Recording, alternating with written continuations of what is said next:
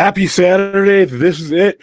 This is the final act of our campaign that started on November 28th of last year. It's been a cool journey, but like I said, all things must come to an end, and we need to be able to hit the button and get this money to the American Foundation for Suicide Prevention sooner than later. I would love to wrap this up at the goal that's set there on the dial. In fact, let's go ahead and push that put that up there for us so that we know why we're here right now as we speak. Let me hit refresh, make sure nobody's donated in the last 5 minutes. We have $13,090. That brings us $1,910 short of our goal. Hopefully, we can reach it within this next 4 hours. We got a while. We got plenty of time for you guys to spread the word. Donate if you can. Put it in other people's screens to make this last effort count. We are really close. We've done more with less time. So how you doing, Brad? Doing good. Ready to rock and roll here and bring it all home. And yeah, because I was kind of saying last night, it was kind of full circle for us. I mean, this movie, how's it going, Spidey? This movie brought so many fans together, and not as a community, but also as a with our charitable work as a fandom for AFSP. So yeah, it's very fitting to close out this particular charity drive and hopefully cross the 15K line today with this movie. What's going on, William? What's going on, Brad? How you doing, Spider-Man? I have it on HBO Max, so for anybody else, I am at zeros. If everybody else is ready, I'm pretty sure everybody knows where to go find this movie. Can I get a second? Yeah, go ahead. We got time. The link for the charity is tied to the top of the chat. So, and I will continue to put it through just as a reminder throughout the next 4 hours plus. So this is it. This is I can see the finish line from where I'm at, So hopefully we can end this on the like I said, on the right note. I mean, it's been a widely successful campaign. No matter what, I mean, no matter where we end at today, it's still going to be considered a success, especially given our bandwidth, given my reach as a channel, and given the original goals. There's really it's a win-win situation. The 15,000 sounds a lot cooler than 13,090, but I'm pretty sure we'll get close enough, and the foundations, both local and national, are going to be just fine. What we can give them, but more is better. More is better. Yeah, absolutely. So I think we're just kind of waiting on anybody from the community. If you want to jump in and join us on this watch party, we're gonna give you a couple of minutes to join us here before we go ahead. Yeah, the link is in the Patreon, and then I've messaged some links to some people because we only have the 10 spots. So I saw Monkey Man earlier this week, Brad. Oh, what you think, man? It was all right. I thought it was pretty good. I thought it was. I know you compare it to the raid a lot, but I like the fact that they kept moving. Compares everything to the raid, by the way. I understand, but I like that they kept moving. My biggest kind of one thing would be the cuts and the action are pretty jarring sometimes when you're watching some of the fight scenes. Yeah, I understand he's not like a full-on super martial artist or whatever, but Dev Patel. No, he actually is. He's a legit Taekwondo guy. Okay. Well, for whatever reason, some of the cuts and some of the fights were best, other than that, the movie's pretty good. That keeps a pretty frenetic kind of approach to it for probably the first 2/3, and then really that's when you kind of get to that third act, that's when it really kind of gels together, I think. I think the fight that he has with how you always have like the second to the last guy fight. I think that the first fight he had with him was more visceral and a better fight. I wish they would have had a lot of those elements saved for the second fight, because the second fight was more straight up, and if they would have done that and let him lose or whatever in the beginning and then fight him with all the extra stuff going on in the bathroom, I wish they flipped that, because the first fight with him was way better, but it's still good movie. Yeah.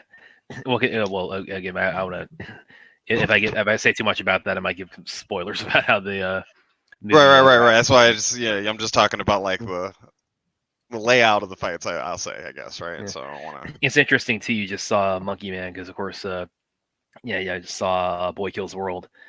two that just dropped this weekend. And of course, I was sharing my thoughts with William a little bit on the Friday night stream. And it's interesting those are coming out in close proximity to each other because I think it was Jeremy Johns. He when he was doing his Boy Kills World review, he pointed that out himself, and he said something like, Boy Kills World. It's kind of like the college roommate of Monkey Man that has done like 50 bong hits or something like that.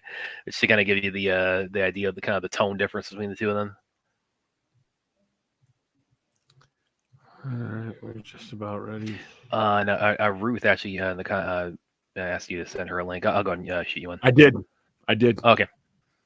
Go to check her. Yeah, it should be in your DMs. It should be in your DMs, Ruth.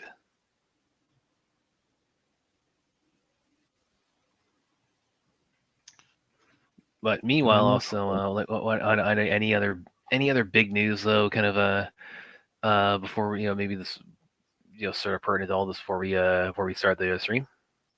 I mean, not a whole lot that I necessarily that I saw, but I mean, I'm trying to think. Did anybody see the ungentle I did. Yeah, I saw that too. Yeah, that was pretty wild too. It's a OSS type movie, or secret, what is it called? MI5 or whatever kind of movie. Well, I mean, it's a World War II setting, so it's and it's based on true story. It would be OSS. It was OSS. Okay. Yeah, and of course, I couldn't resist, and I guess this does relate a little bit to this. After I saw it, I came out and I made the joke on my social media. I posted, it was pretty enjoyable, and thank God they didn't erase Henry's beautiful mustache in this one.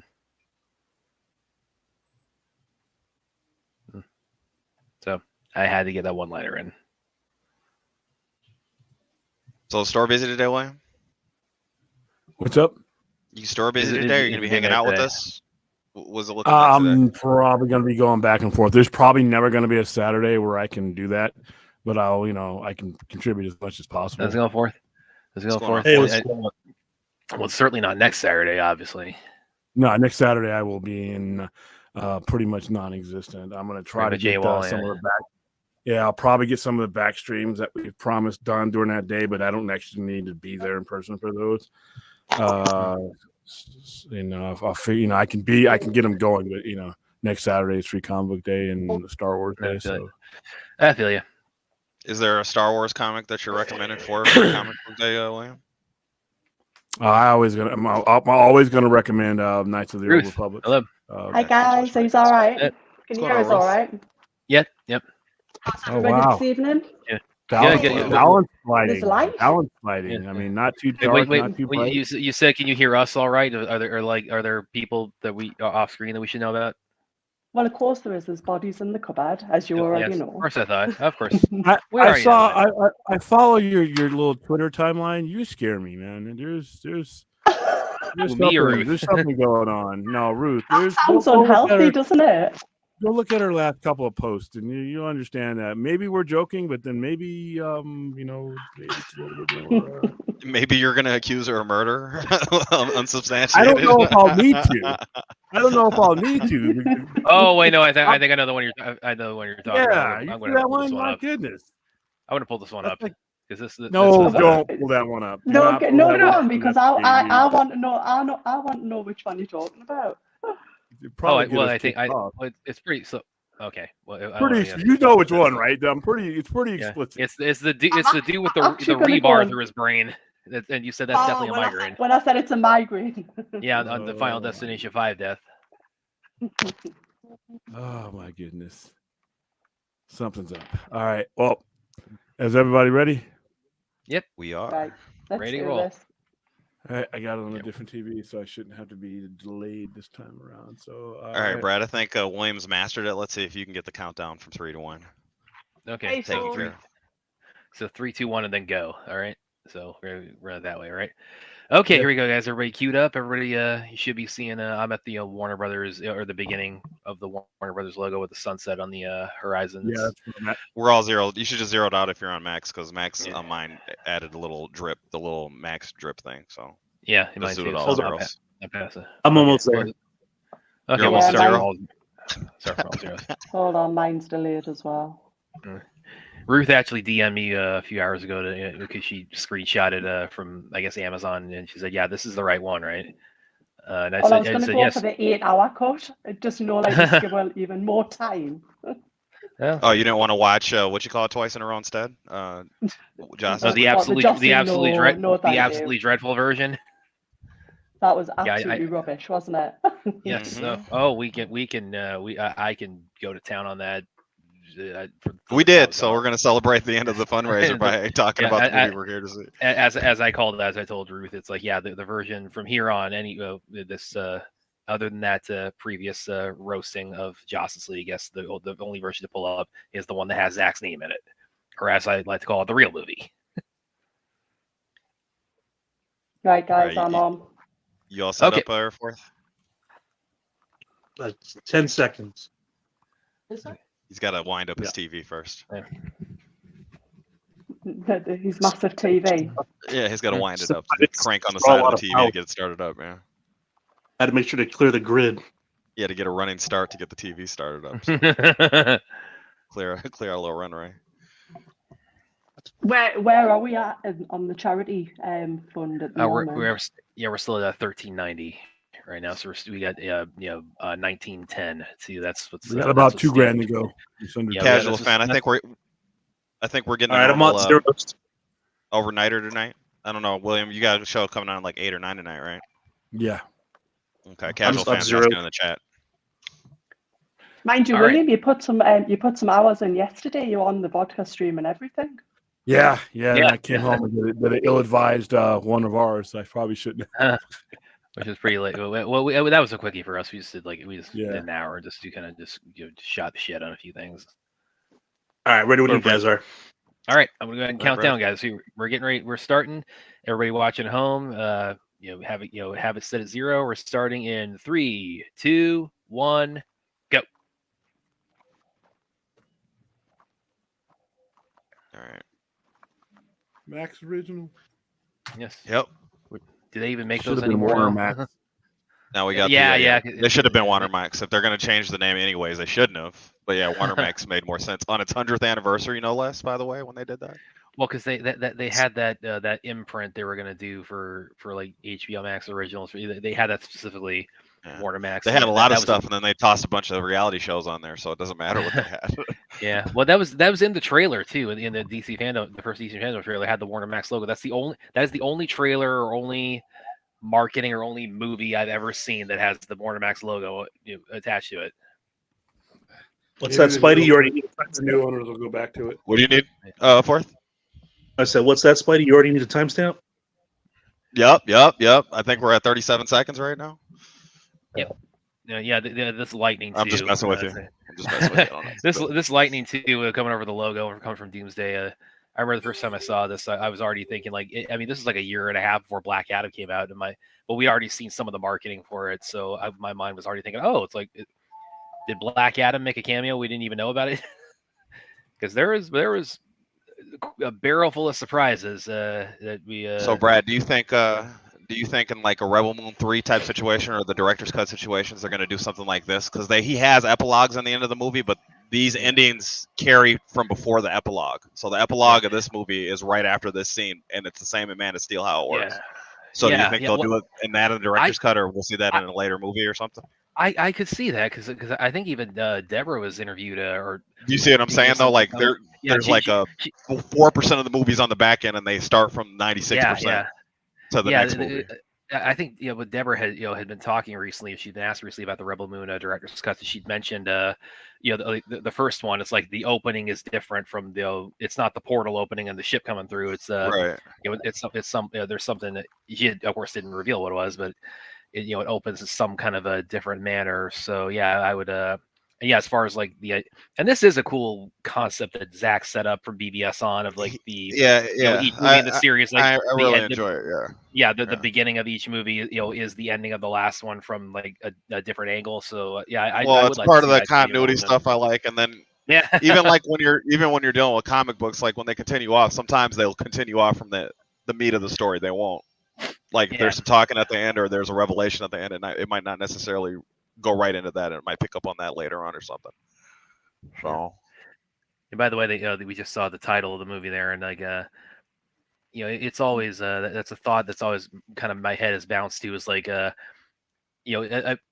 until this version of the movie got greenlit, I mean, it would have just said Justice League there, so until he got it, the title, approved and secured, it would have just, and of course that was something you had to get like, go through all kinds of red tape to to attach his name to it. So I'm kind of wondering if he had managed to do that, would have still said just Justice League, or would have said Justice League the Snyder Cut.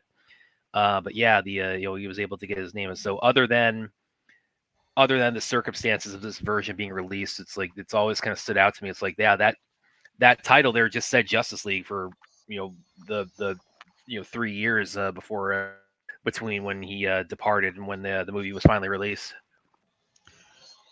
So damn, I lost my train of thought here. I was about I was going to say even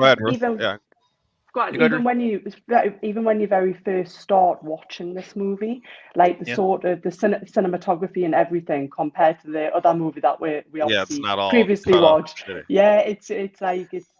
It's sort of like the contrast. Isn't it? It's just. Well, Ruth, pay attention to Bruce coming up here, Ruth, that he's going to have his beard until he shaves it instead of having it on and off instead on and off.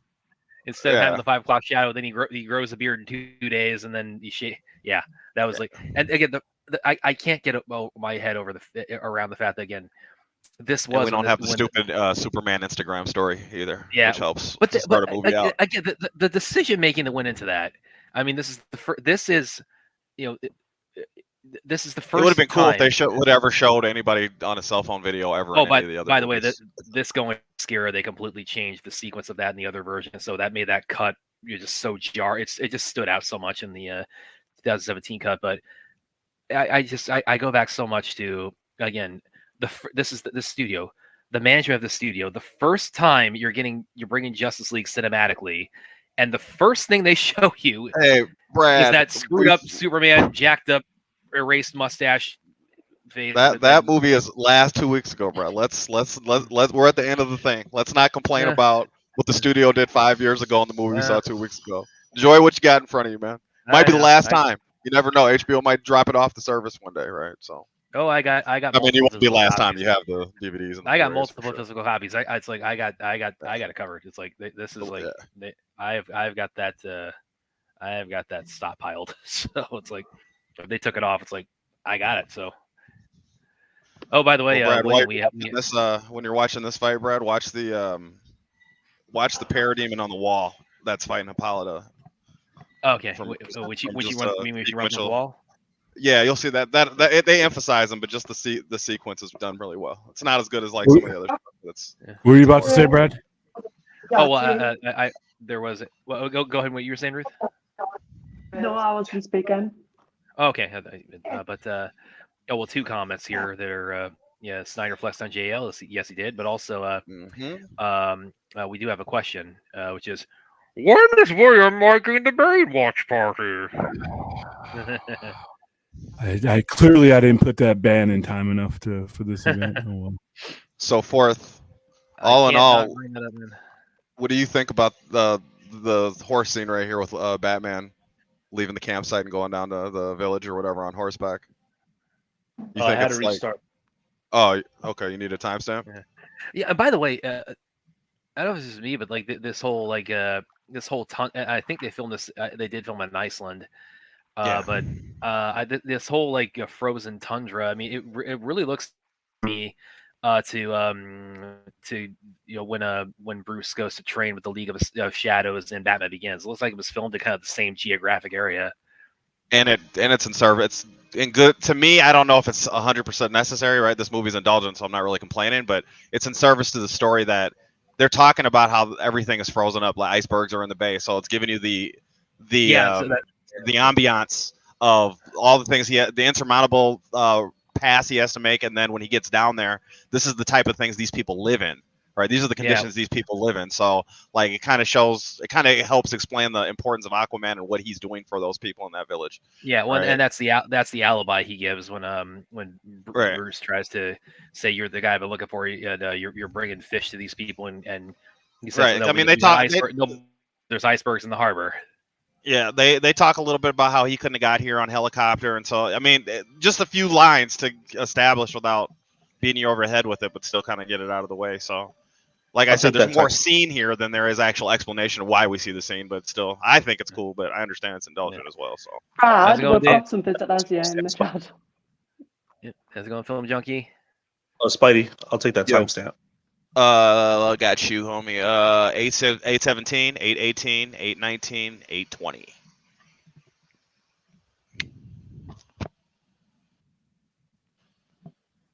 All right. Again, Gotcha. Yeah, he had again, and this beard, it has more. Bruce's beard has more significance because you mentioned like he has to go through this arduous trek to get to this area, this village to find Arthur. So. And of course, he's not operating as Batman during that period. So it's like that would it's a demarcation of like how much he's had to devote himself to the search, even though it's only been like 5 weeks since BVS ended. But still, it's like that's enough time to grow a beard. So I think that it's about 5 or about like 3 to 5 weeks. I think it's somewhere within or just over a month, in my opinion, because they're still mourning Superman all over the world, right? Go ahead. Oh, and we lost fourth there. Yeah. With poor, not stupid.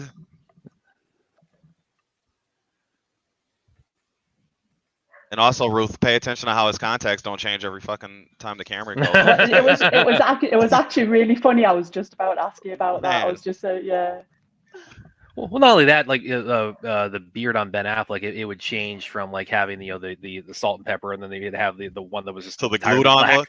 Yeah. Does his hair stay one color this time as well? Because his hair sort of changed color a lot, didn't it? Yeah, it did. Well, apparently Ben Affleck, he actually for his portrayals of Bruce Wayne, apparently he actually I find this so hard to believe that his testimony to the how good the makeup and hair on this, but it's apparently he's wearing a hairpiece. Yeah. A lot of movies, a lot of these superhero movies. Captain America wears a hairpiece. A lot of these movies. I mean, like that behind the scenes photo of him and Jason Momoa on Aquaman, which unfortunately his appearance was taken out. But that behind the scenes video of them, in the trailer or whatever, it's like that was where I really kind of people point out, and I was like, oh, I can't believe this was he's wearing a hairpiece there, because it just looks so authentic. Well, it just goes to show some people care and some people don't when they make the movie. Yeah. Well, I mean, obviously hairpiece in both versions, but yeah. Well, obviously, it's. I mean, the whole idea behind Ben Affleck's Bruce Wayne is that he's been at this for 20 years, so it's and he was like I think 40.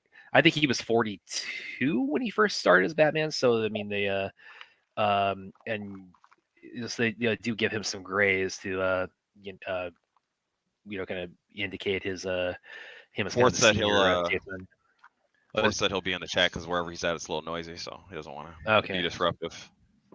Gotcha.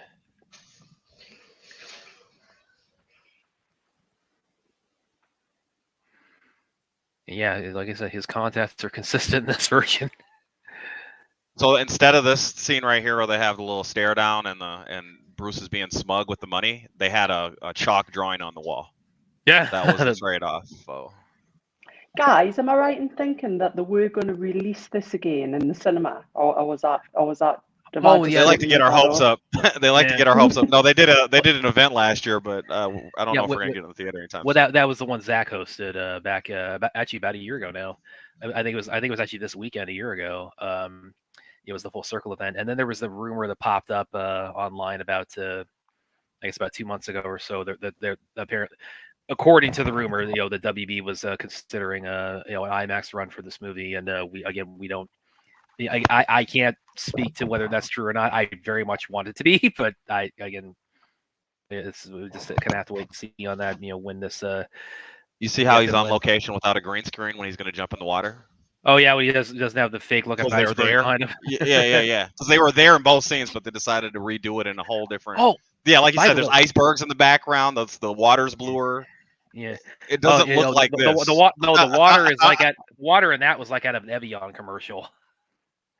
And by the way, one thing too, I remember kind of thinking at the time when we first started seeing set photos from this scene, and then my mind flashed back to this when we saw this part is because they really are in Iceland, and Jason Momoa really is going out there in this frigid water with no shirt on. So part of me wondered, like, okay, like how much? What was like the?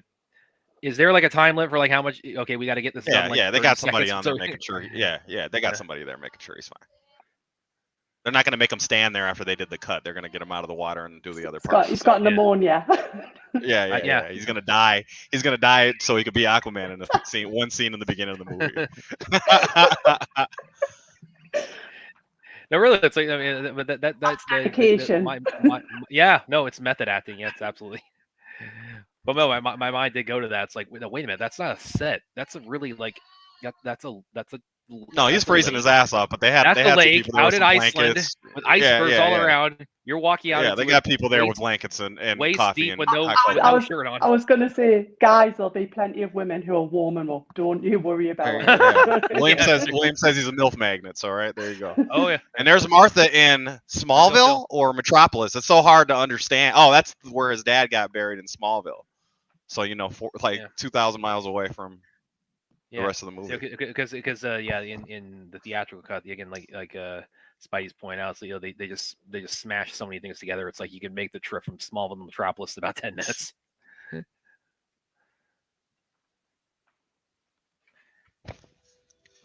William, you're on mute. Well, I think that is that on purpose. It's probably on purpose. He's got customers and whatnot in there. Is his air conditioning fixed? A second. Oh, is the air conditioning? You still are on mute. You just responded, but you're definitely on mute still.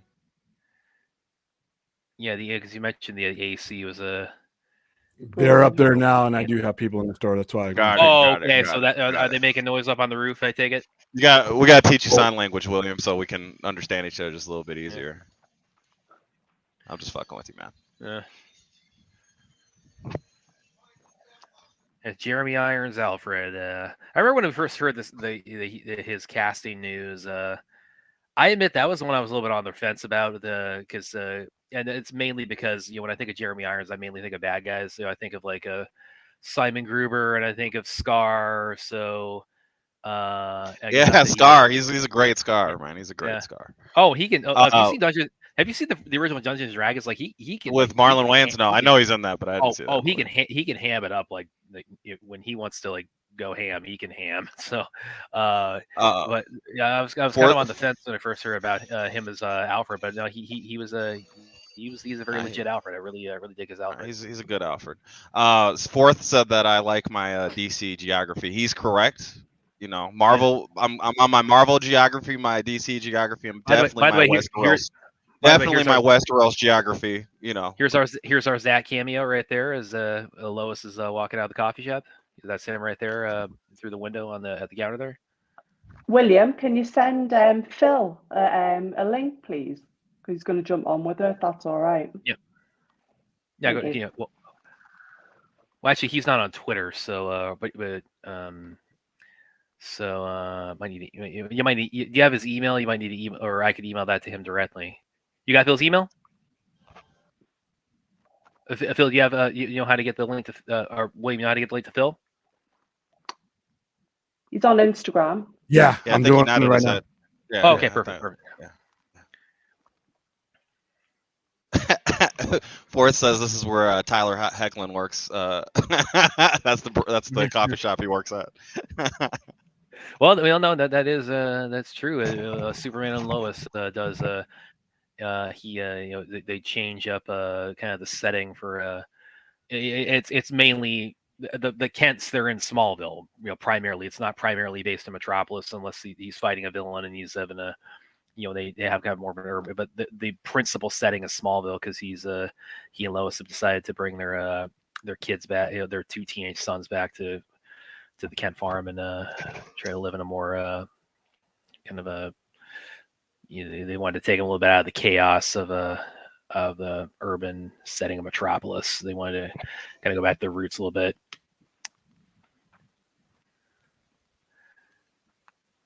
I could probably do some watch parties of Superman and Lois myself, because then again, I was not expecting to like the show as much as I ended up liking it. It's become my favorite Superman TV show, and part of that is because it if you watch the show, it clearly does, like, it has a real reverence for every take on Superman that we've ever seen, both on film and television, including Snyder and including Cavill. The tone is very Man of Steel reminiscent. But it's not just that. It's also got a lot of different odes to Smallville or to Christopher Reeve. So, but yeah, you've also got definitely a Snyder Superman influence in it. So that's me kind of plugging the show right before we get to season 4 / the final season. Phil, how's it going, man? Howdy. What's going on, Phil? What's the timestamp? Hey, Phil. I'll give it to you in 1 second here. Yeah, it's right when they're the terrorists are coming to the. If you're on HBO Max, it's 1850, Phil. 1850 Okay. in. Yeah. I don't know if I think I did mention this in case anyone was here for the previous ZSGO watch party. I actually got to about a year and a half ago. I interviewed Roose Bolton. George. Is it who? Roose Bolton. That's this guy right here. This main guy right here. No, not him. I interviewed George and Harry Kirby because they were the directors of Accident Man, Hitman's Holiday, which is it's a Scott Adkins movie I was a big fan of. And I think I always forget.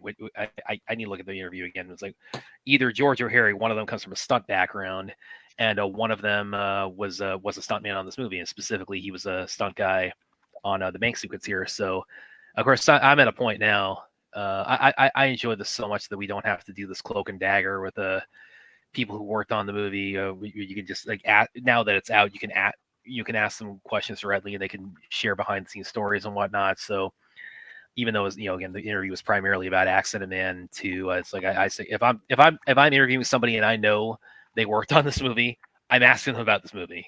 And so he said, yeah, we he spoke very highly of the experience and working with Zack and on this sequence. And he also said they both said the main thing just about everybody said the first time they saw this, which was, oh yeah, Cyborg, yeah, big improvement.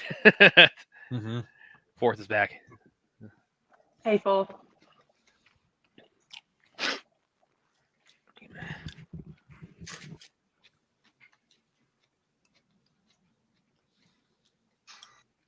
By the way, do we have anybody in the chat or anybody watching now who still hasn't seen me on camera yet this week or so since I've come on camera? Because I still am taking a few people by surprise, I think. Do you feel as if you're used to it now, though, Brad? Like, I think I am. I think now it's like, yeah, it's that reticence has kind of left me behind now. I'm pretty accustomed to it now.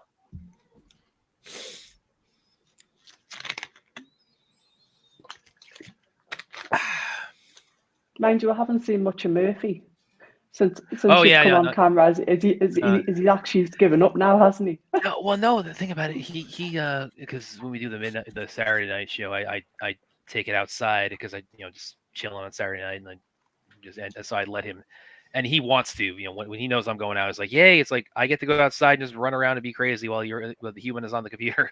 So that's when you guys tend to hear him. That's when we're doing it when he's in the background. And yeah, I think I asked this also during the Wonder Woman watch party, but again, to kind of put it to everybody here, this scene or the No Man's Land fight scene in the building with the soldiers. Which of these would you say is like the equivalent, like Wonder Woman was equivalent to Batman in the warehouse? No Man's Land. Yeah, I totally agree. I think I can see that because that is more elongated. This is really awesome, but it's also she gets business done very quickly. It's a close second, don't get me wrong, but like when you're talking about scenes specifically catered to the hero themselves. Right. It's supposed to be very epic. It's the epic. It's the linchpin of that movie, right? So right. Yeah. And they to put a think lot more some into it. fool tried to cut that from the movie. Yeah, I know that. Oh my god. Well, we saw what happened at the end of this movie that got cut out. So Flash saving the multiverse, right? So. Oh no, we had it covered in that in the other version too. Is that they just had to push a truck.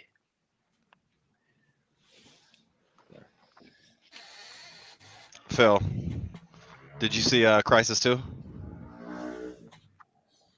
That's what I'm saying. Man. I really want to like it. I really want to like the Tomorrowverse, but it's all yakking and doing stuff in between other movies. I've never been that big on the Tomorrowverse. I have not been that big on the Tomorrowverse, unfortunately. They really fumbled it. They have a good setup and they have they had the room to make a continuity, and they did all the important stuff in between movies and then left all the talking for the movies. Part 2 makes part 1 look like a fucking masterpiece. Oh my gosh, tell me about it. It's very yeah, 1 looks almost more like the comic than 2 does, but it's 100%. It's like 2 should have been the Supergirl movie apparently instead of what they did, but hey, whatever. It's barely even that. Yeah. No, I'm talking about the movie they made, the woman the one where she goes to the 31st century. I don't know if you saw that Legion one. of Superheroes. I've seen them all. Okay. So they should have just put the first half of this movie in that movie instead of. I just. Can we please focus on this movie? I really don't feel like being negative today. Right. Feel you, man. Fuck me, dude. I'll give you at least 4 hours of positivity, man. By the way, this is actually very kind of pertinent to the. Again, the road this movie took to being realized. I remember because that explosion, yeah, absolutely. But also that explosion when she clangs her bracelets and blows out the wall there. That wasn't in the theatrical cut, but you did see some snippets up in the trailers. And I remember like a lot of the discussion at the time when the Snyder Cut campaign was going on. Part of it was people were. I mean, I think a lot of them thought they were speaking inside information, but in hindsight, clearly wasn't. But a lot of them were saying, "What this movie that you guys are campaigning for? The first thing you're going to see Wonder Woman do, and it is she's going to fail to save these people from the hostage," and then it ended up being completely opposite. Who said that she was going to fail? I love the way that how they portray like British people. Like they're very sort of British. Stupid word. I didn't really know how to put it there, but they got it down pat, huh? they did actually. I think the bulk of this movie was filmed in London, other than like the Greenland parts. Yeah, Leaves. You're right. Yes. That's actually that in a lot of ways that's kind of like DC's. Like Marvel loves Atlanta, and DC they tend to really love the UK a lot. Right. Yes. Because I think either or Chicago. Batman was done in Glasgow. In Glasgow, yeah. Well, Star Wars was in the Lake District. They filmed a lot of the scenes for Star Wars. Yeah, that's very true. Yeah. By the way, everyone watching, just a reminder. Yes, this is our home stretch of our charity stream, our charity run we're doing, and we're trying to get past the 15 grand finish line. We are $1,910 away from that. So if you can, please consider a donation, but also even just sharing it around, letting people know we're doing this and that we're trying to finally cross our threshold before we go ahead and make the donation to AFSP. That's hugely helpful, and you guys, your generosity has just been phenomenal. So yeah, if you can, please share it around or consider a donation if you're able to cross the final threshold here of 15 grand. Do it for the big spiky fucker that's about to come out the hole. Oh yes, and that's not Phil's terminology either. That's the man himself. As a Jack Kirby fan, I actually really like how Snyder got the Kirby crackle for the boom tube. That is so close. It's so close. Like when I read a comic that it comes from Kirby, like if it's got his art, I hear this. Yeah, this is what I hear too. By the way, this is a subtle detail, but I did write an article about this in the Screen Rant, like in the like right after or not long after this movie came out. Like one kind of difference between Steppenwolf's entry in the two movies is that in 2017 he comes out first. He has a little bit of dialogue with the Amazons, and then the Parademons coming after him. And in this version, the Parademons come out first, and Clear he out the comes way. out. Yeah. And this works so much better because there's more. It's more of a build up to him. It's like you're seeing the foot soldiers coming out, and now here comes the Right. general. It's the advanced guys coming in for the Vanguard, right? So yeah. It's also a very visual representation of devils don't come from the hell beneath us. No, they come from the Come sky. from the sky. Yes. Steppenwolf is absolutely the devil coming out of the sky.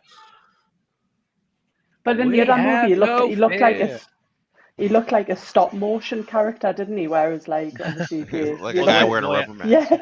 Well, the way I put it is that version, like he looks more like Steppenwolf's grandfather.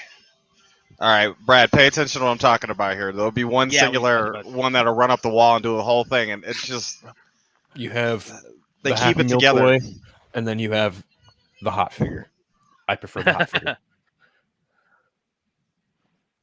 Just fucking tore that one down. Oh my god.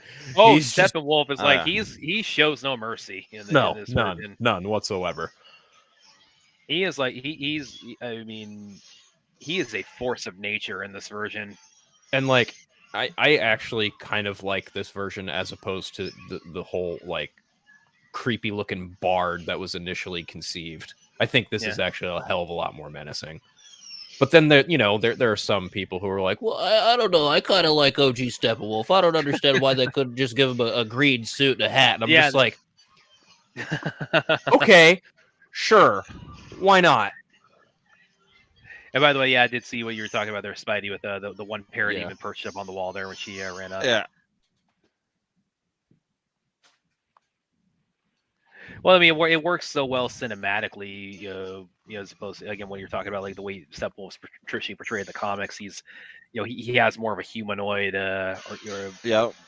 presentation. Like with this, it's like they're obviously really striving to make the Apocalyptians all look uniformly alien. They're doing everything they can. I mean, again, devils coming from the sky. I mean, everybody from Apocalypse is given a very demonic. I don't know. You wouldn't want to see him with the green cloak and hat with the robotic horse, Brad. Really, you wouldn't want to see that. Well, even his look right here, it's inspired from James Robinson a little bit anyway. It's from James Robinson's Earth 2 run, where he's got the big ass fucking helmet. Yeah. And it's also, what is the character's name? Damn it! It's another new god they kind of took inspiration from. Fuck. What is the character's name? I don't remember. But either way, like the Steppenwolf, it's evocative of a more modern take on the character, and I have no issues with that. The people who are like, I don't know, I wanted the mustache and the green suit. Okay, go watch Superman the Animated Series then, because there's exactly there's your Steppenwolf. You know who I would and again, this movie obviously just poured gasoline on this desire, but who the Apocalyptian character I would really there's tons of them I want to see. We'll see Zack's bring them to what his version of them will look like. But one in particular I really started after this movie really wanted to see was Calabac. The Dark Side and Calabac. Because I'd like to see Zack's take on the Furies. That would be interesting. Oh hell yeah! When he even said like the sequels were going to involve the Furies. I would have loved to have seen what he had done with Barda and Mr. Miracle. Yeah. Or Orion. Even a little maybe just a little flashback or a little reference to why she's not there. Yeah, but or let this be the time where she is still with them and see what happens, right? Yeah. Like in the story, that could have been cool too. I could be misremembered, but I'm pretty sure he mentioned that Barda was the one who came to warn the Amazons about the Furies. I think I could be misremembered. Okay. So we're right in the thick of the Apocalypse storyline. Okay. Yeah, I think I do. I think I do remember him saying something to that effect during the press tour for this. So. Now, Brad, this is that feat I was telling you about before. Oh yeah. This is an incredible feat if you think about it. He has the whole temple on him. He's in the water, right, and he's gonna jump on his own jump and land right in between all the horses while they're in motion. He jumped like 2 or 3 miles right there.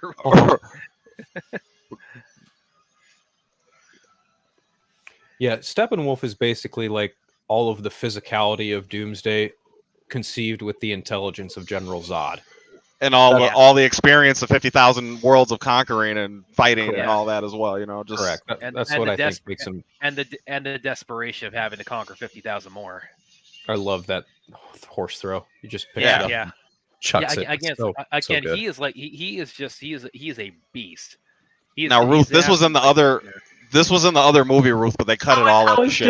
I was just about to say. Oh, it was cut way down, Because it wasn't obviously that long ago that we watched. No, they didn't let him. They didn't let him marinate on his physicality when he got off the ground and start. This is just. Well, bam, bam. Just tossing these horses around like tea bags.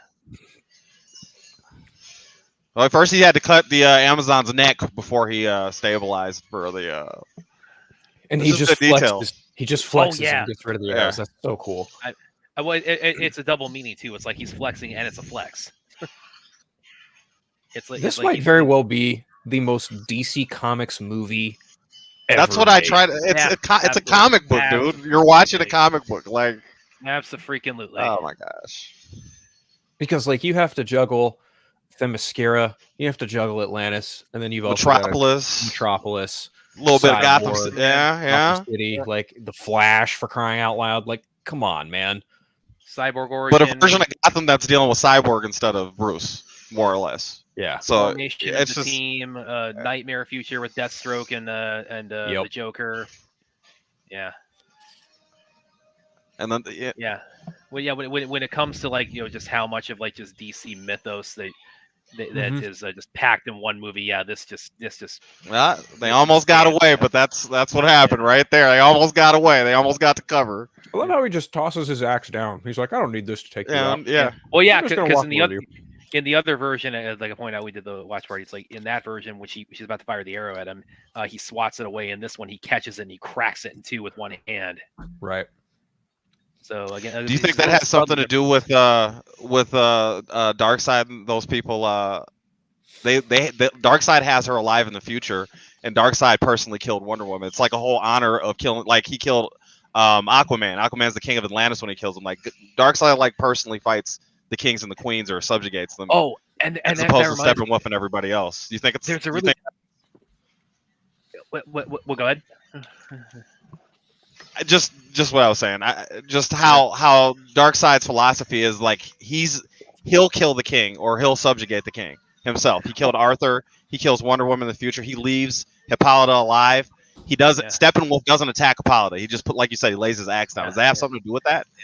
Yeah. Well, by the way, as you point out with the other version, like this one, when he's boom tubing down, we saw the other Amazons see. That happened, so they all assembled to join and try to help the other Amazons, which they just kind of seem to come out of nowhere in the other version. But to your point, though, it's interesting you mentioned that because and I'll bring this up again when we get to towards the end. But I forget who posted this, but I saw this really good fan theory. I think this is pretty spot on. Well, it was this fan theory. It's referencing the Nightmare where. Darkseid, you notice that in the Nightmare, Superman is under the anti-life equation, and Aquaman and Wonder Woman are dead.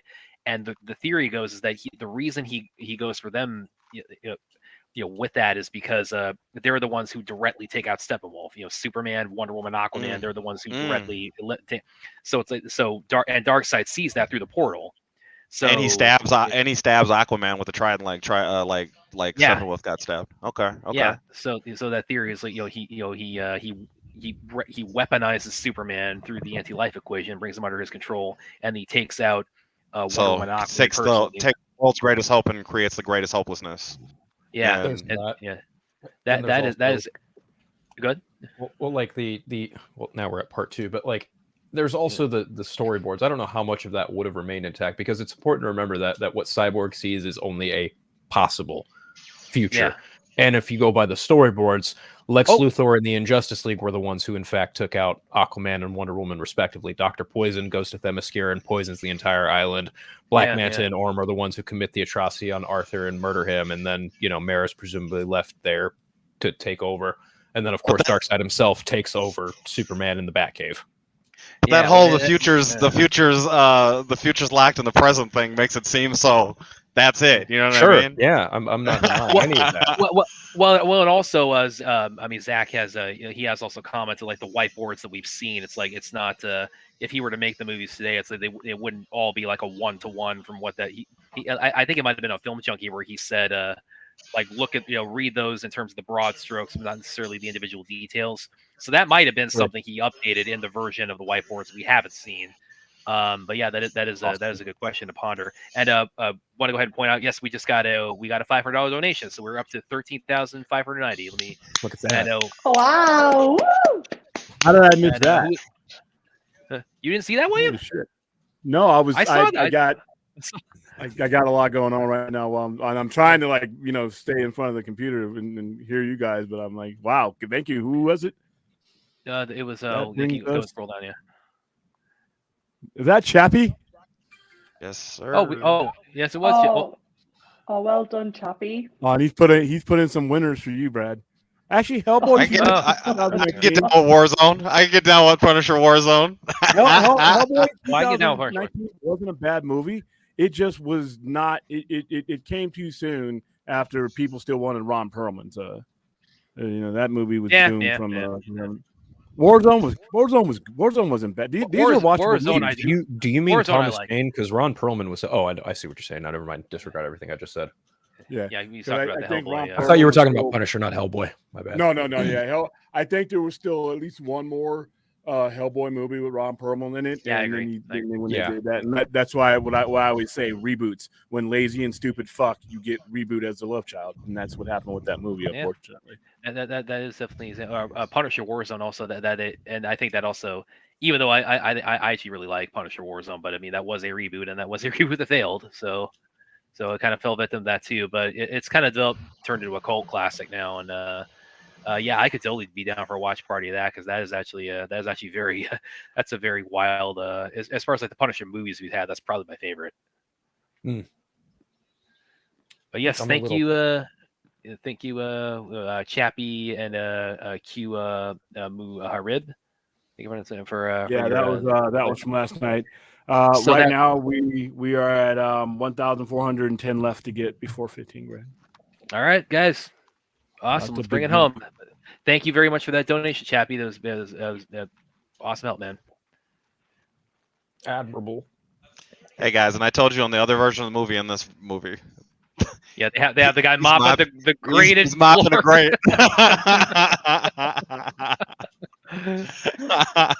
They did not think anything through with these reshoots they did on that other version. To be fair, I probably wasn't paying attention to it too much until I saw a different show where it was a plot point.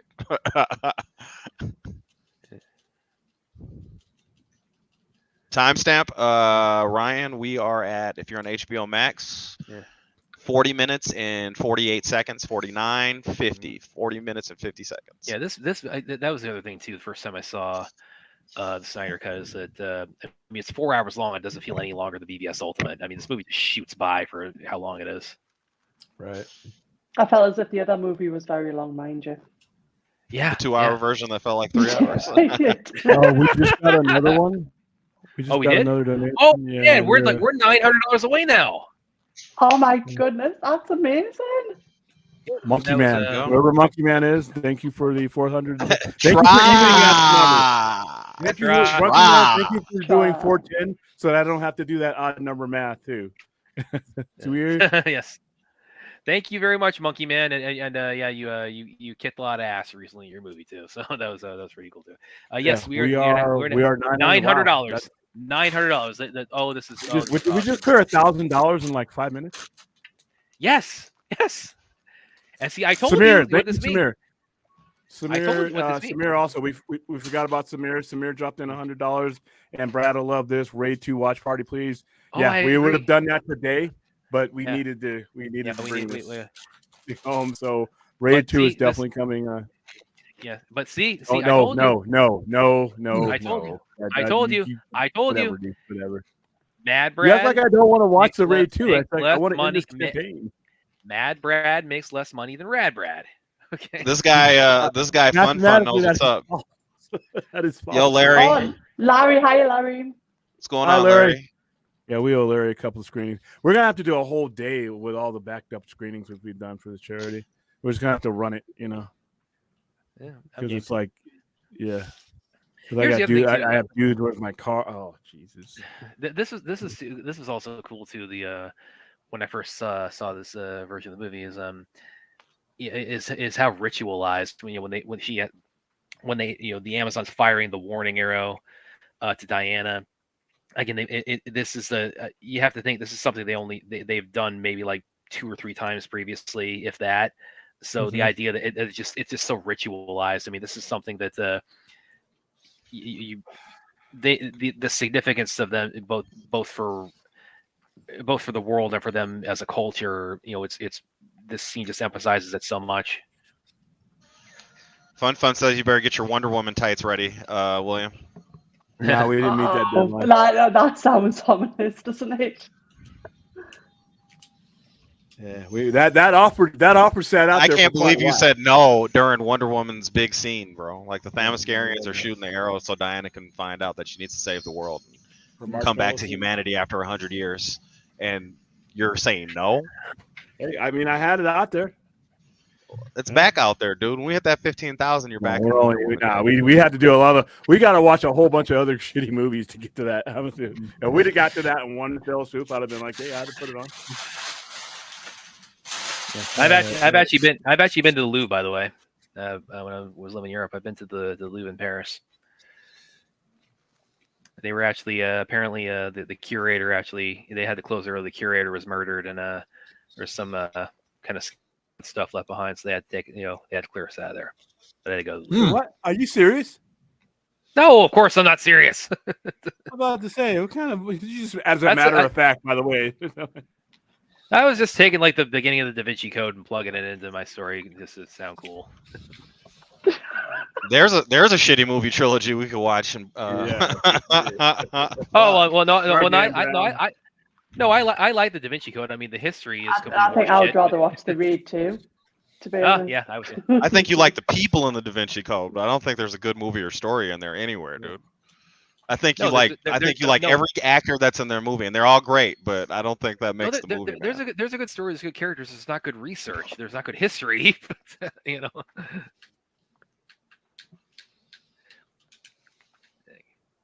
By the way, another thing too that also really jumped out to me, and I'm curious everybody else's thoughts on, because obviously, I mean, one of the main things everybody when they first saw this movie really centered on is Cyborg. His role was just so cut down in the other version, and when in this version, I mean, he's the main character. I mean, they weren't saying heart of the movie, just euphemistically or anything. I mean, it's like no, it's like Cyborg was the main character in this version, but on top of that, also Silas, I realized like he really got shafted too. Yeah, and I mean, not just in his that's where Ray Fisher came in, and like I said, he was like the 2 black prominent characters that were a core of the story just disappeared. I don't know if that was necessarily a valid accusation, but as somebody kind of looking at it, I'm like, wow, he's right in the result. I don't know. I'm not necessarily ready to call Joss Whedon a racist yet. I can call him a whole bunch of other things. That's other things, That's a bad look. That's a really awful look when you look at that. And again, not when I say he was shafted, it wasn't just in like his heroic sacrifice being taken out, but he's like, I mean, he is outside of like the core Justice League characters. I would say Silas is probably among the human characters is probably the most important of the human supporting characters, or other than maybe Lois. Like Lois, you could probably put in that same category too. But but because Cyborg is so central to the story, Silas, their father's sons, Cyborg's his centrality, is and the father-son story and the reconciliation is so central to it. It's like by cutting down Cyborg so much, they also again it was like a 1-2 punch where they took out some Silas too, and they took out one of the core human supporting characters, and that was a massive loss. Because Joe Morton, it's like, come on, he's Miles Dyson. You got pull it. Yeah. He's why you had to have a Terminator 3. Right. Yeah. Whoever it was, Toby Emmerich, Jeff Johns, Sujihara, Joss Whedon, maybe a collective of all four of them. I mean, Ray mentioned fuck them all. Whoever. You're right. Fuck them all. They said we can't have an angry black man at the center of our movie. I'm like, are you fucking serious? Really? You just shake your head at shit like that. It's like, this is the fucking Justice League, and especially because you would like with Cyborg's arc.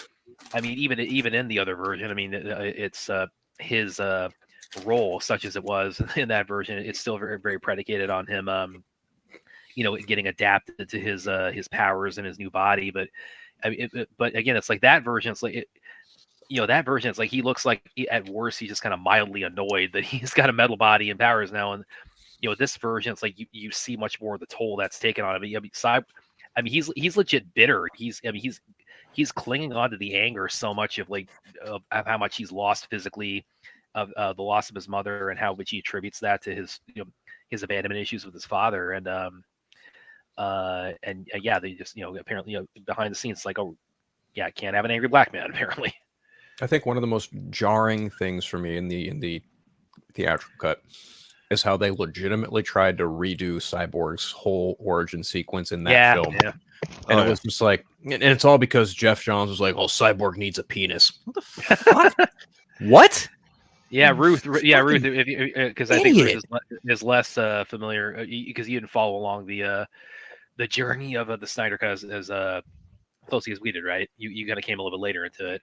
Yeah, Odyssey is more like it. It's more like she's probably been caught up in the last few months here, Brad. No, but man, some of these crazy stories. I was going to say I've been with you a while now. Okay, some of these crazy stories about stuff that was changed. It's like because we had the video footage of Cyborg becoming Cyborg of BDS, and they show something completely different in the theatrical jail because Cyborg, it's like we needed to see as what Phil said, it's like that had to somehow be included, and it's like, what were you guys thinking behind all these decisions? I love how the mural's retold as the flashback just a few minutes later from now. But it's cool. It's cool also. Like there are a lot of this mural looks so much better than the shitty one they had in the fishing village and then the fucking glyph on the wall in Gotham. Well, what's also cool is that, there's so many like the shot with Gall right here. It's like when Zack was doing his Vero teasing, it's fun now to kind of watch this version and see like here you could pinpoint like the exact like screenshots he took, and that was one of them. Her there with the torch, looking scared up at the mural of Darkseid.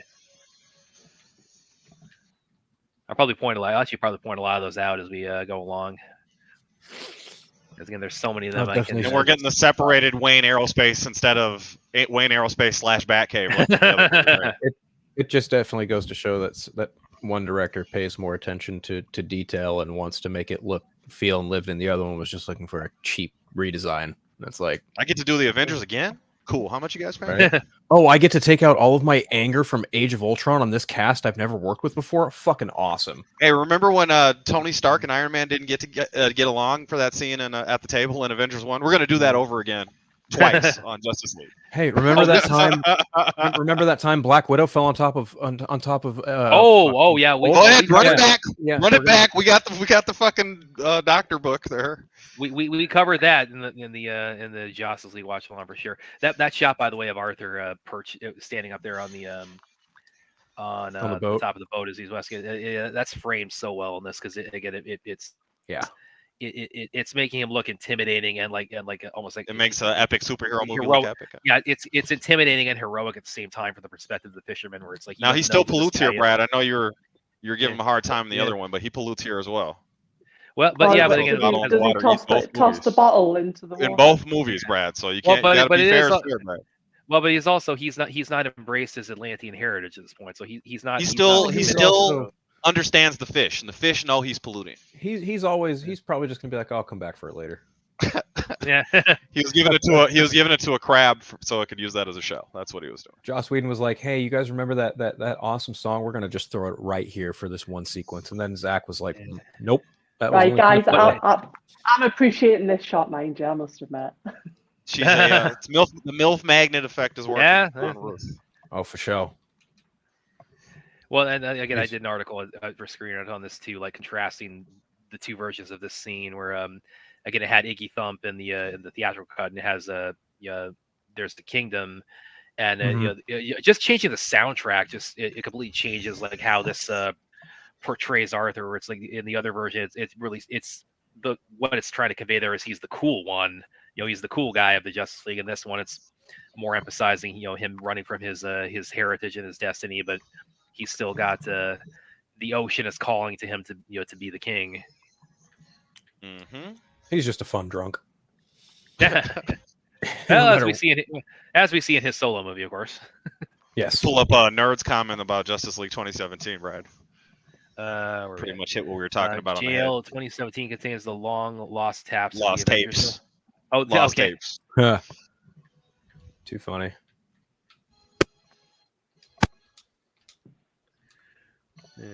Yeah, this also coming up when he Willem Dafoe's in this movie for the 3 seconds he's in it. I mean, they just give you a whole movie here and so much more.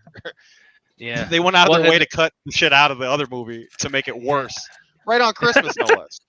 Mm-hmm. Yes, that's what made it suck even more because it's like that's when I going into I'm seeing the jail not only on the big screen, not only for the first time but also around for the holidays, and then it turned to that. This, by the way, was him of Arthur swimming up to the fisherman, the King Atlas statue. That was everybody remembers that one video Zack shared on Vero. Like this was before he'd stepped down, but it was like working on my birthday or something, and it was showing. It was a little video recording of this scene. Man, it would be king. Yeah. Oh, king would be man. My bad. Yeah. Oh, by the way, when they walk into the air in the water vortex here, and Volko drops the trident and the Atlantean armor down, I probably saw this movie 4 or 5 times before I saw that giant ass crab right next to them. I didn't even see that guy. That spear thud wouldn't have the same effect if you didn't have the bubble, Brad. Like slamming the spear on the ground wouldn't really go over well underwater if they didn't have the air bubble. I think the air bubble was cool. It's a cool little, narrative effect or narrative thing. Well, William Ruth is asking actually, asked in the chat if Nerd Costa Nostra could up on with us. No. Really? No. Okay. Yeah. Damn. Well, people also like to say that this isn't continued in the Aquaman movie, and I'm like, what are you talking about? They have the same kind of effect happen when Arthur and Mera and Volko are talking about looking for the King's Trident. There's literally a vortex around where they're fucking talking. Oh yeah, when they go into the sunken ship, yeah. Right. Oh, you're talking about the air bubble? Yeah. Mm-hmm. It's the same kind of deal. Even though James Wan is like on record saying, yeah, no, they're going to talk in water, but he also took the time to emphasize like there's still some of this in that. Yeah, so you can at least have some sort of fluidity between the movies. Yes, see, there's that crab. I didn't see it first, but yeah. Well, also it's like you got a 2 hour and 20-minute movie. Like every time they talk underwater, they create this giant air bubble. It's like that would get a little bit complicated to maintain that. I imagine, yeah. Right. There's links in your message, Cosa Nostra.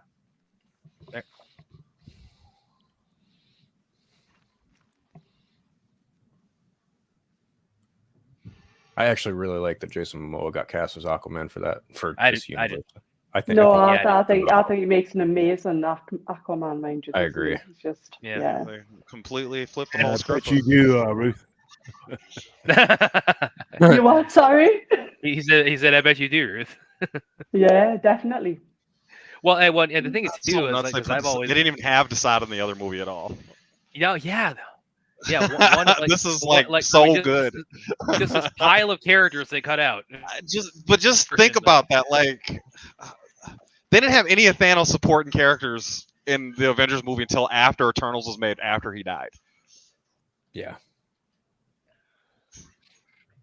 You still see Desaad and Steppenwolf before you see Darkseid. Mm-hmm. Yeah. Just like you saw the Parademons come in before Steppenwolf, you still see the underlings of Darkseid come in before Darkseid. It's just a little bit. A little bit goes a long way. I get it's twice as long, but a little bit goes a long way. He is built up massively, Darkseid, in this. As opposed to like a one name drop. It's like, yeah, not only is he in this version, it's like again they just roll out the red carpet for him. Yeah, I do feel like there's a lot more reverence here with the way they treated Darkseid as opposed to that other cut. That's for sure. But by the way, going back to what we were saying a minute ago about Jason, because Jason Momoa, because when I first heard he was going to be Aquaman, he's going to kill it. Sure enough, he did. But like, and part of it was because I mean, with his with his long hair and the beard, obviously he's kind of harkening back to kind of the sort of the reinvention Aquaman got in the '90s, which is when I really kind of started reading Aquaman comics as a kid. I know I was like reading like Grant Morrison's JLA run, and that's where you betrayed him. Aquaman's you betrayed him. That's just kind of great. Oh my gosh, this whole scene is amazing, Brad. Like this is fucking New Gods right here. Like you're watching it happen. They're talking about how Steppenwolf tried to betray Darkseid in the past, and I got set up for the whole fun. Like this whole fucking thing, dude. This is their and not 50 worlds, not 500 worlds, 50,000 worlds. Oh my gosh. Oh, I think William, you also made this point when he says no Kryptonian. That's why. Because the mother box heard his screaming when he got killed by Doomsday. But also when Superman shows up at the end, Steppenwolf like takes one look and realizes, oh, I'm scred. It's like, yeah, and after they spent this whole movie building up how strong he is, and Superman just like, just pummels that. That shows why the world needs Superman without having to have a whole Superman movie to prove that. I don't think there has been a more one-sided Superman fight scene in a movie ever. Superman versus Zod 2 on Superman 2 in the Fortress of Solitude. That's pretty one-sided. Yeah. That took me almost a minute to disable it. Yeah, she probably just walked right up to it and crushed it with her bare hands. Yeah, it's true. That's I'm sure that's exactly what she did, but I'll never know that. Yeah, she puts it to him gently, like I disabled it, and he goes to the door. Like 10 minutes later, it says, "Oh, okay, that's what you meant." Mm-hmm. So we're gonna get the cool flashback instead of her trying to like break his arm or something, or make fun of it. I don't know. What were they doing in the other movie? They were walking by the lake, and they were just like they were at the Tony Stark lake from Infinity War. I forgot. Fuck.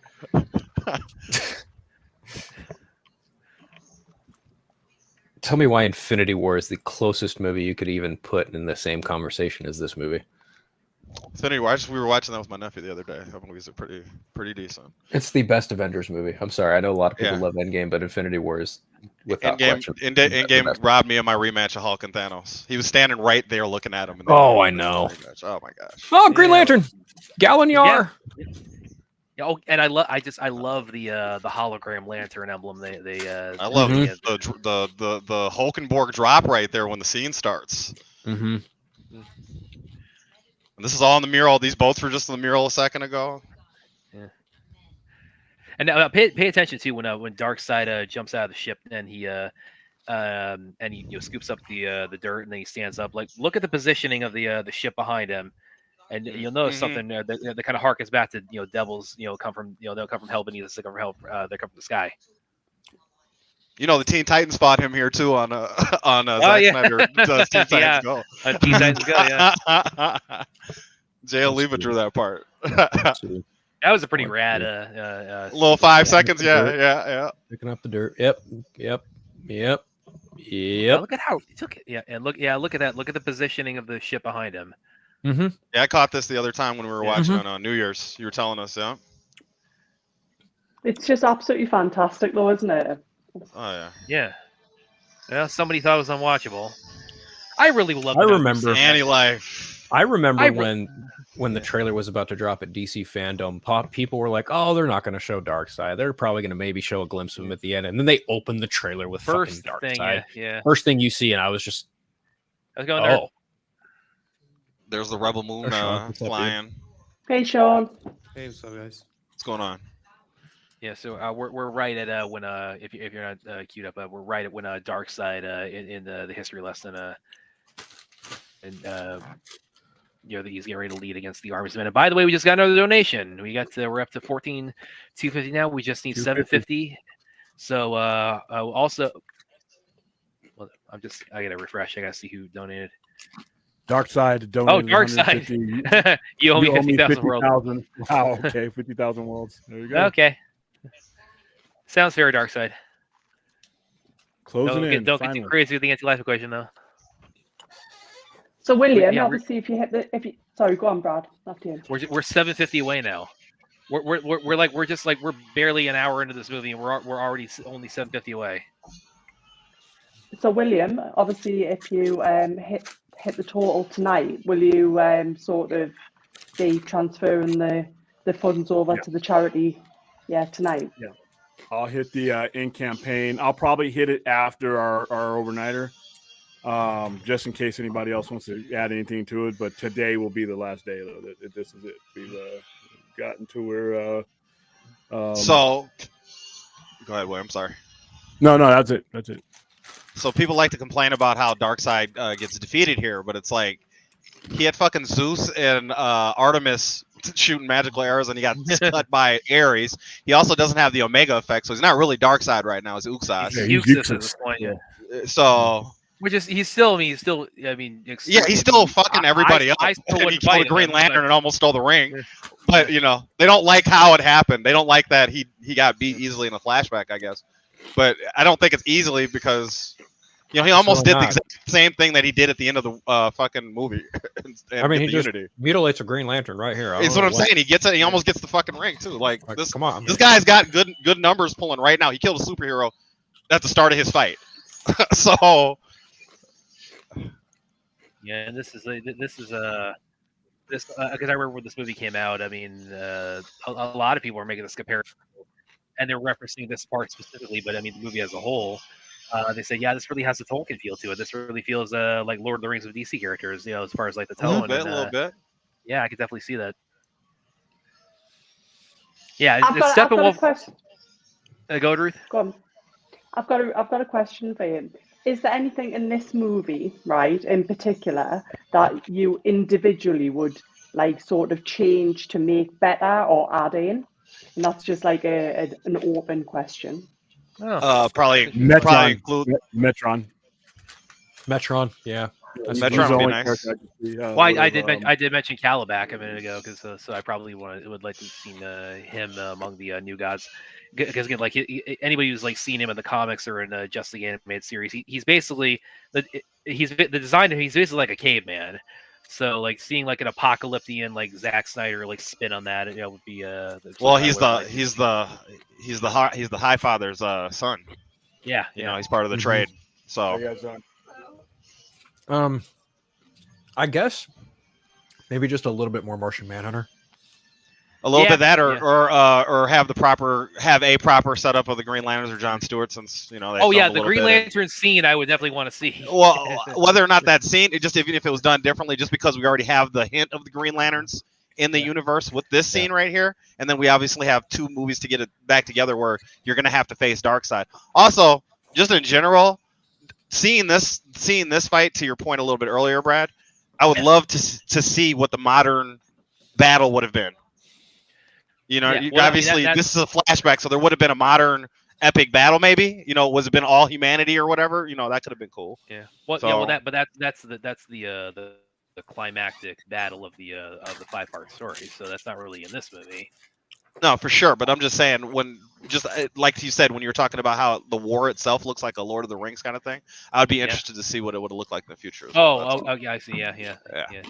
Yeah, see where they do with it, how long it would have been, because it wouldn't have been condensed as a flashback, right? So yeah, it would comprise like a movie runtime, because like in the whiteboards, even specifically says it's like, you know, that battle is meant to like harken back to this. It's like there's Ray Porter. Right. Yeah, Ray Porter making his Darkseid cameo. Yeah. Oh, and I think you might have pointed this out, Phil, or somebody in the foreigners did coming up here. when the Vikings are burying the one mother box, and there's a guy on horseback that looks kind of looks similar to Ben Affleck with a beard, and some people theorize it's like that was kind of a. I thought he was what you call it, Dr. Savannah, because he looks like the guy like with the wig on. Yeah.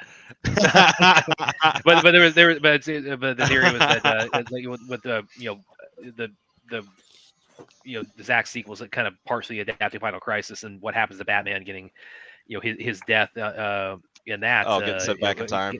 It gets him zapped back into the past, and there was the one theory that was like, that might have been that that the guy Omega Sanction like might be Ben Affleck as Bruce Wayne in the past, like making his way back to the future through as happened to the comics. But on the other hand, multiversal time bomb. Yeah, it's possible.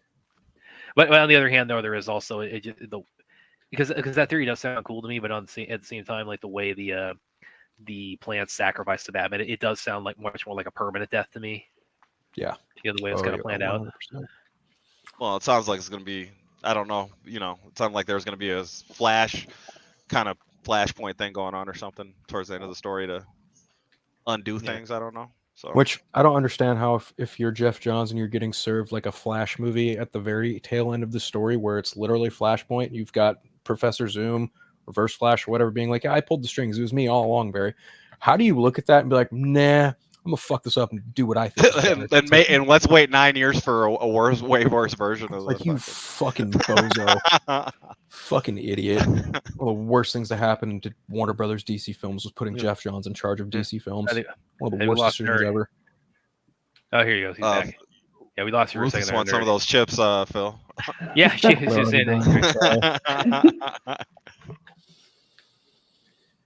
Oh yeah, and here's by the way, Central City. Gardner Fox. Yep. Central City, reduced speed ahead there. That's a little subtle thing there. Barry Allen always being late. Very on point for the character. Yes. Almost like the guy that directed the movie gave a fuck about the comics that the movie references. Just a little bit, maybe. Oh, that was another. Did you guys like The Flash or not? I did. William did. I'm like 51-49. It's all right. I'm like 51-49 on that. I like the whole spaghetti explanation. It lets me watch it as is without having to worry about problems. Okay. I think the Barry Allen and his mom stuff is great. I think both Batmans are pretty great for the most part, minus a few scenes here and there. I think Supergirl is awesome. Yeah. I think awesome. The visual effects for the most part look not great. The thing that really kills the movie for me is throwing in George Clooney. I thought that was the dumbest fucking decision ever. It was stupid. I like the movie, but even I'm like, that's not its one of its strong points. James Gunn being like, "Oh, this is one of the best comic book films ever made." I was like, "Yeah, before or after you gave notes on it, Chief? Which one?" By notes, I mean including that dumbass George Clooney sequence. Ridiculous. That burger looks fucking delicious. It did look good in the Spidey. Yeah. That looks like a very good burger. Yes, I think is it from Burger King? I think. No, it's from Big. What is it called? It's Big Buddy Burger or something. That's a DC brand. Big Buddy Burger. Or wherever it's from, it's a place that has giant ass sesame seeds. Big Belly Burger. There we go. Big Belly Burger. That's what it is. But yeah, that's a DC brand. RJ, you got another $50 from Chappie wanting double feature with the Thing prequel and Carpenter. Only 700 those are not bad movies. They're not. Only 700 away, guys. We are yes, you're really coming out. We really love it, guys. Chappie's going in for the fucking fire sale, bro.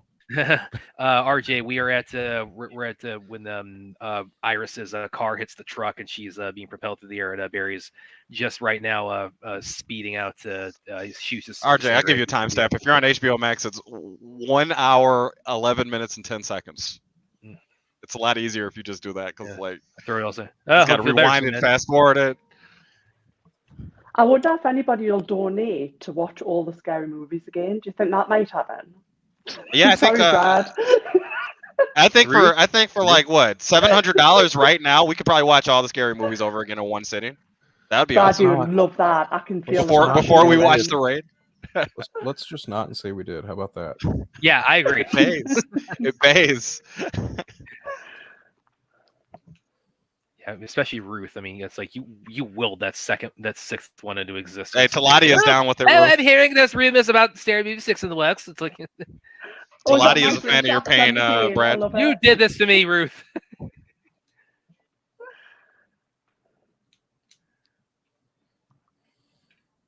But everybody's like or I should say like detractors have really zeroed in on all the hot dogs in this scene, which Wait, I mean, okay. People don't like the hot dogs in this scene? Yeah. You're kidding. No, I'm not kidding. Well, I don't mean like widespread. I'm talking about like I'm talking about the usual suspects. That doesn't surprise me. Those fucking comic book nerds hate everything in comic book movies. It does not shock me in the fucking slightest. The first time I've noticed the hot dogs, Nigel, it's quite scary, isn't it? Well, the thing is, it's like it's scary, huh? It's a clear reference to Barry's like first comic book appearance. Nerds ruin everything.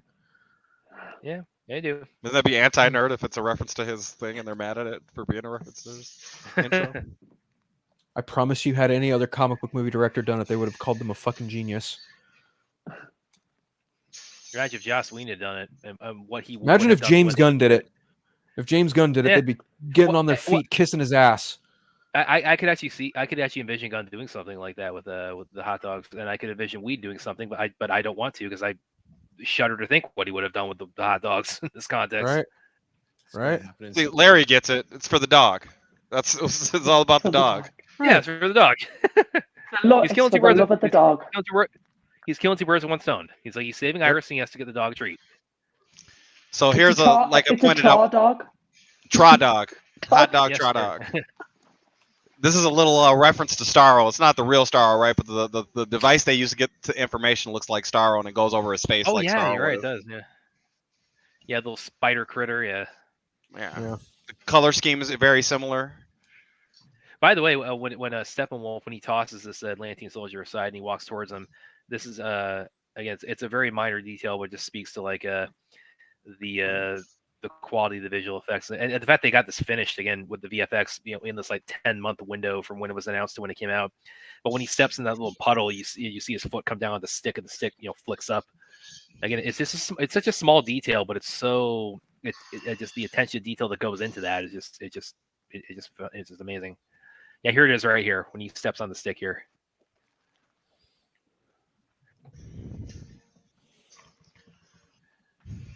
He also threw him in the walls a little bit of his blood hanging there on the rock. Yeah, in fact, is it just head me? Chunks. In fact, yeah, is it just me or I see like little chunks of like brain matter? Little bone chunks, yeah. Yeah, it's probably more like bone. He's having a migraine now as well. He's having a migraine. Just a little bump on the old head. Oh yeah, that guy's okay. As Zack said, go take a nap. He's totally fine. He's all tuckered out. He's all good in the hood. Well, Steppenwolf, I mean, let's be real. It's like even if he hadn't done that, he was going to kill all these Atlantean soldiers anyway once he got his information. No, he promised them that they'll have safe quarter. He said, listen, if you tell me what I need to know, I'll let you go. He was the only guy that's ever done that in the history of movies. Anthony asked, could Zack Snyder set up the anti-life equation in this movie instead of Darkseid? I'm not sure I understand what you're asking because he did both. I get what he's saying. He's asking if he could have set up anti-life instead of setting up Darkseid, so specifically. No. But he kind of did both. It's synonymous. Yeah, it's a package deal. Like you can't have an anti-life without Darkseid and vice versa. This is a reference to BVS. She goes through her luggage after her news story in Africa and goes through all her stuff before she finds the bullet. Now she's going through the same suitcase with Superman's cape. Finds the suit with the whole still. But that was another thing. That was really again, the lack of attention continuity in the other version was when he shows up when Superman shows up at the final battle, he's got the suit on, and it doesn't tell you like, oh, he had a spare because he couldn't have had the other one that he got impaled through. So right, exactly.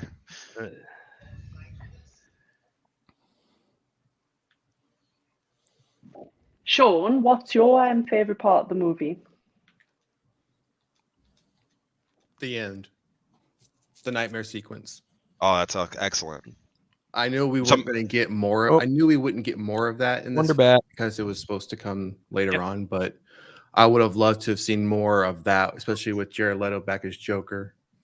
I don't care what anyone says. I think Jared Leto was great as Joker, and he got a raw deal to really show what he could do with the character in Suicide Squad. I agree with you. Because he got cut down so much in that version, and exactly. I've been Nightmare Joker for I think every Halloween since this movie came out, I've been Nightmare Joker. I could watch a 4-hour film just for the nightmare sequence type film. Yeah. Well, that's basically what we were gonna get next. Well, yeah, I'm just saying I could easily watch that if the whole movie was just like that tone with the characters like that. They did a great job of planting that seed in BVS, and then you get Cyborg's vision is just like fucking incredible. Yeah, and it makes this is also kind of impressive because now we're into Cyborg, the flashback with his origin. Again, he's so central. Fourth knows what's up. Fourth's talking that Wonderborg talk. Fourth knows what's up to Lottie. Are you listening? Jared, are you listening? Wonderborg. Good job, Fourth. I love it. Also, Larry's got a prediction. Larry's got a prediction right after Fourth. Well, we're gonna hit 15K during the nightmare scene. Okay. I mean, we've already raised how much? We've raised over $1,000 already. And we came out. You guys just came out so strong today. It's like which again speaks to you play something Brad likes, we make more money. This is not hard to figure out. Do you know what it is? You guys really deserve to smash this total because, honestly, the efforts that you've both put in and everybody else, absolutely phenomenal. Yeah, but thank you very much, Ruth, and everybody's generosity has been, of course, been absolutely because we started this out with a $5,000 goal that we cleared, and we on New Year's Eve watching this movie, and we raised $2,000 that night, so it was we were so blown away by that, and to be preparing to send triple what our initial goal was not something we were expecting. So it was this is just for YouTube up and comers like us, and much more so me. He's been doing this longer than I have. This is YouTube nobodies like me. He's comparatively. You guys are YouTube. Say 400. I don't even think I have 450. All right, we're at 14-3. I'll be right back. I got to deal with some people. The team that Gotham is playing against is the Wisconsin Badgers. That's a reference Zack threw in there because he's from Green Bay. So not a Packers reference, but the college football reference. So also, Fourth has another prediction. He says before Flash saves the multiverse, we'll hit $75,000. I could see that. Yeah, I can see that. Level set ourselves 60,000 above. 60,000, 400% above. Spidey does Superman have a villain that at some level threat is Darkseid? I mean, you got Mongol, you got fucking not really, it's not like Darkseid. Well, Anti-Monitor, but Mongol's not Darkseid threat.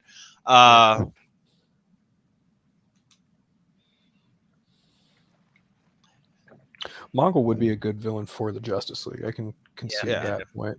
But yeah. world-ending threat? No, he's not Darkseid. No, God no. I mean, depending on what state of mind you get Orion in, Orion's just as dangerous to Superman as Darkseid is. True. Oh yeah.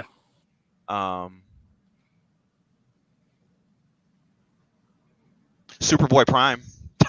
You guys don't like Jeff Johns, but I fucking love Superboy Prime, dude. That motherfucker's awesome, dude. Yeah, again, it's like just the first time I saw this movie again. It was jumping out to me how much Ray Fisher got cut down, but I mean, Joe Morton he just was they took him out too. I mean, all of this, the emotional turmoil he's having. He as the absentee father, it's like he's lost his wife and his son is just barely alive now. I mean, and how much this is all hitting him and how desperate this makes him to revive his son, even if he has to resort to alien technology. It's again, you lost so much of that in the other version, and it just that wasn't the Marvel formula though. No, that's the problem. We're chasing a formula down to our own demise. Well, the Marvel formula could have done that, done that better than what we got in the. But the point is, that's not their wheelhouse. Like DC, people came into the DC movies ready for a darker setup. even with they Green came Lantern in and all that. with a very grounded story with concept. With the Batman movies, yeah, exactly. And even Man of Steel too, to some extent. Yeah.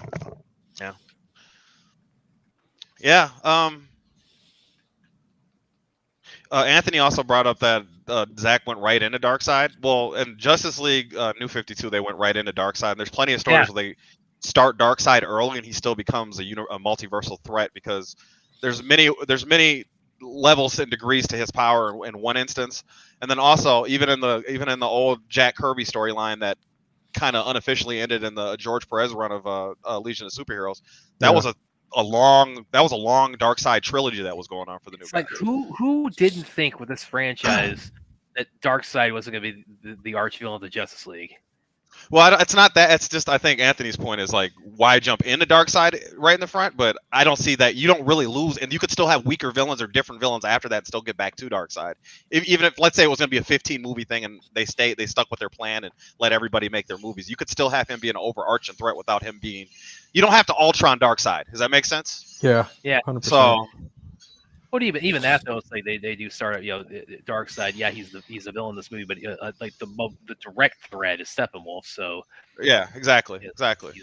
Yeah, this movie is a microcosm of that same idea. Exactly. Yeah. I love this so much. Assuming the Marvel side of the table never changed, we never would have gotten to 15. Even if we would have gotten 2 more movies out of DC, we never would have gotten the full scope. Assuming Marvel stays the same, because DC always would have said, "Oh, look how successful that is. We got to change now." Change it. Yep. Yeah. Imagine if the Marvels had bombed, the year before this movie came out, how much heartache that could have saved us.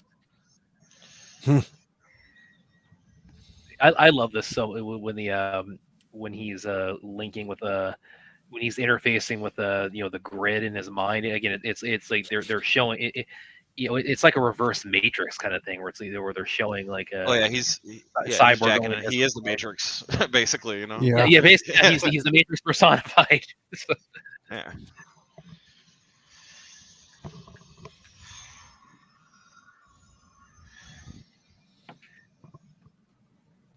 Larry's talking that Bree talk, and Fun's nose is try to the max. It's very try as the chat saying, Brad. It's a very try time. Super try. So at the height of their powers, who would win between Darkseid and Galactus? Darkseid would. Yes. Galactus relies on eating. He has to constantly eat the planet. As soon as he's done eating a world, he has to go eat another world. Like that's his all of Darkseid's power is completely internal. He's a full-fledged fucking god. Like Thanos doesn't even stand a chance against Darkseid with the Infinity Stones. Thanos was made as a joke character, and Marvel took him seriously, which is. Thanos doesn't fly. He has a helicopter. Like, why would fucking Thanos need a helicopter? But Darkseid. Listen, here's how we know Darkseid wins. He would go for the head. Yes. Yeah. Yes, he would. And they had their little crossover amalgam, and Darkseid took the Infinity Gauntlet from Thanos very quickly in the fight. God, this is so cool. That again, it's like he's jacking into like the entire, like it's just like this isn't even just one bank. I mean, this is like the entire like banking system. Yeah, Federal Reserve and all like that. Yeah. Yeah. And it just how this is represented in his mind, like assigning piles of money to each individual person. The thing is like if you think about the kind of character that Cyborg is, he is by all definition a technopath. He is plugged into the internet from a modern standpoint. This is not 1985 when he was introduced in the New Teen Titans. You have to adapt the character to it from a modern perspective. And honestly, this whole notion of he wouldn't do this, he wouldn't do that, and it's just like, who the fuck are you to decide? Because when you look at his level of understanding is completely different than what you if you got if you got injected with all that power right now, how would you and the fucked up part is people just want to reduce him to this like one-liner spitting fucking rah machine, and it's like and it's like, come the fuck on, guys. This is well, technopath is a great word for it, because even the little joke between him and Aquaman where he's like, you talk to I talk to the ship, the machine. That's a perfect way of encapsulating it. And he's like, I speak to intelligence. It's like, yes, he does. Instead of having a stupid "you talk to fish" joke, they kind of play around with it, but they also explain how he's similar to Aquaman in that same regard. Right. But it's a 4-hour movie. We don't have all the time in the world to waste in subtlety, I guess. So. By the way, this is something also that Mr. South Cali guy, who was our 300 subscribers. So you're watching, man.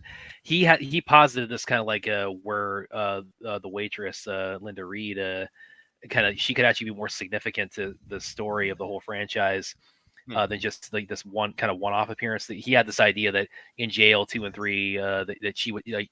Once she gets on her feet financially, then she buys the restaurant she was working in, and then she and Cyborg eventually introduces himself to her and says, "Yeah, I was the guy who helped you out when you were low," and they when it's concluding the arc, it's like Victor would like walk in and like get a cup of coffee, and they would have gonna sit down and like just kind of break bread and say, "Yeah, I helped save the world, but I also all those years ago when you were on hard financial times." That was me. I was kind of your Robin Hood from your techno Robin Hood. I mean, I could see a little bit of that, Brad. I mean, they did the whole trajectory of Martha Kent's employment history in Smallville and BVS. Yeah. How she went from, that Sears gets destroyed by the train, and then she becomes a waitress, and then that opens her up to get kidnapped by Lex Luthor. And that also led to her losing the house, which then in turn gets bought back by Bruce. The fact that Zack Snyder cast Billy Crudup as Henry Allen. Man. Dr. Manhattan is the father of the Flash. Man. Think about that for a second. Think about the significance of that for a second and how brilliant that is. And then look what happened in the comics with Manhattan Flash. Exactly. Yeah. Well, and then look what happened when it almost happened in the comics with Dr. Manhattan. Well, that's where it was headed. That's how we got to where we were with that. So yeah. He's not the worst comic book writer all the time. It's just that he was getting real greedy. He's about to do it. Like William said, he's about to do the New 52 all over again. That dude's ego is fucking big. I swear. Taladia, how's it going, man? Hey, thanks for the link, Brad. Hey. What's going on, Taladia? Hey. And, if you want a timestamp, we are at 1:29:18, I think. Yeah, don't worry. I'm already like in sync with you guys. Yeah, okay, T's on it, dude. This is his movie right here, dude. Yeah. He would have been in this movie if he wasn't busy saving the world. So that's what happened, Oh, South Cali. He actually was an extra in a BVS, and I think he was like an extra at like the football game that plays on the TV that the cops are watching. Oh, okay. Yeah. The Gotham Knights versus the Metropolis. Yeah. Was it the other team? I know Ruth's gonna be in the nightmare scene as a fucking anti-life zombie. As an anti-life zombie. Just as a zombie. Thank you. Oh, yeah. Just as a dead zombie. I love it. When you're talking about doing the scene, getting on the scene, it reminds me of the episode of Sunny in Philadelphia where Dee became an extra in a movie. she was trying to ham up the scene and got all bloody and everything for it, and it's just like a dead person in the background. Yeah, that would definitely be me. No, actually, I think we pinpoint specifically you're that skeleton in the when we get to the nightmare that's in that side of that car.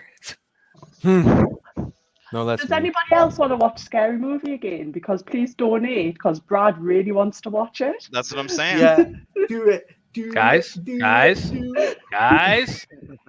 Where's Numbers at? Numbers is the one that really got this whole thing kicked off. I mean, Clint definitely facilitated. Ruth was the one who got Clint? And Ruth was the one who got this franchise revived. Ruth, if you can will sequels into happening, why don't you work your magic on this franchise? And the did you hear there was a reboot?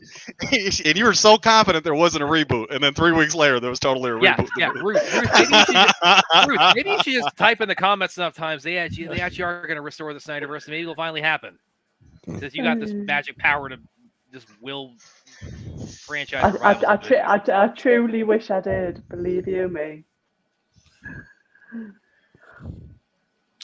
It's a Ruth's the one that got us Young Justice back, so What was that? Sixth sense. It's a sixth sense Ruthie has. Yeah, and one that has caused me some pain recently. Hey man, Scary Movie 1 isn't that bad. We tried to tell him that. You made a whole. I'm not going on my Scary Movie rant when I'm watching Justice League. Okay. Yeah, but here you are doing it. Okay. Back to Justice League. The fact that Bruce Wayne immediately knows like everything about Barry's suit, how his fucking powers operate. That's Batman right there. That's total Batman. Yeah. He's the smartest man on the fucking planet at the moment. If you do not count Lex Luthor, like if you have a problem thinking that's Batman, pretend that he's in his suit without the cowl on in front of the computer, and he would have said the same fucking shit. For fucking sure. Oh man. Yeah, you don't know how people who shit on these three movies, but this one in particular, don't know how good of a fucking comic book movie you got without it mirroring really another story. It was doing its own kind of thing. Yeah, there's a little Crisis in it, a little like Final Crisis, a little Flashpoint, but it was doing its own thing. A little Justice League War in there, but it's doing its own thing, you know. And now we're about to get Barry catching the Batarang and the stupid brunch jokes and like his hair moving around. And Spider-Man, Wonderborg is in for life. It's super Wonder. Wonderborg is where it's at, man. You saw the movie. You see the chemistry, man. When you see Wonder Woman and Cyborg, all it's just Wonder Bat. It's about Wonder Bat. Wonderborg shit. Get out of here with that.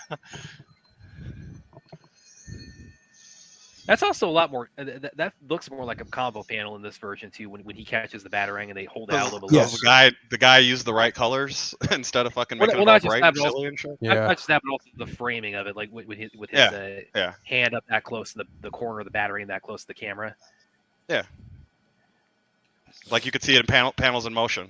Like you could see the Batarang flying in motion, then you see him grab it. Wait a minute, you mean to tell me the guy who's made the most comic book films of any director actually paid a fuck attention to what kind of movie he was making? No shit. Oh man, oh no. What a fucking concept. Holy shit. I really would love to know who made behind the scenes made that unwatchable comment. Whoever fucking made Daredevil was reading Frank Miller, like every fucking page, by the way, because it was was it Mark Steven Johnson? Because I think he also did Ghost Rider. Okay. Right. Am I right? Am I right on that, Brad? Mark Steven Johnson, I think. Yeah. That's what I thought. Yeah. You know, motherfucker read every fucking page of the Daredevil from the 80s because that shit's perfect. Yeah. We do live in a time. Think of how many 20, 30 years we went through movies. I'm rich. Yeah. Hey, by the way, when they're standing outside the car there, that looks like it could legit be like a Mercedes car commercial. Yeah. This could legit be a car commercial. You know, here's our shout out right here. You and I alone. Yeah, the AFSP. Let's all give it a round of applause. Where are we at for the dollar amount, by the way? I think we're still at 14,300, so we still got 700 to go to hit our mark. So everybody, yes, your generosity has been phenomenal, but we got 700 left. So if you can, please consider a donation. Let's get over that finish line. True. Hippolyta won't let Cyborg back to Themyscira, but Wonder Woman's out here in the man's world right now. She's trying to find a real man. You know what I'm saying? Bro, she's teaching Alfred how to make tea. Actually, Alfred's telling her not to scald the tea. We don't want to scald the tea. He's kind of checking her a little bit like, yo, I get that you've been around the world, but you're doing this tea wrong. Right. He's very preoccupied with it, like more than anything else in this movie. Yeah, I got these laser gauntlets over here, but I gotta get. I'm gonna make sure. Don't fuck my tea up. I have an English partner. I'm going to anytime it's within 20 feet of me.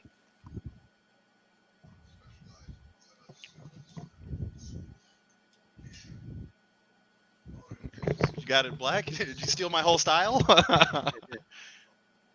Yeah, no, she legit. I just realized. Yeah, she has a Batman Begins moment here. Does it come in black? Yep, that's right.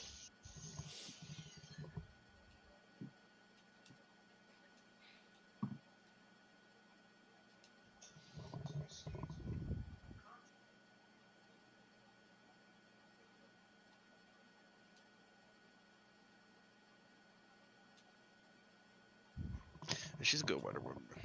She is a good one. Yeah, I totally agree with you. She really is. She's the best. No knock against Linda Carter or anything, but yeah, she's absolute. She's stunning. She's just stunning, isn't she? She's absolutely stunning. Like she's beautiful. Amen to that. It's what Jared always says. Apparently your English is wobbly though, per some asshole. Well, it's your English is wobbly, isn't it? So got him. Are you really taking my job and turning against me? No, she's getting at that fucking ridiculous accent you always try whenever you fucking hear anybody British talk. I did love the crumpets this morning, mind you. Crumpets are fucking delicious. You gave me a rim shot there. I had to take it. This is all right. Here's that. Hey, Taladia. Here's that big Wonderborg energy right here. Just look at the chemistry. Just look how they stare in each other's eyes. Crying out loud. Oh man, no, this is romance right here. This is true romance. For me, the standout. But this framing right here is like total comic book, by the way. Like hitting like a new setting when she walks out of the car onto the street like that. Not just that, but also like the way like the whole power grid around him just starts to fail as soon as Cyborg's game. I mean that would be in a comic. That would be like that also that would be over like 3 or 5 panels where like you see one panel with all the lights on, then they progressively they start turning off. They did that in the ending of Arkham Knight when the Joker shut Batman down with all the fucking lights and his manager. That shit's awesome, dude. Fuck the world. Fuck the world, yeah. Brad the Floob, of course. Mad Floobage, Brad. Mad Floobage. Hashtag blame Brad. Yeah. We still need a t-shirt with that on. Oh, you know, that'd be awesome. And get Brad the spoiler on the back. With the scary movie logo. Definitely or something like that. Definitely. Try indeed. If you're putting blame Brad on any t-shirts, I am getting royalties for that. Yes, you will. Why? Brad's a common name. We could be blaming Brad Pitt or Brad Cage. How about that? No, he is part patenter. He gets a cut of it. Exactly. You're welcome, Brad. I got your back. Hashtag blame Brad. Especially if you put my name on anything scary movie related. Does anybody want to watch Scary Movie 2 again? See on the front end, it's like you've got hashtag blame Brad in front of the pocket protector piece, and then on the back it's the Scary Movie mask with the tongue out of his mouth. Yeah, that exactly. Tries up, right, Brad? Anyway, back to the best DC Comics movie of all time here. Literally the best DC Comics film since The Dark Knight. Since BVS. Yeah. Okay, yeah, you got me there.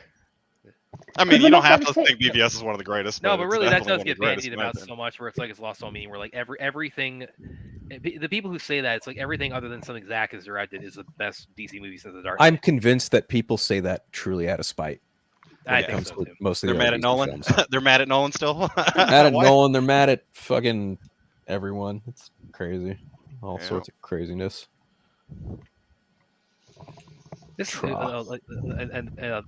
this is like talk about Tra like strength display here. Like Cyborg, he literally punches into his own grave here. He punches like 6 feet into the ground. Yeah. I mean, there's no digging involved. He just puts his fist through the ground. Yeah. Bury this the mother box. Okay. Who do I want? I mean, I know it kind of goes like what Silas is saying. It's like your physical strength is only the tip of the iceberg, but still, even that's tip of the tip. Yeah, but even that, it's like tip of the tip, but the tip of the tip is still pretty damn strong.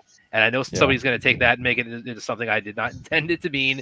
Yeah, everybody. Brad likes that strong tip. Go ahead and click it. Flip that.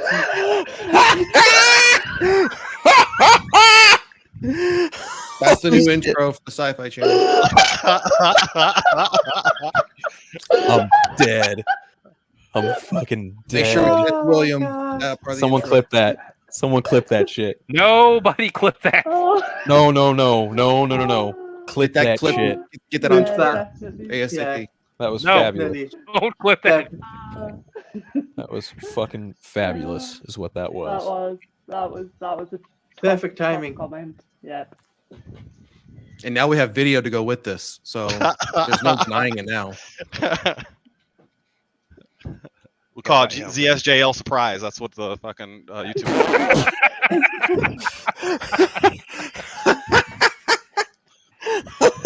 Our commentary is more R-rated than this movie as it would ever be. I didn't say one swear word, Brad. I used very colorless language, very subtle, mundane language. Au contraire, my little fish stick. See, that's my shit right there, by the way. You're welcome. You're welcome. Oh, Brad's gonna wish he never came off that avatar now, mind you. Yeah. If it's any consolation, Brad, I would have still said it. So Avatar, and at least you get to be famous while you get ready. Okay. Fourth has got something. And Fourth has got something here that I dare not pull up. What's that? Why? Fourth Because class, Can I like read it fourth out? legend. Hold on. Because it involves tips. Yeah, it's a whole dysfunctional channel. Fourth, you know what I mean? Hey, hilarious. Anthony had one he wanted me to pull up here and see if I can find it. Panel, look at getting on to minute away from what I just walked into there. Panel, looking back on it now, was your honest opinion, who played a better Bruce Wayne, who played a better Batman, Christian Bale or Ben Affleck? Ben Affleck. Ben Affleck. That's no question. Yeah. What was the question again? I'm sorry. Who played the better? Who played the better Bruce Wayne? Who played the better Batman, and Christian Bale or Ben Affleck? Ben Affleck. I think Batman plays the better complete Batman, but you got there's something to be said about Christian Bale's rendition of Bruce Wayne. It's very well done. Yeah. His Batman's not. You're not amazing. wrong. You're not yeah, wrong. yeah. Look at it. He's I think Ben is the guy for me who really nails the Bruce and Batman combo the best. And Keaton was I always found him like his Batman is superior to his Bruce Wayne, and Kilmer and Bale. I feel like they're Bruce Wayne. They're kind of Bruce Wayne first, and then Batman second. And I think Val Kilmer at his time was a good second place Bruce Batman combo. I think they're like he's good enough. It's just like we already had Keaton too close to him. I guess you know what I'm saying.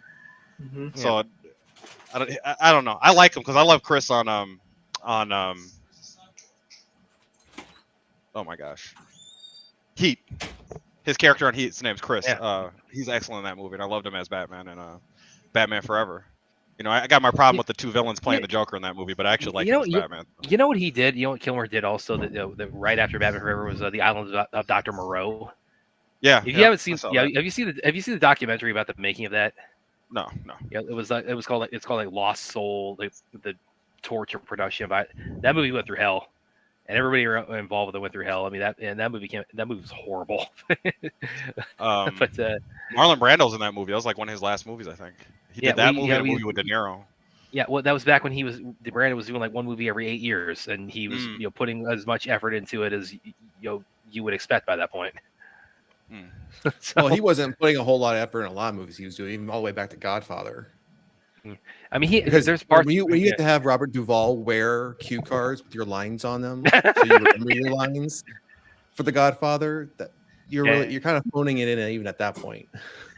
Well, apparently for that one, he had he got guys feeding him his lines through an earpiece, but it was on a radio frequency, so it would like overlap with police CB radios. So Brando would like say his lines. He would like get like a police there's a there's a 211 in progress on the corner of Main Street or something.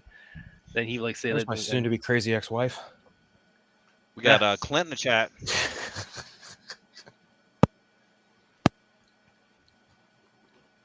I don't care how insane she is, Amber Heard's still hot. Until she goes and lives in your house. If this is down. She might shit your sheets up, but in the meantime, from a distance, she looks great. Can't deny that. You know what? Don't drink a bunch of wine and cut your finger off. I'm looking forth. I'm looking forth. Just give me a second. I gotta catch up.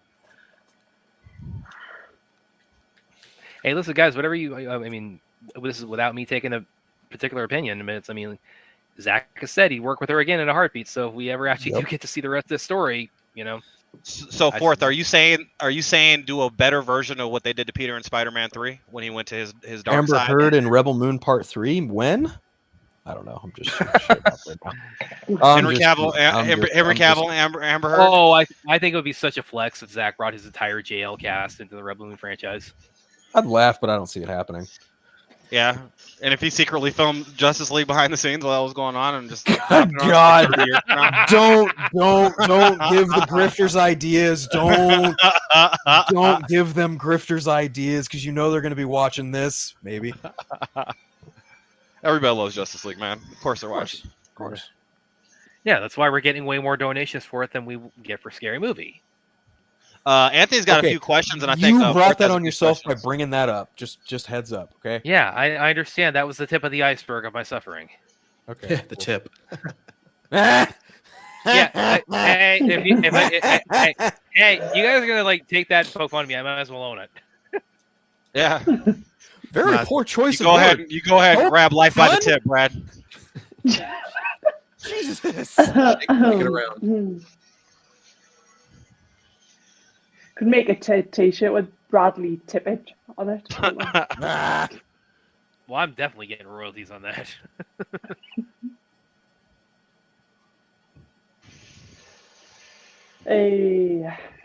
Oh, this is a way better intro for Aquaman. Oh, yeah. Because it's set up. We get a little. We get a little bit of the ocean. He's in the vicinity of Atlantis, and right when Steppenwolf gets there in the other version, this one sets it up where it's like Volko was saying, like we're. Well, pay attention to what he grabbed, Brad. He grabbed the axe. So the next time we see the axe almost hit somebody, it's Superman Cyborg. I was getting at. There's a little bit of the emphasis. They get the point across a little bit. Like he's like Superman when he's underwater. Yeah, exactly. You know? And they sell you on that a little bit without having to explain it. Not like it's not hitting you over the head or whatever, but him showing up at the last second is exactly what Superman does to Cyborg. So that's like people are under the impression that Superman would just outright clown Aquaman. No, oh no, like Aquaman can hold his own against Superman. Like, super strength. His trident is capable of cutting Kryptonian flesh. So right. Okay, so like there's this age-old adage of like, Superman can fly faster than the Flash can run, but the Flash can outrun Superman. Same exact deal underwater. Exactly. Aquaman versus Superman underwater, you have Aquaman has the field advantage. Exactly, yeah. Like just because he just know the fucking powers. Exactly. Don't compare the motherfuckers without knowing the powers. Exactly. And read the comics. That's another thing too. Read the comics. Superman's strong, but he's not God like a lot of other fans seem to think he is. And humans for that matter. Yeah. He breathes. He has to hold his breath when he's in space or underwater. This is very true. Yeah, it is true. Well, that's what Superman 3 got wrong when they tried. Go ahead, Ruth. I was just going to say Anthony's got a question in the chat if you want to pull it up. No, he's got a comment. I am not bringing it up. He's got a good comment. Why not? Because it's. I'm not. Forrest says you're on tip pro quo. No, that's no, it was this one. You scratch my tip, I'll scratch your tip, right? Don't ever say that to me again.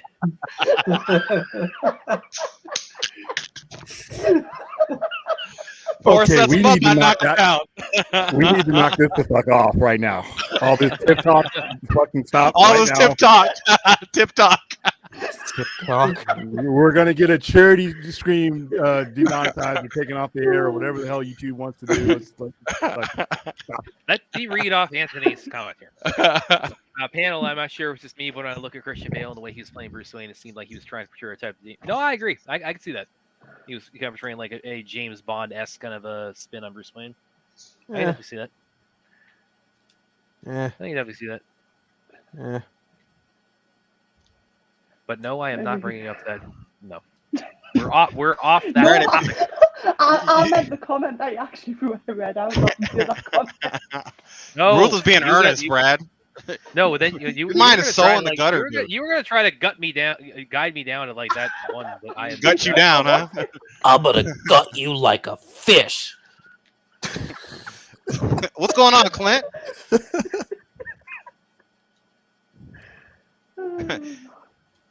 Don't. And Clint says the charity is almost filled to the tip top, which is true. The man does not lie. Y'all are gonna piss William off with that tip shit. I'm telling you right now.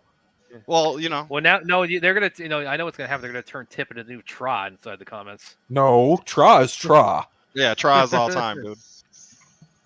We got 100 people watching with this that I have to now guide away our 102 viewers from this horrible diversion we've been on. Just wait till the Tra tattoos happen, okay? Just wait. Mine's booked in. I'm gonna get mine like across my chest. I'm gonna get mine across my chest. Are you gonna get it below? Are you gonna get it below? No regrets. You should get it on your forehead, Brad.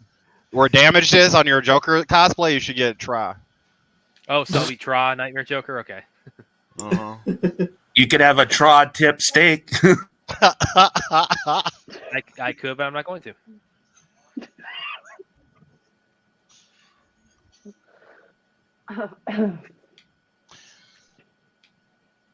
A young Marlon Brando as a DC villain or a Marvel villain.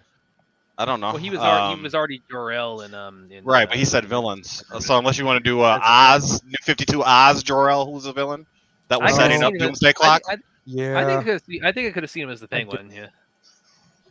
Yeah, and am I glad I woke up just in time to hear the tip? All right, part 4. Part 4. Aliens. Part 4. Change machine. Marlon yes. Brando. Mixel Yeah. Pitwick. Okay. Yeah, I can do that. Yeah, this For is what I was Marvel, I'd complaining- make him one of the mobsters. You'd make him like Silvermane or fucking. Yeah, Silvermane, I could see. This is what I was complaining about too during the Justice League watch parties. And they this shot right here of Batman that like belongs on like the cover of like a Drowning Pool album, and they took it out and they had just the part where the where tarp the is, thing like, covers him up. Yeah. Yeah. Which is silly. Yeah, and then they added the 89 theme to it too, and it's like, Oh, that's nice. Thanks, Danny Elfman, Mr. There's only one Batman theme. Yes. Fucking jackass. Could you imagine? There's been other Batman themes since. Imagine saying that. Imagine saying Batman that. Forever had a different fucking theme than. Imagine saying that shit to Hans Zimmer, right?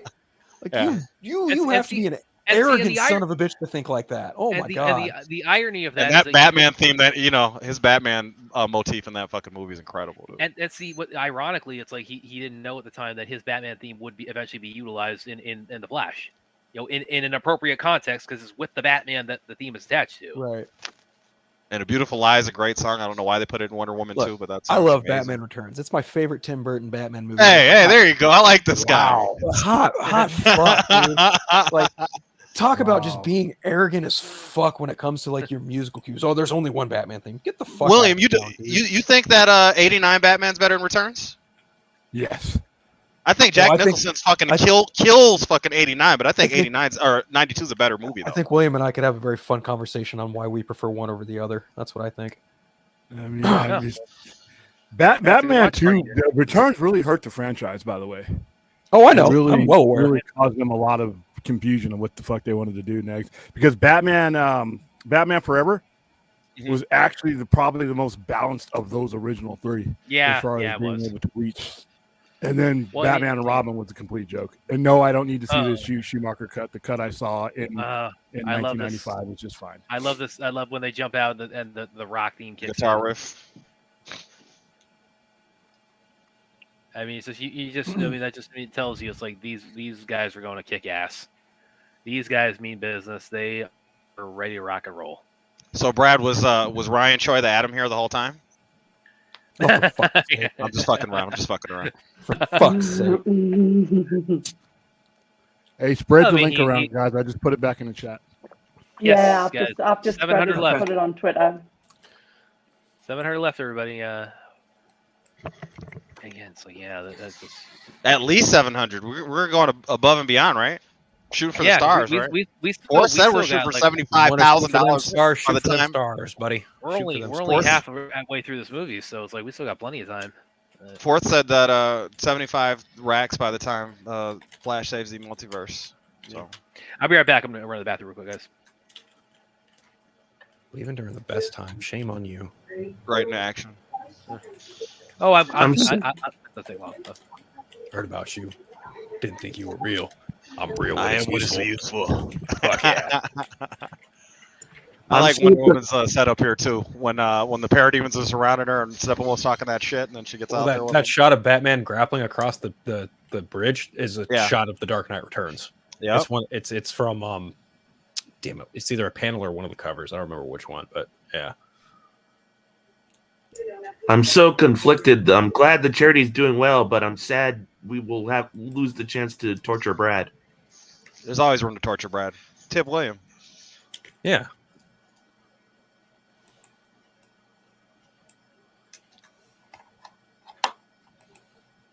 Only time I tip William is when I mention his lovely kings. Oh, okay. Marlon Brando playing a Carmine Falcone, or he could play. What's going on, Aaron? Hello. How's it going? Hey, Aaron. Good, are you okay? Yeah, my alarm clock died. Actually, that's really well edited, mind you. It looks fantastic. You'll die if you don't. That's funny. Bam! Now we got 2 girls to worry about. Boogie, boogie, boogie. Aaron kicking Bruce Lee's ass, and the smile, the last thing you And see. Ruth murdering everybody on the scene. This is only the beginning, by the way, Aaron. I got so many other people that I want to put you in. It's only to the beginning. Hong Kong Phooey, Uma Thurman. I mean, this is the potentials. She's like, go for it. She's like, go grab the axe, motherfucker. I got a kangaroo too. Hold on, I gotta get the kangaroo going. Oh, like the kangaroo from Tekken. Oh, the boxing kangaroo. Aaron, you need a timestamp? Yes, please. All right. We are Just at. tell me how far you're in. We're at the part where they're fighting Steppenwolf. Yeah. It's right. It's right when Wonder Woman says, "I belong to no one," when they're fighting Steppenwolf. We're right around 2 hours. Yeah. Exactly. So about 2 hours. Almost in? 2 hours in. Yep. Yeah. Okay, We're cool. about Yeah, exact. yeah, 1:57. Yeah. Okay, cool. Thank you.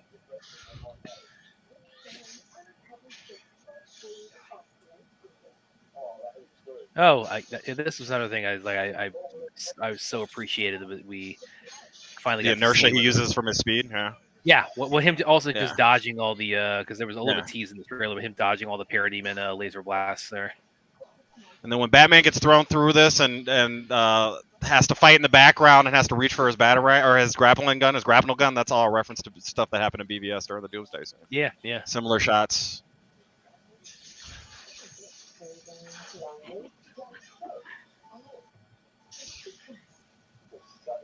So I have to agree with Forth that the all-time best speed done is probably the Quicksilver scene on X-Men First Class. But I do like how they differentiated and tried to do something completely different with his speed effects here, because when you look at Quicksilver on Age of Ultron, it's like they didn't even try.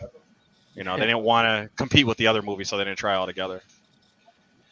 Well, and they killed him off by the end of it too. I mean, yeah. Yeah.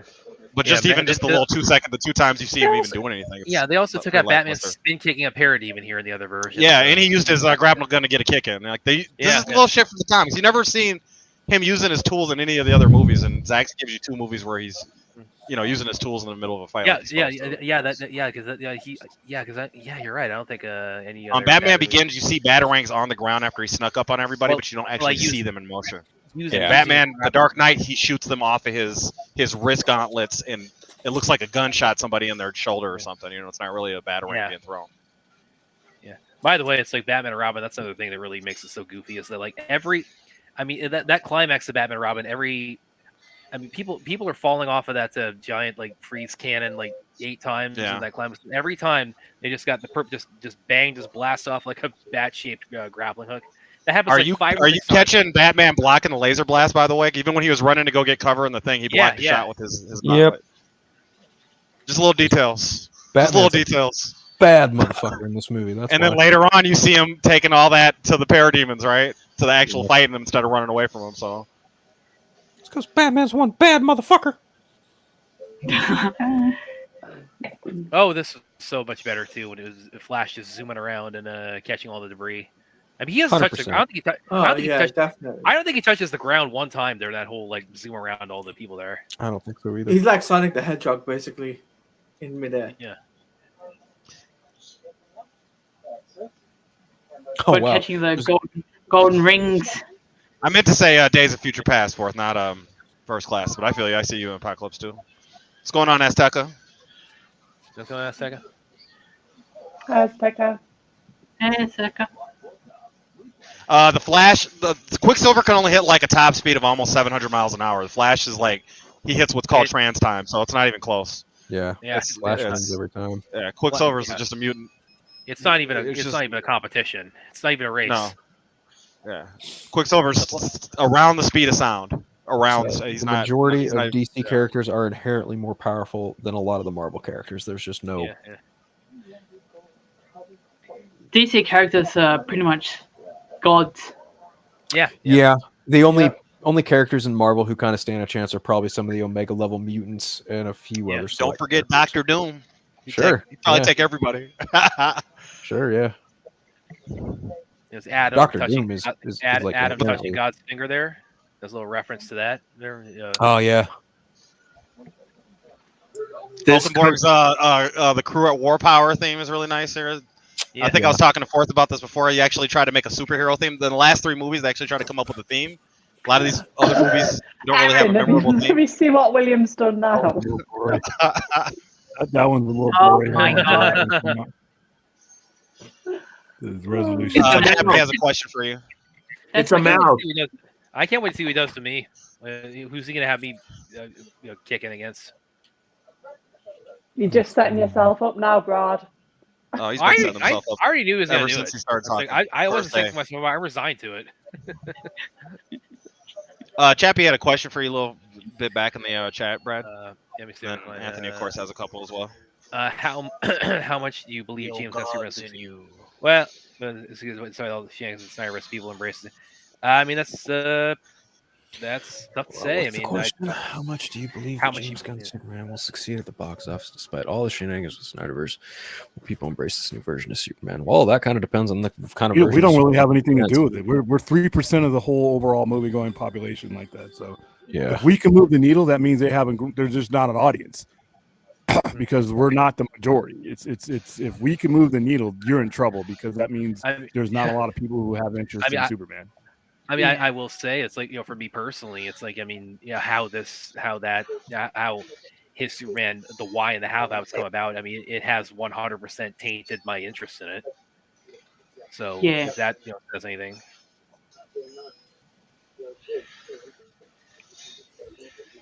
You said tainted. Yeah, I do too. I gotta choose my words very carefully. I mean, I'm kind of with Brad. It's really hard to get excited for a new project after the rug was pulled out from under us so many times with this universe. It's just if it wants to be successful, there's that. And if they want to be if they're going to be successful, then they're going to have to rely on a lot of the GA and not pay attention to the critics like they did with this universe. That's ultimately what kind of boned them in the long run, anyway. And it's like, I mean, and that's like, when have they been known to do any of what you just said? They've burnt out all goodwill. Yeah. Anthony has a little counter to some of the stuff we were talking about. He says Hulk in Berserker mode would definitely be a challenge for some of the DC heroes. I tend to agree. During World War Hulk, that motherfucker was insane. But yeah, I mean, there's levels to it. There's all different types of matchups, Anthony. But yeah, I'll give you Hulk on a lot of those matchups, honestly. By the way, especially if he's in the higher strength modes like World War Hulk or What is it's not World War Hulk, it's World Breaker Hulk, I think. World Breaker Hulk, yes. By the way, guys, something else I pointed out, and I mentioned at the Justice League watch along, and this was something that this is such a great display of Aquaman's power here. Is when this wasn't in the 2017 Cup, but when he swims in there from the crack in the wall through the water, it's like you can see him, like he swims through, and then he makes his body upright, and he just stands there as all this water is pouring in. I mean, that's just such a great display of his power and his command of the sea. Yep. He's basically standing under a waterfall and just completely stonewalling it. Yeah.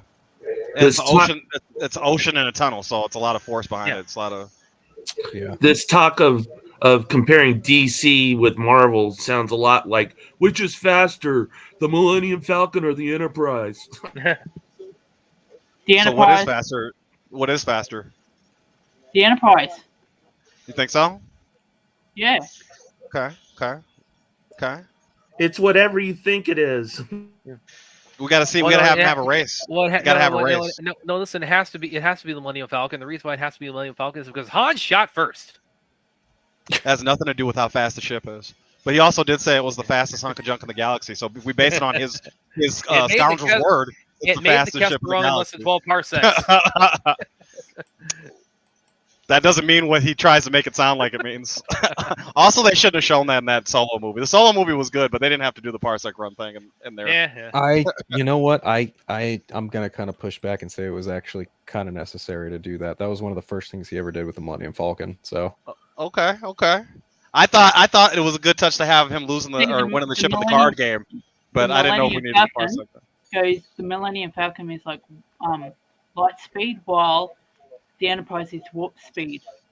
That's a fair point. Bends and warp. But can it make the Kessler run in less than 12 parsecs? William, you got an answer on this? It sounds like Aaron's coming with research and facts, and Brad's coming with anger.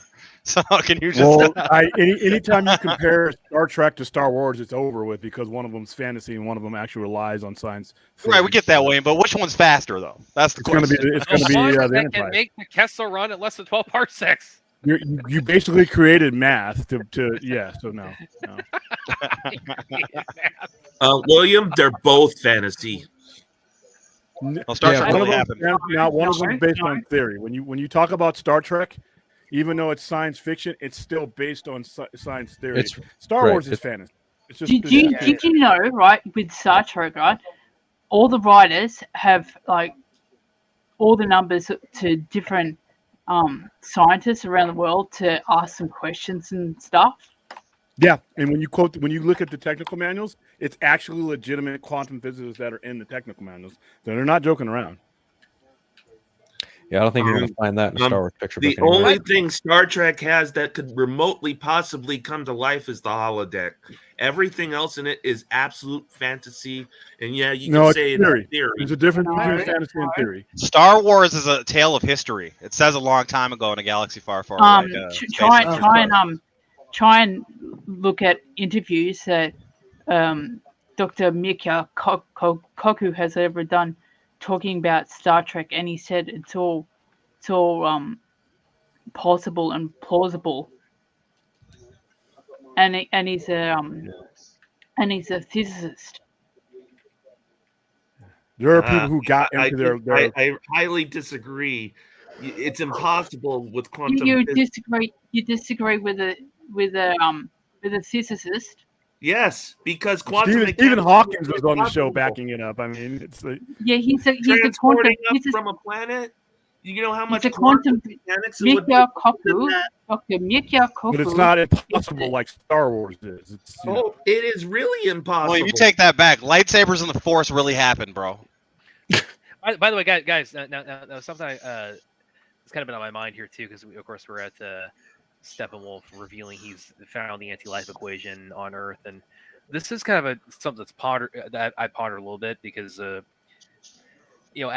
the push for the Snyder Cut was ongoing, I mean Zack was dropping images and tidbits of information and things like that. So kind of the trade-off, as other people pointed out, was that to get this movie released, we did have to have a not insignificant amount of it spoiled for us ahead of time if you were paying attention to it really heavily. So one question I kind of had, and this, I would specifically kind of tie this to the anti-life equation, that and Martian Manhunter. Those are the big ones for me. Is like, is there any? Look how pissed Darkseid's going to be when he says the word Steppenwolf. Just look how fucking disdain he has in his face when he says fucking like Steppenwolf.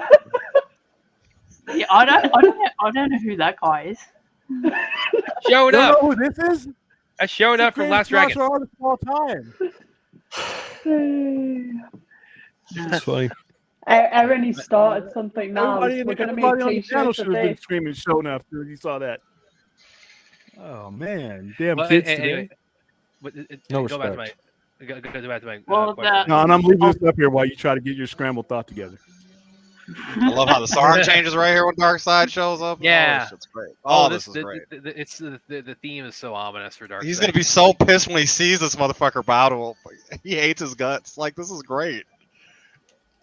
But one thing I was saying, one question I pondered. Exactly, Phil gets it. He's so pissed right now looking at this motherfucker's face. But going back to that, is there any elements, if you were following the Snyder Cut campaign, like all of Zack's reveals about it, is there any portion of this movie that you would have preferred to have not known going into it?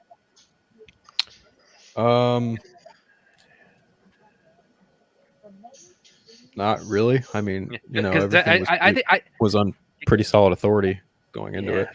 Because I think everybody was pretty much assuming the Darkseid was going to be present in in Zack's version, but like for me, the ones I don't know if I have an answer for this for myself yet, but the ones I pondered is like, would I have preferred to this to have still been a surprise. And I don't have an answer for this. Is the anti-life equation and the Martian Manhunter reveal? Those are the ones where I look at like, yeah, those were revealed prior to the movie. It's like, would I have, if I could have chosen something to have stayed a surprise when this came out, would those have been it again? And I go back and forth on those. It's like, would I have? Hey, Brad, I told you I didn't watch till a year after it came out, so I didn't catch any of that shit. You know, it was very nice. It was very nice to see all that kind of add up, especially based on what we saw in the other movie. Hearing Ray Porter actually deliver this line in real life, that was actually really cool. Yeah. Fun fact for you, Jared actually got him to say the line in a cameo for. Yeah, I saw that. When you guys hit 1,000 subscribers. Yeah. Yeah, he I know, does, but I sat across from him at a coffee table, and he did the voice. It was pretty cool. He does it even without like kind of like the technical enhancements. He actually does his dark side voice well, even without any of that. It's really good. He calls it the shower. He calls the fucking Skype call the shower. Yeah. I like this scene. It was done way better than the other movie. But Wayne T. Carr liked the tweet, by the way, just to let you know. Wayne T. Carr. Like the tweet about what about the watch party? Yeah. Awesome. Green Lantern action. Awesome. I tweeted about the stream. Where we at? You want to hit a refresh, by the way, Brad? See if we got. Yeah, we're still at 14. We're still at 14.3. We still need 700 to clear the threshold. That's pretty cool. Yeah, somebody in the comments. I need to find. Let me find. Aquaman's expression of his doubt is a lot more subtle. He still has it, but it's not like, just the overheaded, ham-fisted argument they do. Well, that's the thing I really appreciated about this scene compared to the other. When they're deciding to bring back Superman, this scene, the thing that really drives home is that the Justice League in this version they operate as a democracy. Nobody's talking down to each other. Everybody's got their own perspective they're bringing to the table, and everybody's contribution to the decision is valid and is valued among each of the members. Mm-hmm. Larry's giving a shout out to Droga because Droga's doing his version of drawings from the Justice League Mortal information. Oh, cool. I can't find. Okay, Aaron, I can't find who left this comment. But somebody said that in that image you looked like Hillary Swank in New Karate Kid. That was the next Karate Kid. Oh yeah, next Karate Kid. Sorry. Yeah, it was the next Karate. Yeah. Kind of an awkward title for the first movie, that's for sure. She's a good actress. So. They hadn't Aaron, that's a really nice picture of you. Thank you. I was a bit nervous to put it on there, like without the colors and that over me. Yeah. So. Well, do you know what it is? That made things a lot easier for me. You look stunning. You look stunning. So. Thank you.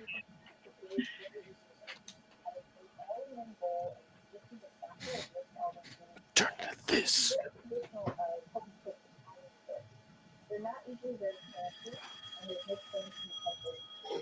So Sounds I'm like actually it. feeling Sounds well like enough for you to go see Empire Strikes Back next Saturday. Nice. I'm seeing Phantom Menace next Friday. Yeah, I mean, I'm gonna mute William. I think he has a telephone going off there.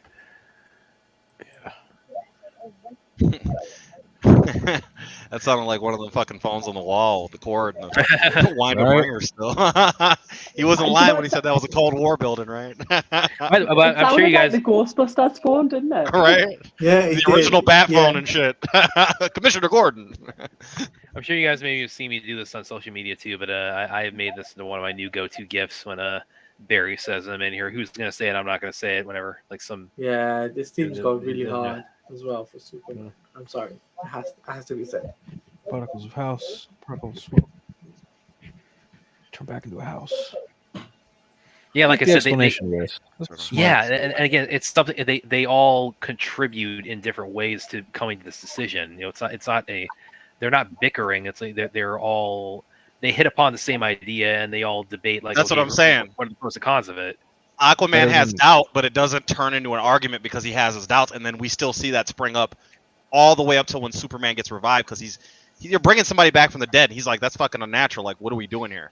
But you have to bring Superman, according to Cyborg's vision, you have to bring Superman back or the multiverse is doomed. But if you do bring him back, the multiverse is doomed. So you're fucked either way, right? So that brings us to our quandary later on in the future, right? Yeah, it's way better than that Pet Cemetery bullshit. That's for sure. Yeah, it's just it's Green Goblin's choice to Spider-Man on Spider-Man 1 with the citizens on a way grander scale. Which choice do you make? Yeah. Well, then it's like, okay, it's screwed either way, but it's like, but it can can be saved, but like, you know, the one pillar of it has to fall on the sword, and that's Batman. Yeah. Yeah. And we don't know that yet. So when they're making this choice, or when Cyborg is aware of this, all we know is we're fucked either way. We still got, but right now, here's the more immediate threat. Here's the more immediate problem we have to solve. You know what drew me up with that picture, William, is that he wasn't wearing his yellow gi, and he didn't really have a full afro. You're talking about talking about Jim Kelly or Show Enough? Show Enough, yeah. Jim Kelly. Oh no, yeah, because that's some a different people, person. That's why some people in the comments thought that was Jim Kelly. It's like, no, because Enter the Dragon, he has the yellow gi. Yeah, that's what confused me.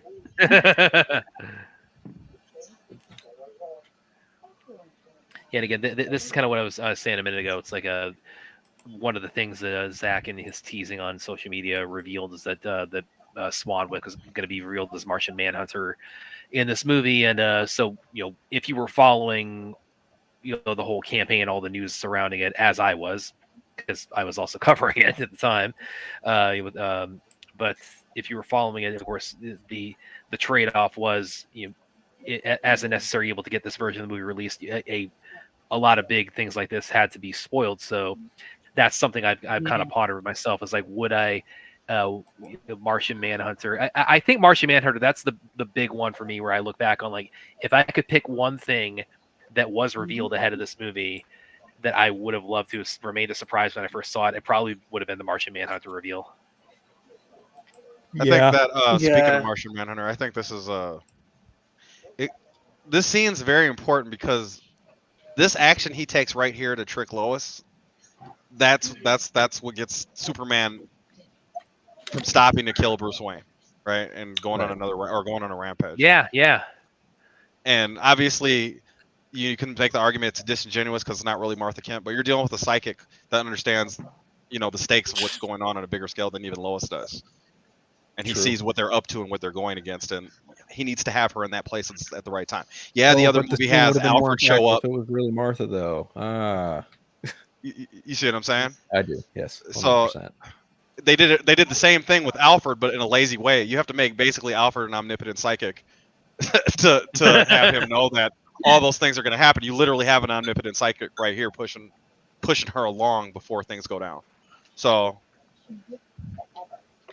It seems like it's tacked on, but if you actually pay attention to the story and see what they're doing with it, it's a fairly important scene.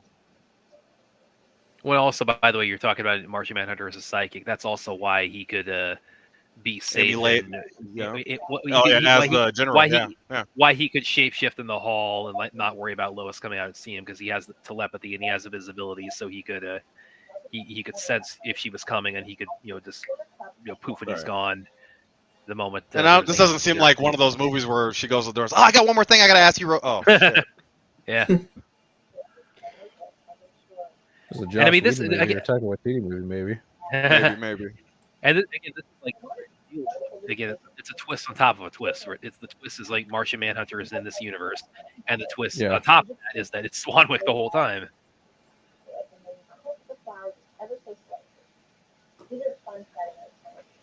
Which in and of itself start off as a fan. Whose background is that coming through? Yeah, it's not me. So.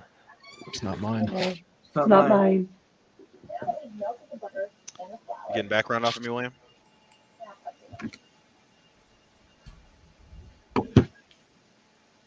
Yeah, it stopped now. Is that? Hello? Yeah, it stopped. It stopped, whoever it was. Thanks. Yeah. All right.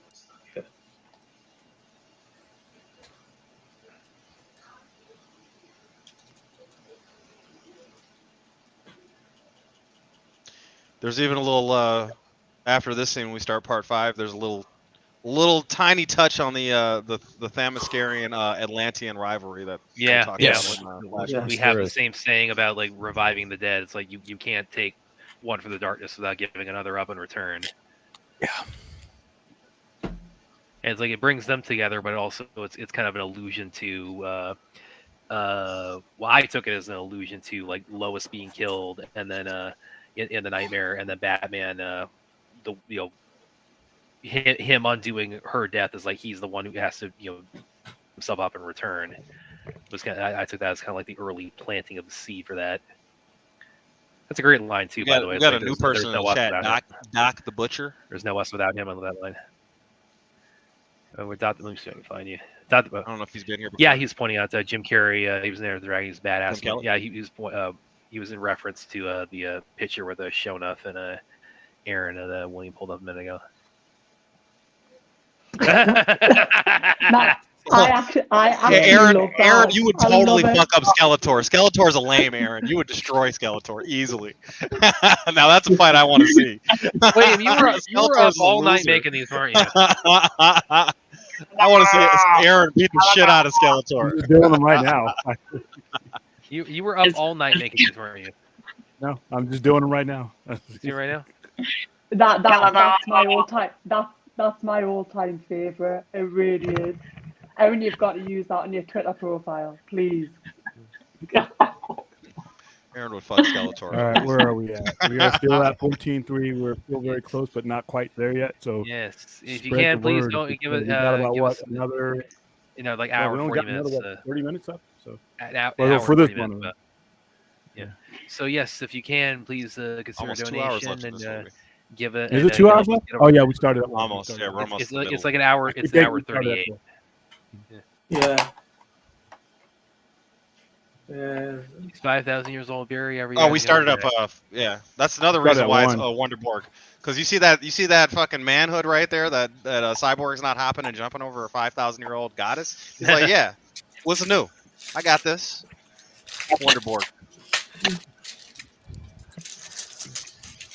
You and your Wonderborg. Yeah, right. Skeletor is pretty ripped for a skeleton. That's a good observation, man. He's been taking performance-enhanced drugs to fight He-Man. He's big boned. He's all all the skin king's and horses bone. and all the king's men. What could possibly go wrong? Faith, Alfred.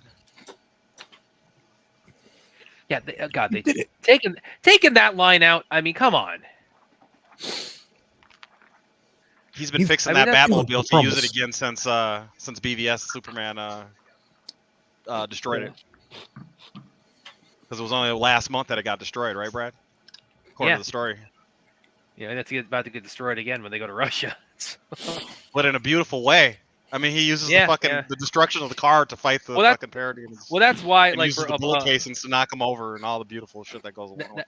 That's why, I mean, say what you will about Batman and Robin. Yes, it's terrible, but I did always love the line that Alfred, when they're part of when he says, "Do try to bring this one back in one piece, sir."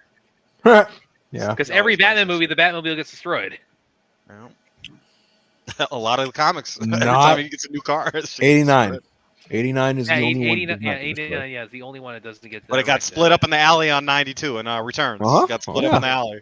Oh yeah. And never shown being put back together. Yeah. The Bat Tank made it through Batman Begins, but it got ripped up on Dark Knight. By the way, this is another image here that Zack had released when he was doing his teasing of them right when they put Superman's coffin in the back of the van. That's them back there. I remember that dropping. Larry, you need a timestamp. We are at 2:25:30. 1, 2, 3, 4, 5. I think you every time when you take like a trip down memory lane with like how this the journey to this movie being realized. I mean. Damn. With the walker? Not with the walker, William. Not with the walker. Oh yeah. Well, that bastard deserves it. Whip his ass, Aaron. Yeah, everyone's gonna be treating Aaron like a hero now after this. Kick that motherfucker. Fuck yeah. Next one, I need to kick Vince's ass. Yeah, that's metal. And that's Vince McMahon. That's it. You should, Yeah, Aaron, hilarious. one especially with what's happening with Weinstein the last couple of days, that you should take that and run with that one. Yep. Okay, OG. Aye. You used all letters for this scene. It's all ID. Yeah. And by the way, the in the other version, I pointed out when the readout shows Barry's fake ID, it says that he was like 7 years old. Yeah. Oh my god. Okay, OG. Okay.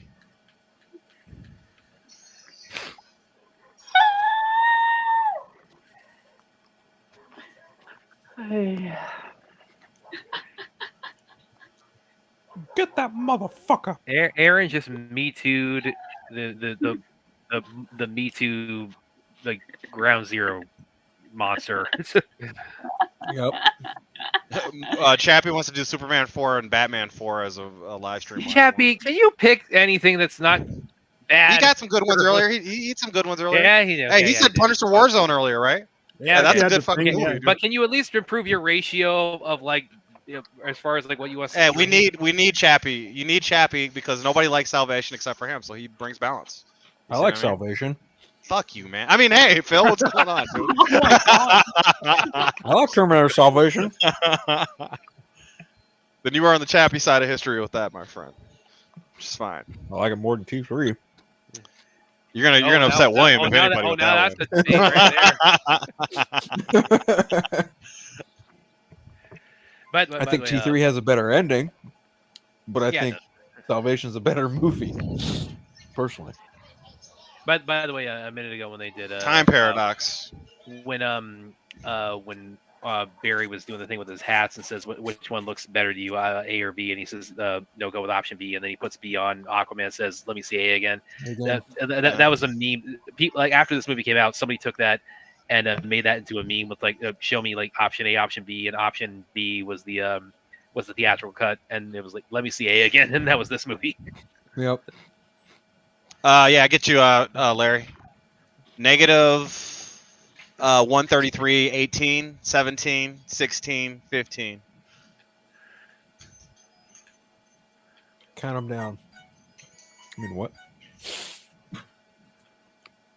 By the way, William, I know that this will annoy him, but Joe Morton in this movie, he does also represent the DC Legacy casting because he was actually in season 2 of Smallville.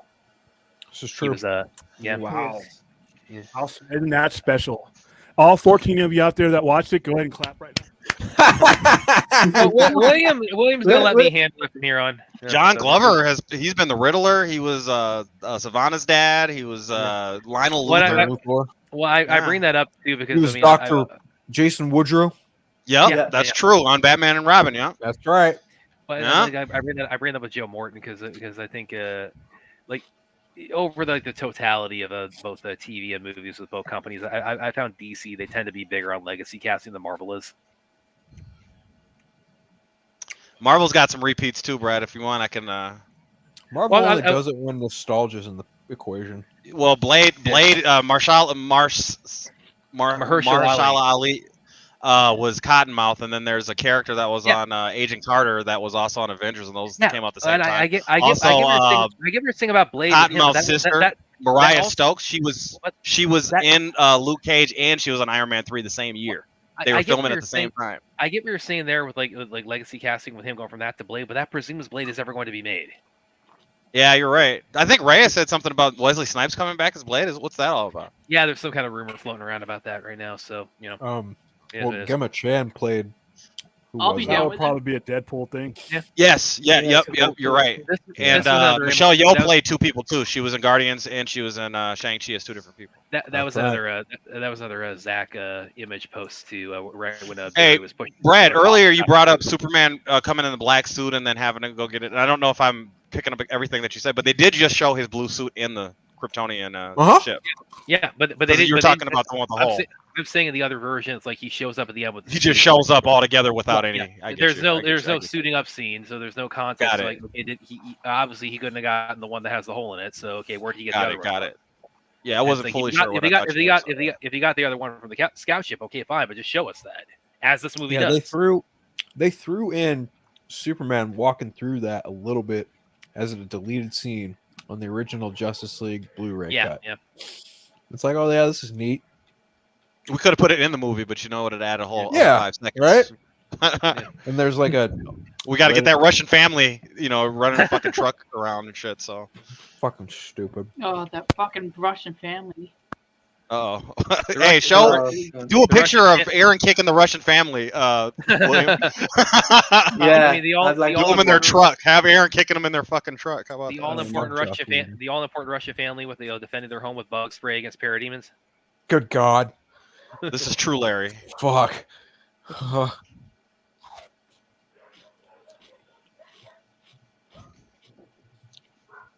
Yep. And Fun said, "Do it like he was the Emperor telling Anakin to kill Dooku." Do it. Yep. Do it. Do it.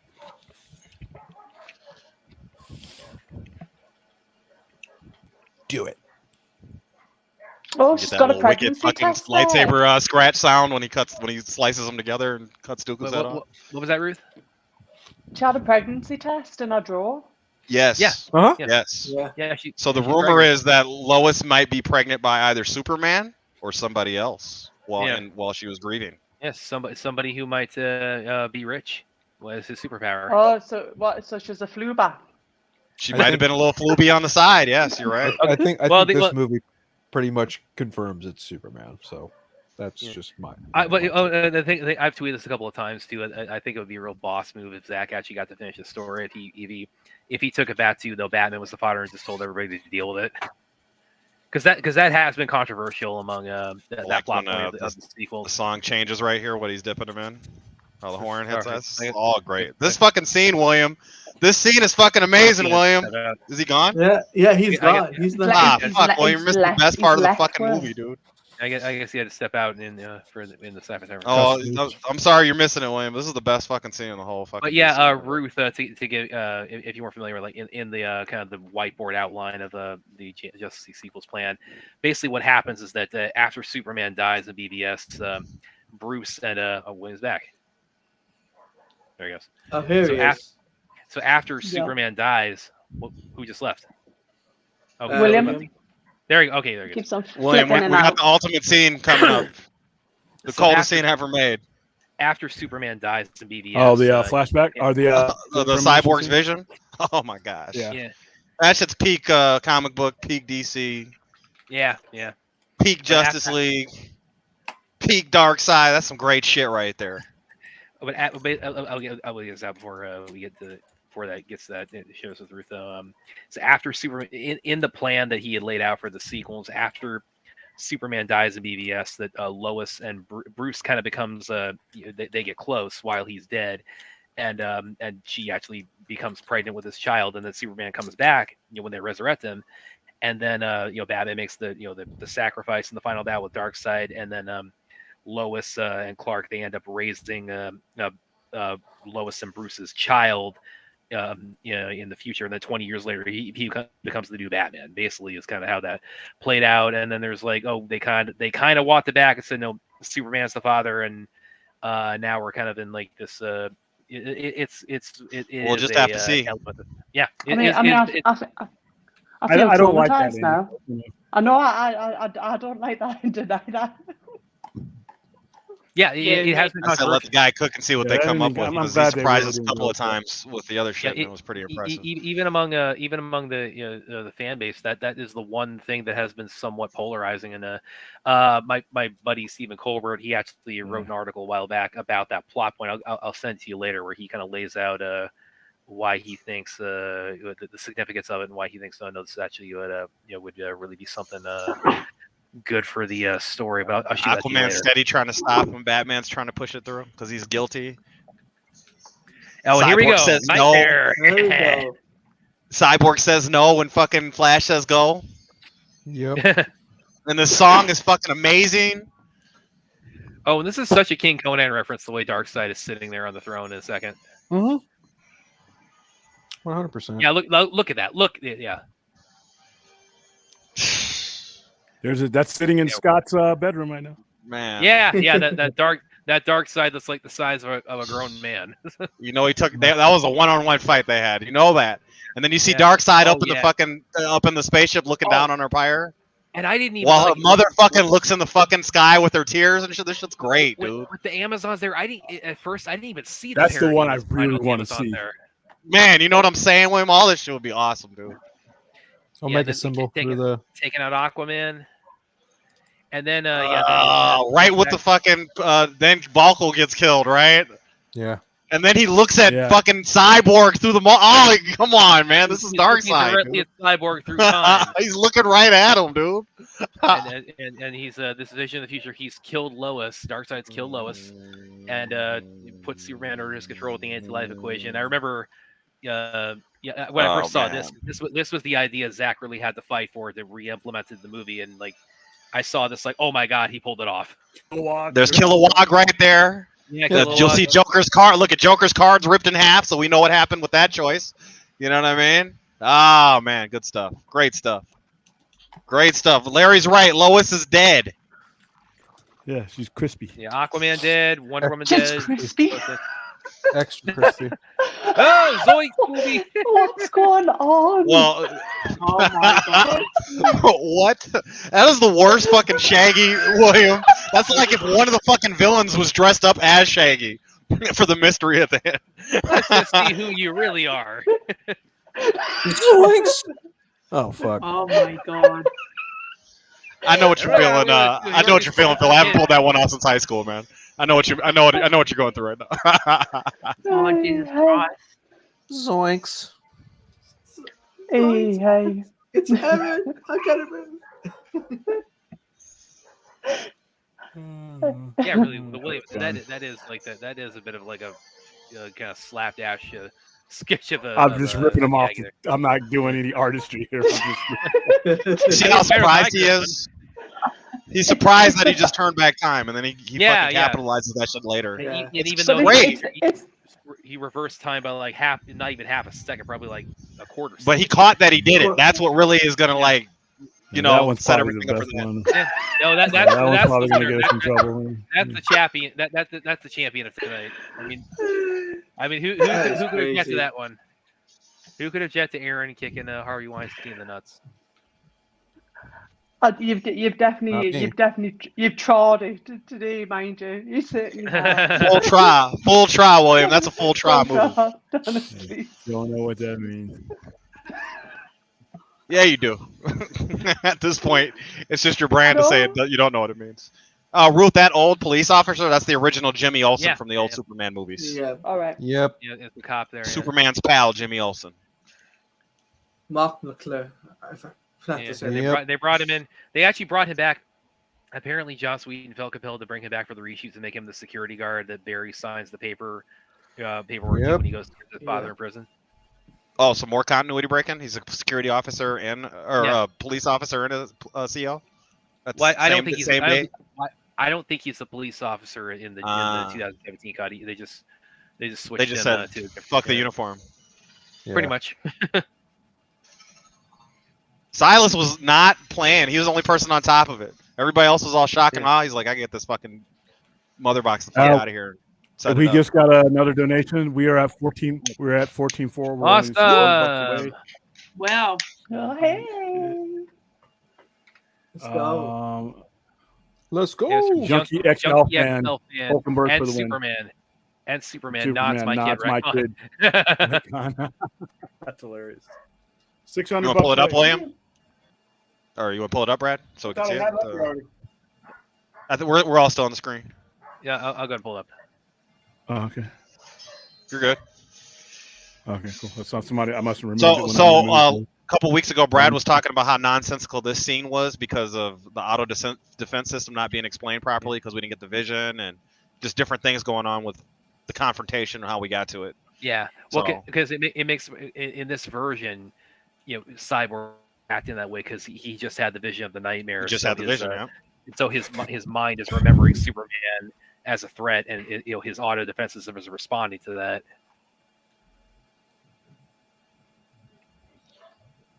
And of course, Aquaman doesn't look human when he's hitting him with the X-ray vision. So, yeah. You know, and this is where, as Phil pointed out in the other version, we got the whole pet cemetery thing. Yeah. Dumb. Yes. Goofy shit. Apparently, this was. And there's a couple of jokes in this scene without overdoing it, and they didn't need to do all that. That had to be the least subtle, like Joss was, and the rewrites he did with the whole. Were you saying something, Clint? Yeah. So you know the fight where Superman fights the Justice League. Apparently, that was Leonardo DiCaprio's. Yeah, that came out recently. Really? That's right. Yeah. That's cool. He had at one point he'd had discussions about Leo playing Lex Luthor, and of course that didn't happen. But Leo apparently when they meeting, they were like discussing different things. Leo suggested the idea like, oh, you got a movie with Batman fighting Superman. Wouldn't it be cool to have a fight scene of Superman against the entire Justice League? And Zack said, oh yeah, that would be cool. And yeah, here we are. Remember that they reshot her saying Kal-El no. Yeah. For the same exact fucking scene in the same exact instance and looking the same direction.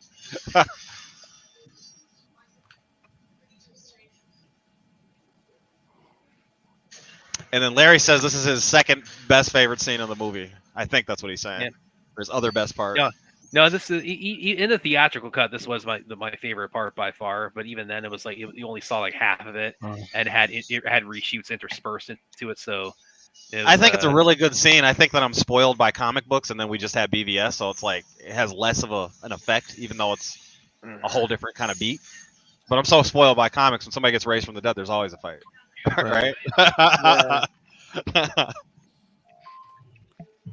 Oh.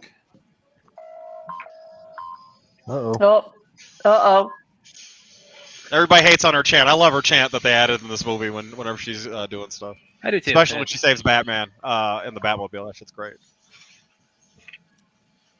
The Flash, you gotta love the Flash getting freaked out by the fact that Superman's sitting there eyeing him up. Over. Yeah. him taking on Superman, being there. Yeah, he's scared of him when he's fighting him too, right? Taladia, like he's like, this motherfucker touches me, it's over. By the way, when Flash gets stumbles. I got you for it. When he stumbles up against the memorial walls there. That's what I'm saying. He's like shuffling out of the way. But 243-43, fourth. 243-47. Somebody caught like one of the names there on the memorial is Ben Parker. So people had fun with that. So I Uncle Ben.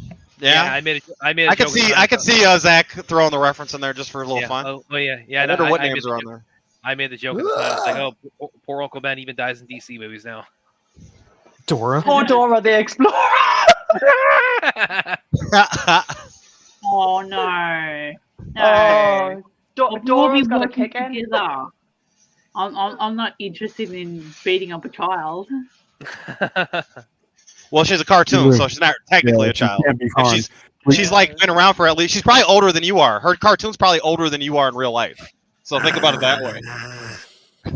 We got another 50, so we're $50 closer. Superman lives. If you seek a monument, look around you.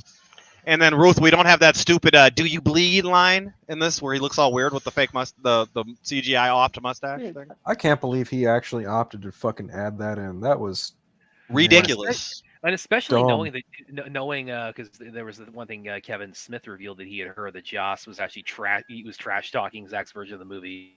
Oh, by the way, we don't have the bat gut hanging out like the reshoot version had his bat gut hanging out because he's out of shape. Yeah, this is where a lot of the stuff. The second half was, for the most part, not shown in the other version. So you got a lot more cool little individual fight scene moments here with a Cyborg breaking out his other set of arms and Flash and Aquaman bumping into each other.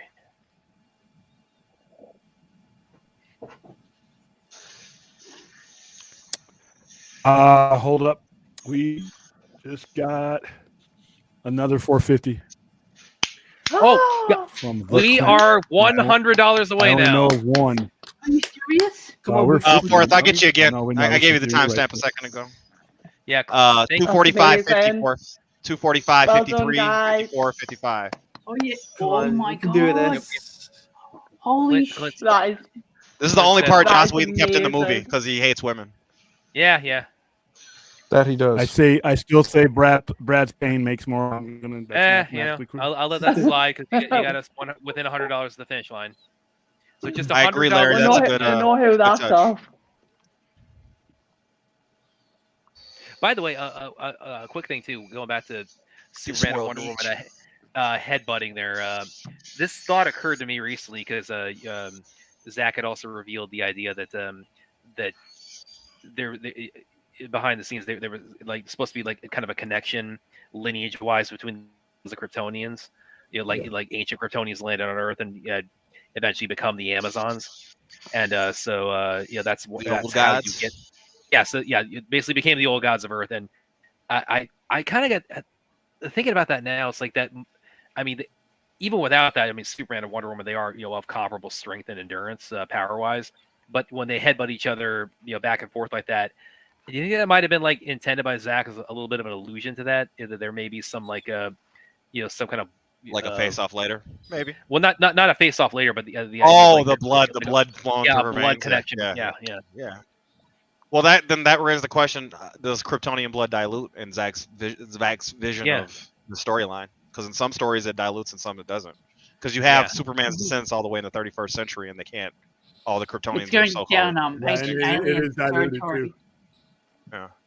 Yeah. This is going to ancient aliens territory. Yeah, because we all know the aliens built pyramids. Forth said he was 30 minutes behind. One more timestamp, Forth. 2:47:50. Where did I just clicked over with some random place there. Refreshing the page there. Lois saved Bruce from Superman in the same way that she saved Superman from Bruce. Batman. Yep. Exactly. Very It's like poetic. poetry. It rhymes. Fun has a point to make. So why don't we bring that up, Brad? Well, before I do that, real quick, this is another thing that was memed heavily when this movie came out. Was That's it. We did it. Hold up. Throw them Wonder Woman tights on, William. Congrats. We didn't meet that goal. We did. That's what Fun said. $15,000. You know $15,000, guys. Celebrate good times. Come on. I will. Yes. Come on, William. Get your best Wonder Woman costume. You know you have 4 or 5. So what do we just make? Like $3,100? That's very, very try, as Forth is saying. It's very try in here. It's a very try kind of scene. Try. Everybody, let's give it a round of tries. Let's give it a round of tries, everybody. Try. And we still got how long we got? We still got like an hour and 12 minutes of the movie left. There's plenty of time left for Brad to floob everything up. And then get scared by a scary movie. I was going to say there's plenty of time. It's on it. There's plenty of time to surpass the $15,000 goal now, but we can excel now because like I said, each group we made it. Minimum. We could have exhaled all the way back on New Year's when we hit the 5,000. Yeah, real quick. Yes, it's a long way. We did it. We did it. Yes, we did it. Draw to the max. Yes. Please stop saying that. We're gonna get people who watch the stream and are never gonna. They're gonna be first time. Got you $15,000 real nice and easy. But it worked out perfectly. You see, here again, quantifiably, the math is on my side. It's like you place something I'm a fan of. It's not. No, it's not. And it just got worse for you in that case. It just got completely. How did it get worse for me? Look at all the people. William's always talking about math is undefeated, Brad. So you got to use that against him. I guess. Listen, Brad. You're why we are at $15,000. Your suffering this is how much your suffering is worth. Look, your suffering did boost the shit up from 5,000. It got us in that 5,000, 13,000 zone real fast. We cleared our initial. There's like $8,000 worth of trauma in there. We cleared our goal twice with this movie that I'm a fan of, and we cleared no specific goals with Scary Movie or Meet the Spartans or any of that. No, we crossed over 10,000 during Scary Movie. That happened. That happened. Well, no, we weren't saying let's get to $10,000 tonight. So. Well, we're at 15,050. So there you go. And then Ford still said we got what? We can still make another $60,000 before Flash. Okay, I'm not. We're not. Oh, you want more money, William? Everybody. William doesn't want any more donations. I guess it's over. I'm not holding out for $75,000, but if it happens, hey. Double feature watch on Cyberpunk movies, Total Recall remake, director Scott, and Return of Salvation, director Scott. Hey, Larry thinks we can probably hit 20. Yeah. William Brad, congratulations and well done. You really Yes. deserve a round of applause. Yeah, well done. Everybody. Yeah, well done, guys. All did you it. guys Massive were well so Fulfilled your done. promise. well, everybody who's so generous and has been so generous with sharing this around and donating. I mean, it's like you guys you're the real heroes in this. So we can't thank you all enough for just your generosity and your contributions. And yes, we will. Again, this is triple the goal we started out with back in November. We were trying to get $5,000. We've gotten $15K. That is just so mind blowing to me, and we cannot thank everybody enough. Yeah, I mean, like I said, we'll go down the list of people who do. A lot of it's anonymous. I'll read off anonymous too, but I'll read off all the other ones too.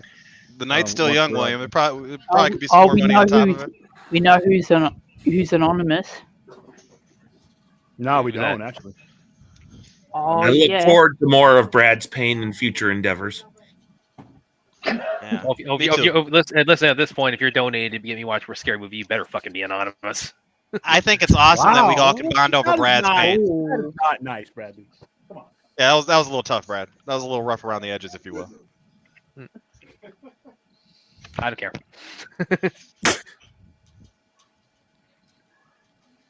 This is not true.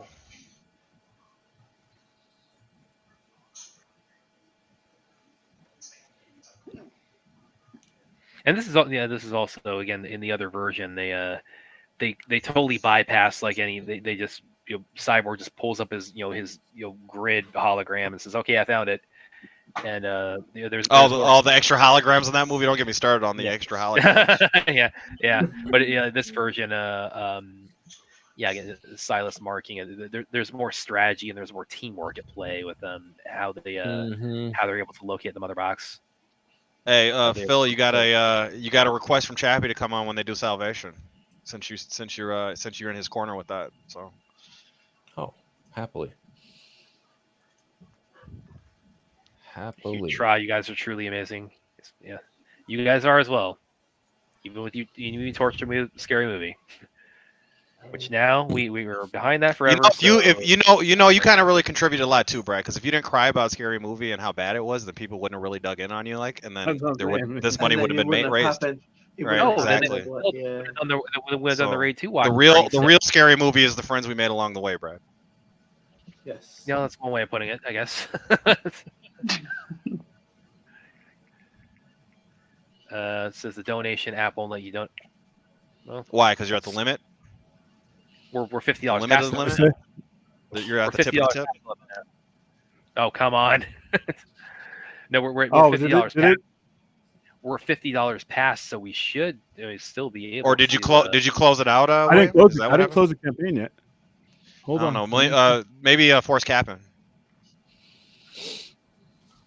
Brad, Tears for Cheers. No, it'll let you. Yeah. Do it from a computer if you want to. I have it up right now.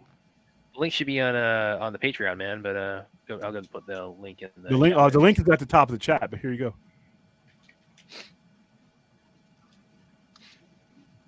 You're talking about his credit card code won't let him type it in. Are you sure you put the right number in for it? The right real credit card number, or all 16 digits or whatever? All right, Brad, take your other ones off the screen real quick. Take it off of. Okay. Yeah, take yours because I have it up already. There you go. Because that's eating up a spot. 1, 2, 3, 4, 5, 6, 7. It says it won't let him type in his CVC code. Oh, just do it on the computer. Just do it on the computer. No, the app may stop. I'm not sure.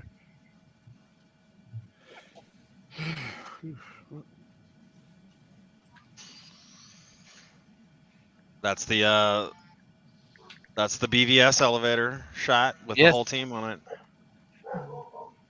And again, Josh just reshot it to basically have Barry say the same thing. You said you killed it for me when you said it's Wayne Aerospace and the Batcave is one location. What's going on, ACS? Anthony's in the chat. Is Anthony in the chat?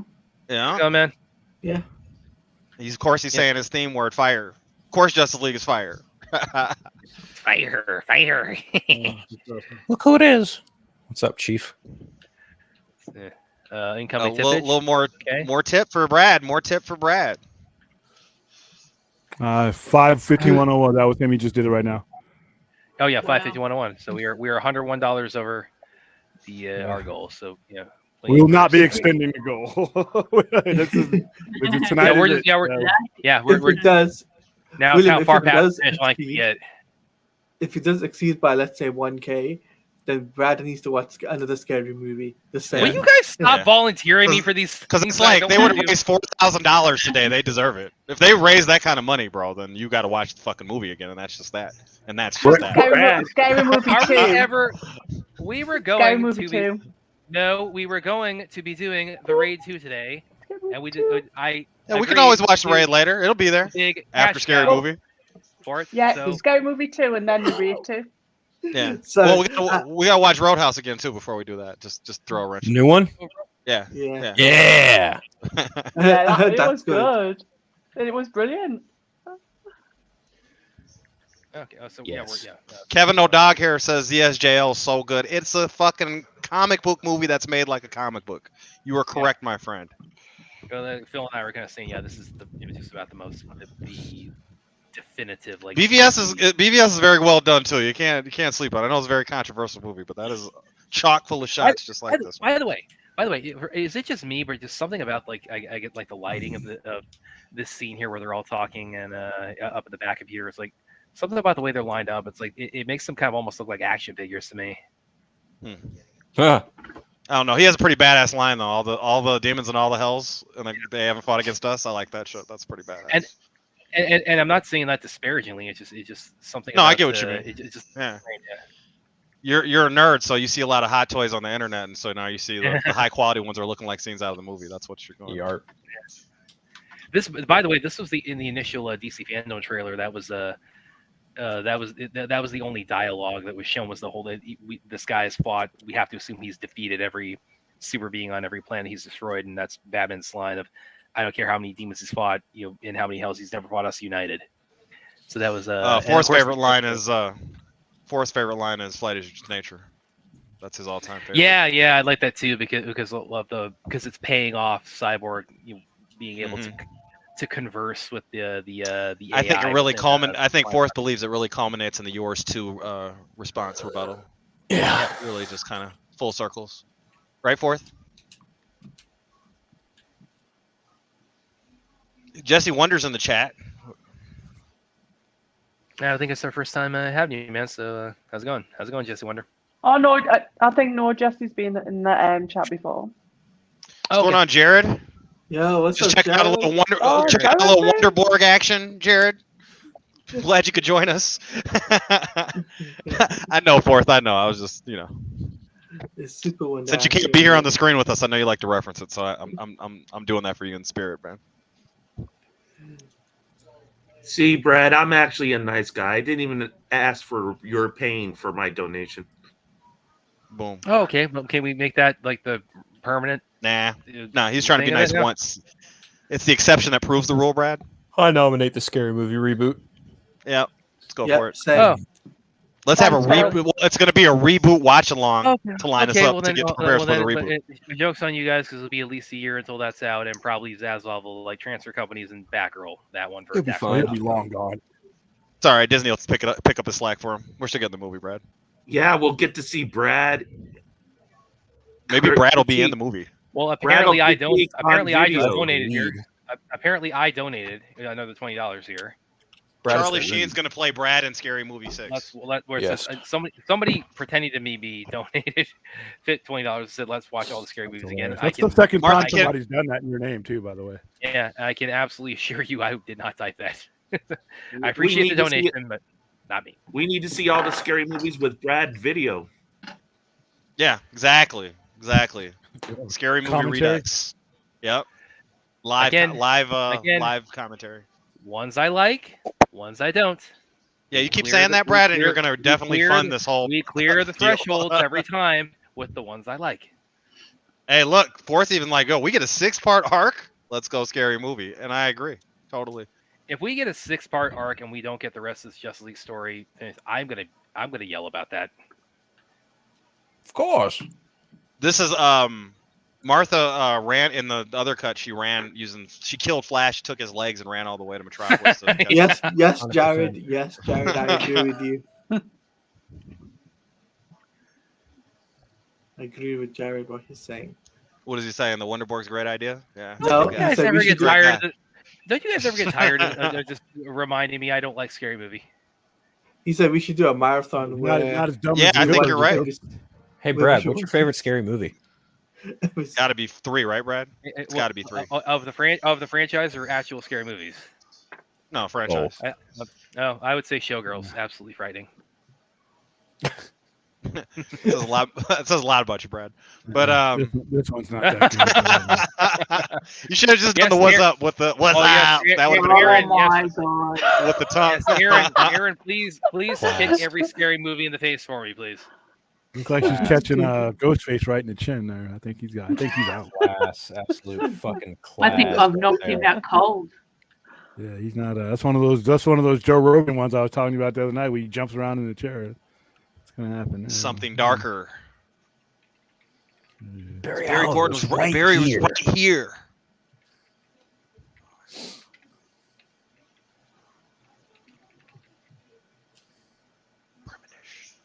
So, Brad, what other movies don't you like?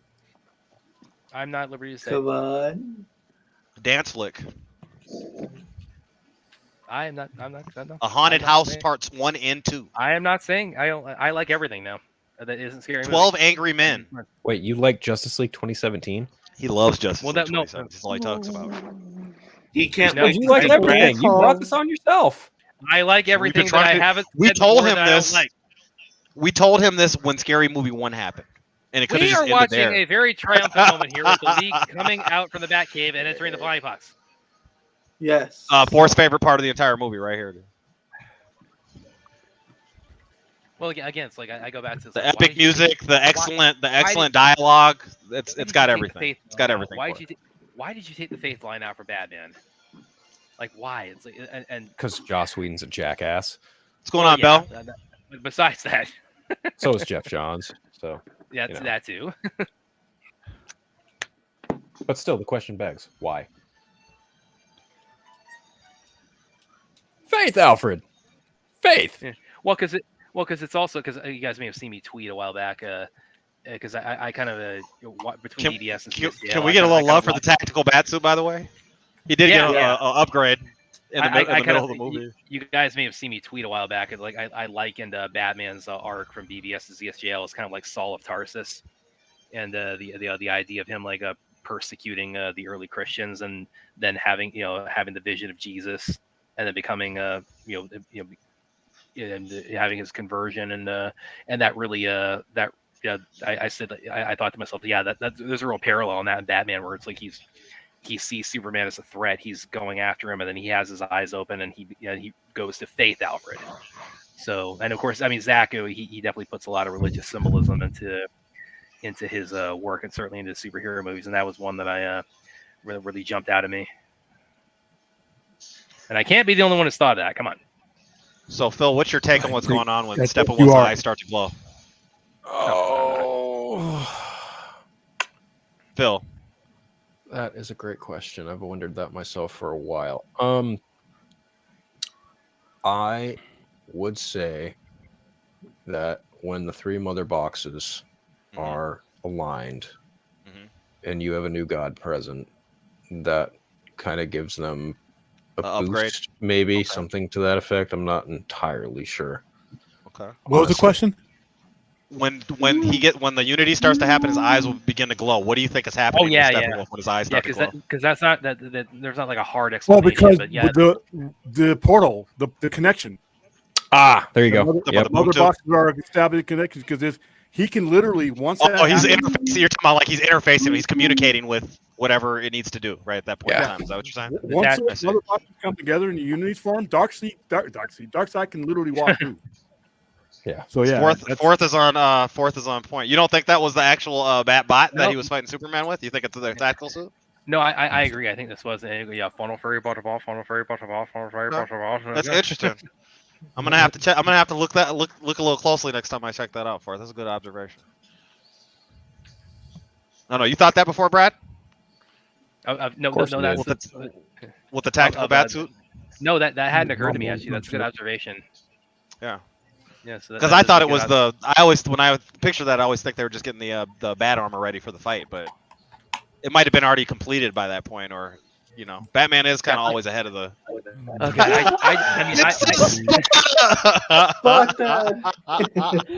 Ooh. I am Spartan. I don't think he's cheering there. I think you're getting him. You're kicking him got him right in the back.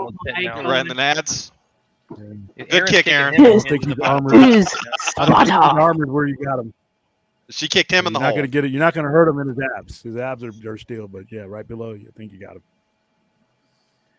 Damn, Aaron. God, this part here, this just made me. I mean, I was just. So so we can see the survey suit, we can see the armor, the Kryptonian armor, we can see the Superman suit. But what is the gold and yellow suit? That to me is a reference to Alexander Luthor's armor, but Yeah, from well, Earth 3, but that's. Well, there's a theory that's floated around that Lex was going to like appropriate one of those suits and make the mech suit out of it, and it's like, yeah, that does sound very plausible to me. Well, so, Alexander Luthor was a hero in that story, in that version, until later he was a villain. Yeah, but from that Earth, yeah. Yeah, he's a villain later in Infinite Crisis, but yeah. So, Brad, I understand watching Scary Movie once, but you've seen them all before we watched the watch along. How did that happen? I had dumb friends who were dumber than you guys, basically. Wow. Wow. Wow. You don't like your friends a lot, do you, Brad? You're on the internet just shitting all over them, dude. It's crazy to potentially millions of people. I mean, to be fair, my friends dragged me to Transformers the last night, so I understand what he's. You talking about the Transformers movie with the Super Soaker guns in it? So Mark Wahlberg can fight. You guys wanted it. I gave it right between the eyes there. Lie, son, it's time. This is again like, why did you take this out? Because they didn't want to have. They don't like the. And how is this not hoping? The pocket by. How is this not hoping optimism for you, Jeff Johns? Where it's like, that was the thing. Well, they wanted to put their imprint on it. Yeah, too much sure. of this movie. They wanted to put. You keep asking, Brad. You keep asking about why they go to the traditional cheesy Superman trope. They went to the trope because they think that was going to save them. So they kept leaning on the old. Everything Superman does is the joke that the big Boy Scout, the big blue Boy Scout joke. You know what I mean? So truth and justice is the American way, don't you know? Exactly. I'm a big fan of justice. Jared says he's got time to hop on. I know you didn't bring me back because you're like me. So if your friends, your really dumb friends that you say, drag you to Scary Movie 6, will you go? No. No. You won't.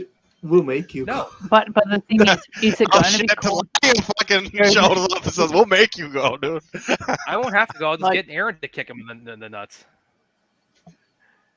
Aaron, will you make him go? Because you want to be our friend. Brad doesn't want to be our Ford friend said that Campbell, when he flew off to go to Warhammer 40K. Yeah. That's what he was flying to. What were you saying, Aaron? I said the thing is it going to be called Scary Movie 6? Because it's a quote unquote reboot, so it'll be just called Scary Movie. What possible role could title continuity have in a series this bad? I understand. Brad, this beautiful Batman scene's about to fucking start. I mean, they could call it used toilet paper for the movie. It would be exactly the same. But I'm only joking with you, right? Yeah, but No. I mean, it's I've still gone through like pain. You got to hold a firm, steady hand and be serious with this guy. Even when you're joking, you got to be see others Otherwise, he just gets off the rails. Same thing too. It's like you guys, I got to practice some tough love here. Like tell you guys, listen, I love all of you, but what would be funny, all right? If they called it Scary Movie the reboot. It'd be What funnier am than anything in the movie. Which one am I reading, Ruth? The one above. The Cavill flew off to Warhammer 40K? No, the Terrifier. Okay, hold on. Where's it? Well, at least he did compliment us. He said we were all smarter than his dumb friends. Yeah. Well, what's the baseline, though? We could all still be idiots, according to Brad, and his friends are just dumber. William, my second movie recommendation No, aside from Akira is Terrifier 2. That's fourth. I didn't indict any of you other than just you torturing me. I just said like my other friends who put me through them were dumber than you guys. That that has a lot of wiggle room. You could all be like Isaac Asimov compared to them, even though you still like Scary Movie for some reason. William fourth says he paid for Terrifier 2, so that's what he donated. William just left. Okay, he's just left the building on purpose. Back. He hears us. No, This is a horror movie for the parademons, by the way. Batman fucking cut the lights out on the bad guys. He's about to. We did just get our donation though from a Black Suit Soup saying Black Suit all day, so we're at 15,141. Keep it moving, guys. I like it. Terrifier 2, William. Terrifier 2. That's what Fourth wants you to get across. That's what he donated for. Actually, that's Ruthie. She Sorry. I'm sorry. Ruth can't wait for Terrifier 3. And I'm very excited. She's looking for tips. Brad, what do you got for her? What? That's Keep your eye on the tower. I'm gonna go back and focusing to Batman kicking Parademon ass here. Well, just keep your eyes on the tower, Brad. It's all about the tower. I know. Yeah, Ruthie's looking for tips to murder people. Oh, tips, TIPS. I'm like, what the fuck did he just say? What did you think he said? I was waiting for him to clarify because I'm pretty sure that's not what he said. But I was like, okay. Dork Knight's got one for you, Brad. Zack Snyder news by Dork Knight. I'm not gonna bring it up because it's blasphemy.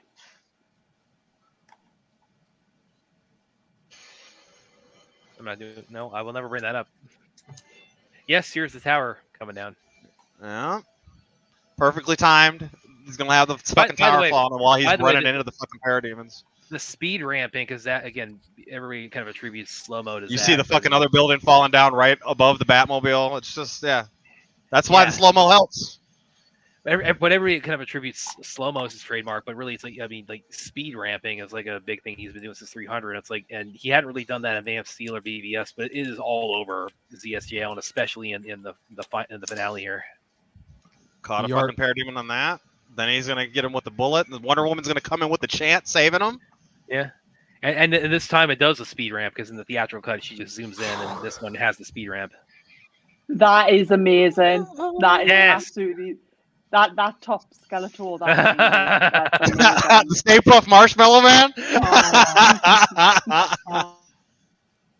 For those of you watching at home, we're coming up on the money shot of the team in the Batmobile in the Time for the money shot. Everybody, get your tips together for the money shot. Tango. Love that shot. Oh, they jump out. But yes, it's Aaron. That's the Marshmallow Man.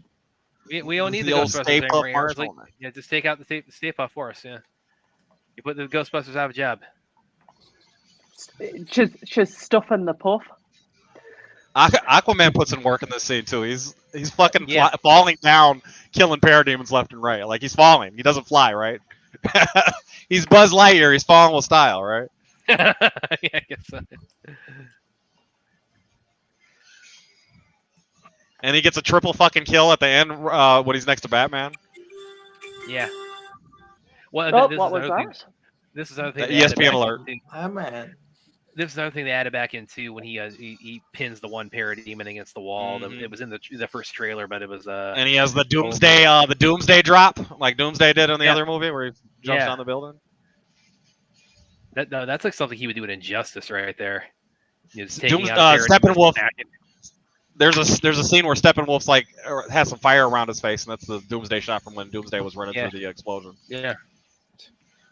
Fucking Cyborg just blew those buildings up to kill the parademons chasing him.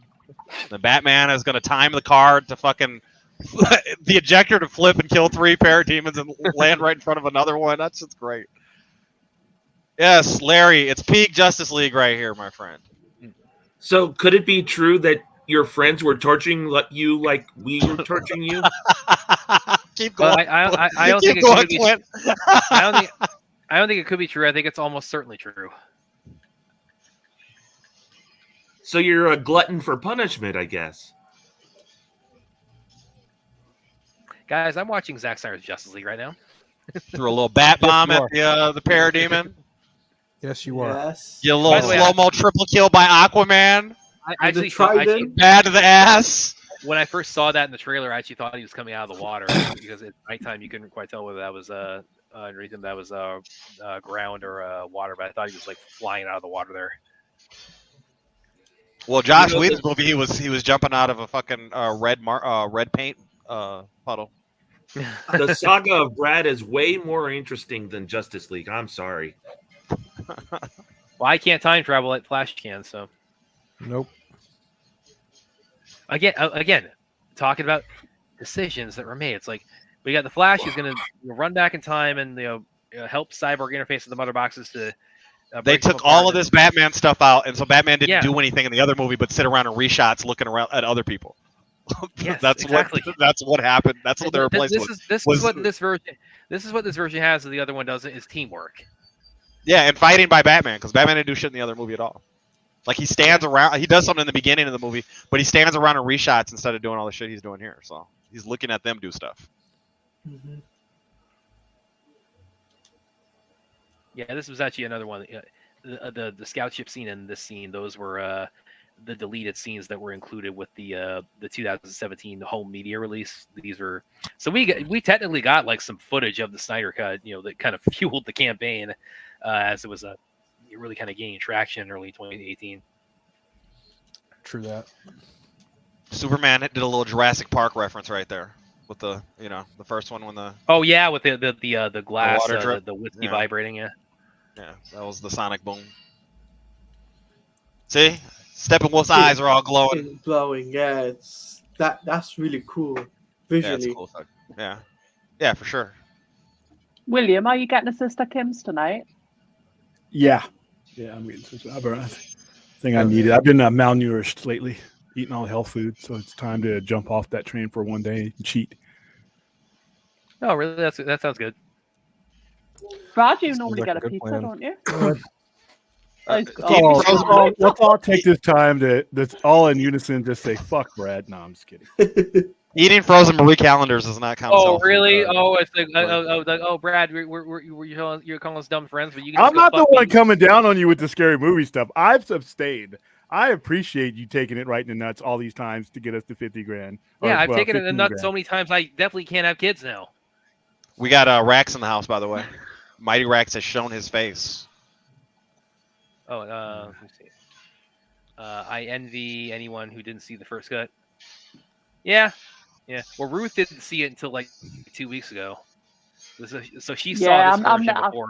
I'm never ever going to watch that. Well, what if it never comes out though? What if we get this movie, or not the 4-hour version, but we get what Zack had made? Like I said, none of us really meet each other. There's really no apparatus other from them. We're not going to get together talking about, I love that she blocked for Arthur by jumping over and doing a fucking strike against it. William, we all got together because of Howard the Duck. No, I'm talking about prior to this. I'm talking about. He's talking about the fandom at large. Yeah, we wouldn't have, like. There's a lot of us that would not have met each other because of if the right movie had come out. So in a way, you kind of have to thank Joss Whedon a little bit. Yeah, no, you don't. You can actually go your whole life without thanking Joss Whedon, and everything still is the same, William. Everything you just said is the exact same.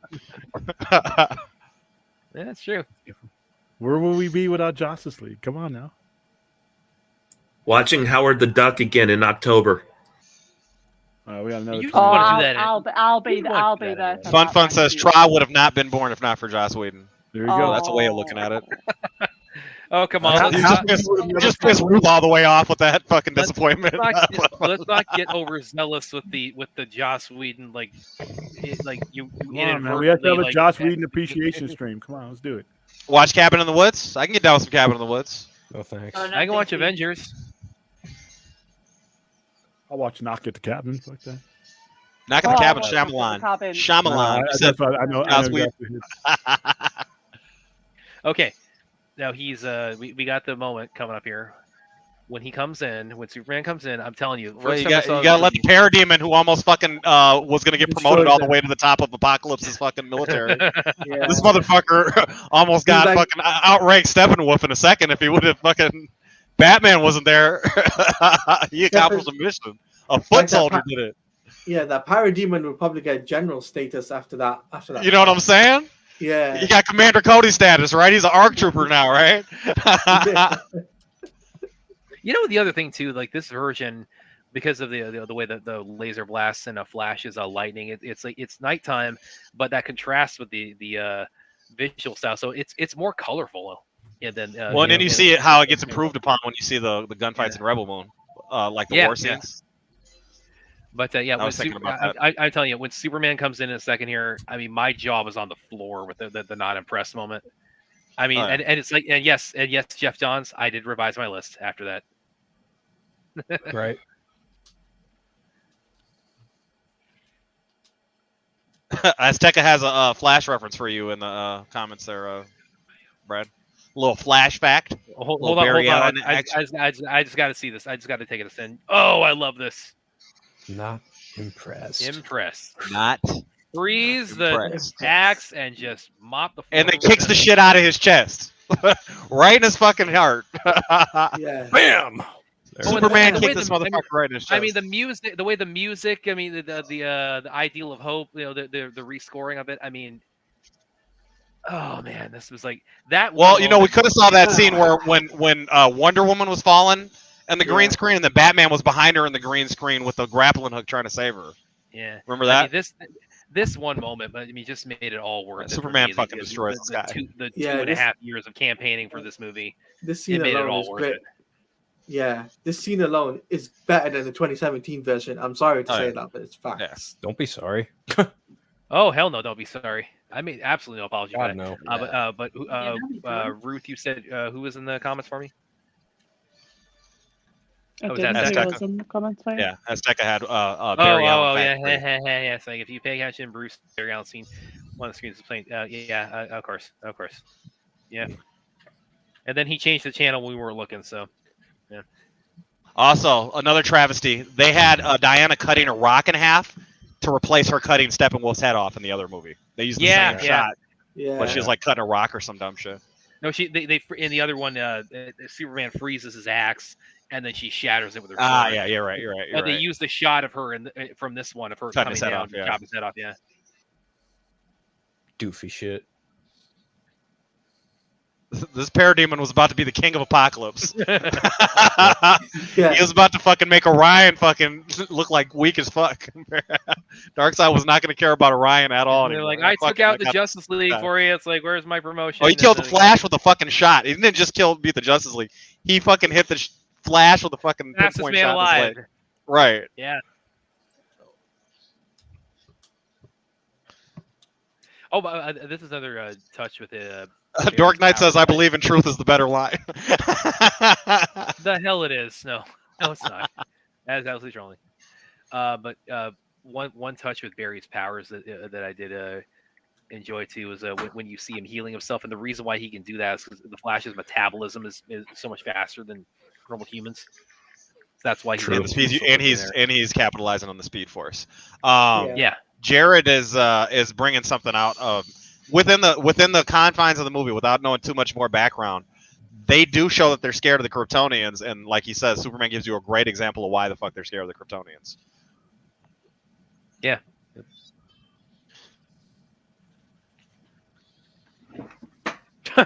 This is kind of funny. I'm surprised the Flash got shot and tumbled to fly 300 miles due south. He was going to be pretty fast, though. That was a pretty nasty fall he took.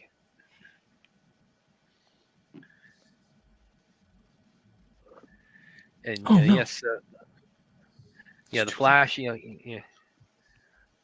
As some people point out, as what's about to happen here, the Flash brings Superman back to life twice in the same movie. Yep, this is true. Superman's entire face was completely destroyed and got reassembled. Yarp. Well, they all were. Flash and Cyborg are fucking the MVPs of this whole shit. Yes, they are. Yeah. Now, Phil. Doesn't matter how strong you are or anything if you're not these two right here.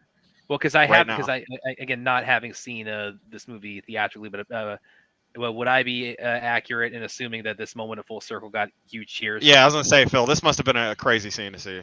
I will neither confirm nor deny. It must have just fucking looked amazing because this shit looks incredible. Yeah, it was. I really love too the touch that Ezra Miller put into the Flash, where Barry, the way he coils up like that as he's kind of charging up all his potential That's energy. the moment right here. Yeah, technically it's got an Oscar for this. Yeah.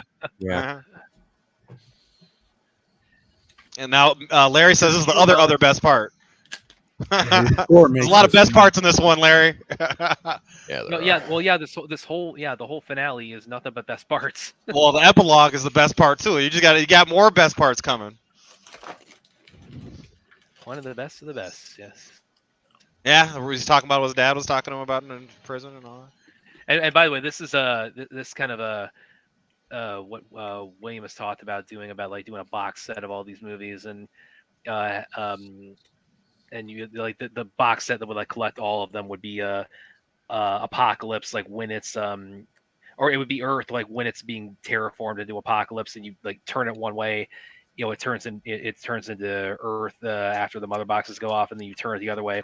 It's Earth when Flash restores it, and you have like a little Flash figurine that slides across, reversing time to undo the damage. That'd be cool. It's like I would totally get a box set like that. Yeah. Yeah. And again, we did not see this in 2017 because the Flash just pushed the truck and said, "Doesn't instead of reconstructing fucking everything at an atomic level while he's reversing time." Yeah. That Russian and all of this is to say that Dr. Manhattan's still more powerful than the Flash is in this scene. That's crazy, but I'm not trying to compare. But me and William talk about Dr. Manhattan's powers a lot. Like that's something to think about. Dr. Manhattan can do what Flash is doing with a thought. Yeah, there you go. Everybody being reassembled here now. Yep, Superman.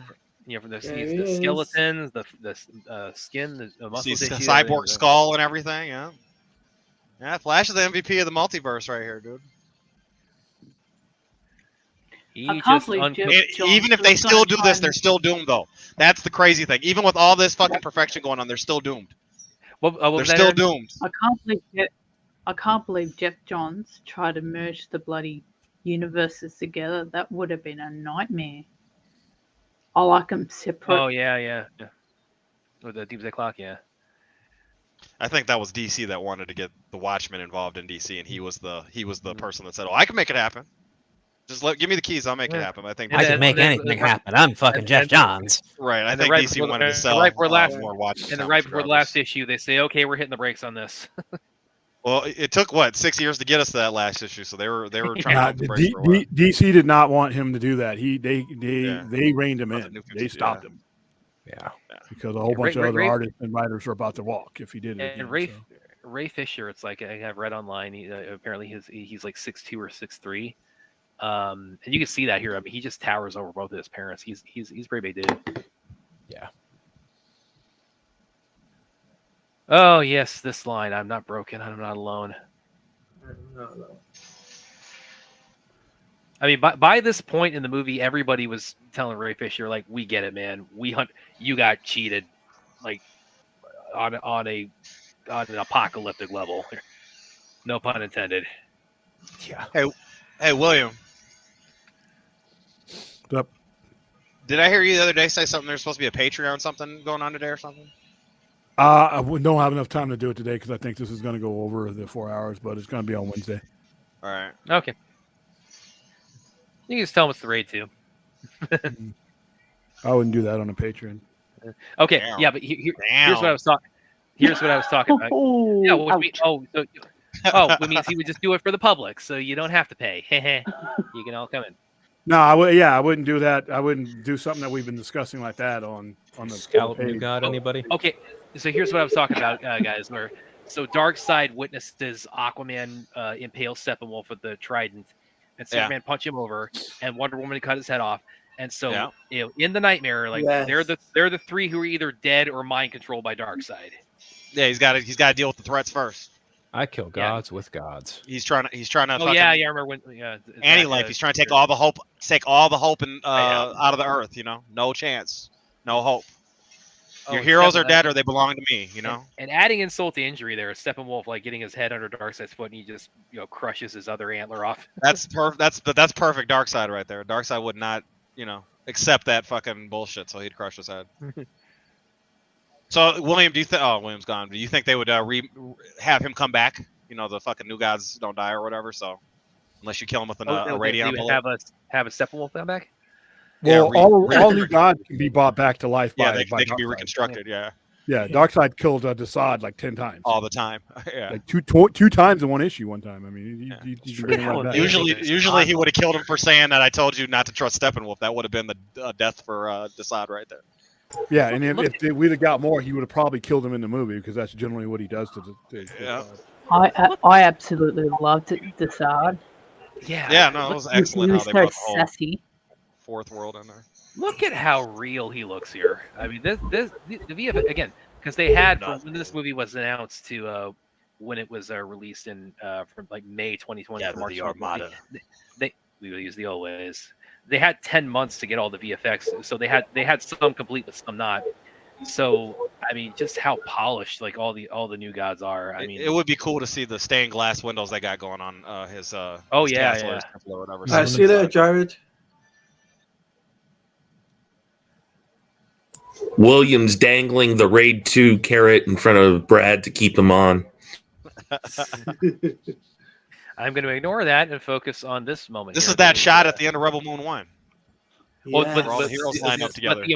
The importance of this, as it kind of relates to, it's what I've been saying. The shot takes on or this moment of the whole team gathered here, standing victoriously. I mean, it takes on this whole other significance with like the journey that this movie takes, because it's within the context of the story they've won, but also this was the fandom. This was how we felt when we finally got this movie. When we finally saw the Justice League assembled in this movie and saw their first cinematic adventure. I mean, this hits so much harder now. Second, your part's coming up. My part's coming. I'm not sure. You'll see. Just go ahead and say what you're saying. I got you. I'm listening. Yeah. So this moment hits so much harder, knowing how much that this movie is something that had to be fought for by the fandom for 2 years, and it's seeing again. It would be a powerful scene anyway, like if it come out of normal circumstances. But the hero shot. The full version of the crew at War Power once they're all assembled up there and they got the full. Yeah, full accompaniment and everything in it. The weight of it is just so much. It is so magnified by. Well, then they build up to it a few times in the movie because when Steppenwolf's chasing the Amazons, it stops when they lose the box. Like they almost like the song is elevated like this part, but it stops because they failed their mission. Yeah, Brad. Oh Brad, man, yes, the epilogue. Because a lot of people point this out. It's like it's flipping from when Batman helps Superman up after Lois intervenes in their fight. And now it's like it brings them full circle. It's like now they're fully allies. They've gone from enemies to brothers in a sense. This is your part, Brad. This is what I was talking about. Product placement. Sony in a DC movie. How funny. Sony makes DCU online. Yeah, so fair. Cross promotional.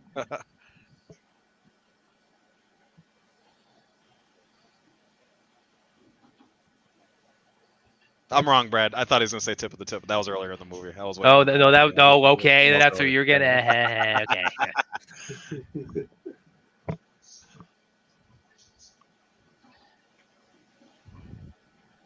This is another thing too. Right before Aquaman came out, Jason Momoa gave an interview where he talked about where Aquaman sits continuity wise, and he you can go back and look this up. He said in Zack's cut we had it to where I meet with a Volko and Mara, and they tell me there's a big threat coming to Atlantis, and he says I got to go see my father, and then like right after that, Zack posted this image on Vero saying with that caption, I'm going to see my father. Yarp. Yes, I can just I can go through so many like individual just little snippets out of this movie and like pinpoint, yeah, that's when he posted that, that's when he teased that, that's when he alluded to that. Larry really hit the hammer on the head here. For all the greatness that you get in this movie, you still get Willem Dafoe in this movie. Like, you know, like a grand total of 35 seconds, but he's great. This movie is packed full of fucking greatness. It's a lot of good stuff going on here. and it's a more intimate story because, like, you know, Man of Steel is like on a larger scale. BVS is kind of on a more world stakes kind of scale, right? With the Lex Luthor's plan, and you know, but this is a world stakes tale as well, but it's intimate in that you're following the group around so much. You know what I mean? And their connections in life. Nanotechnology. Yeah. William Dafoe was amazing in Spider-Man when he had that mirror scene. Yep. Oh yeah. That was amazing. He's a great Green Goblin. You killed him. The suit not so much, but he was amazing as the Green Goblin. Yeah, well, that's why they got rid. That's why they got rid of the mask. The green stormtroopers. That's why they got rid of it immediately in No Way, because he doesn't need it. Room for more. Room for more. God help us. Yeah, and that's right. I'm telling you guys, it's like with the whole room for more thing. That's building upon BVS. It's like, you know, Clark and Bruce meet. Do I own this paper? Or is that the other guy? Got Oliver your Queen foot in the reference. door. It's like a job. He's my son. I taught him nothing he knows. Just kidding. Manhattanize. I taught him everything he knows. He is a fucking great Dr. Manhattan, though, right? I mean, Fuck yeah, he is. He was excellent. That scene where he explains how he gets his powers, like that's like amazing. Yes, sir.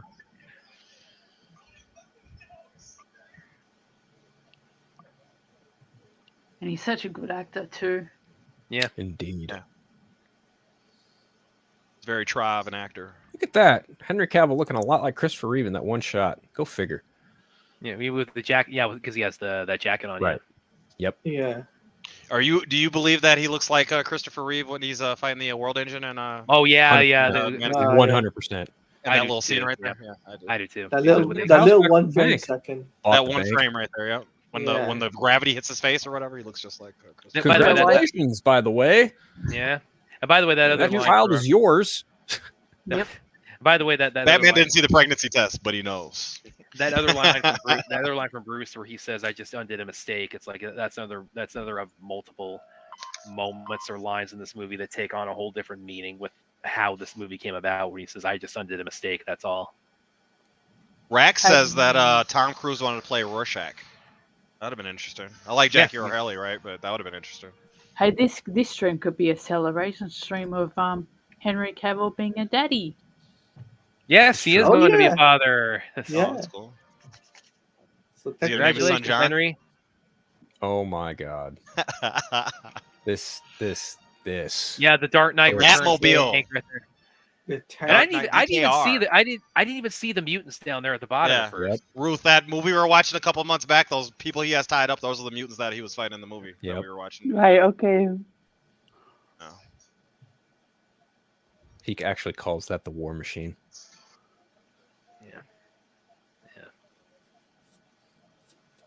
She's looking back at Themyscira like she's got to go back. This is, again, the other version, we got that goofy Flash running style, and like this one, it's like it's like all his troubles have just been lifted from his shoulders here. Yeah, until Captain Cold comes and makes him colder. It slips on some ice. Yeah. He shoots the fucking street right in front of him. Yep. It slips. Absolute zero.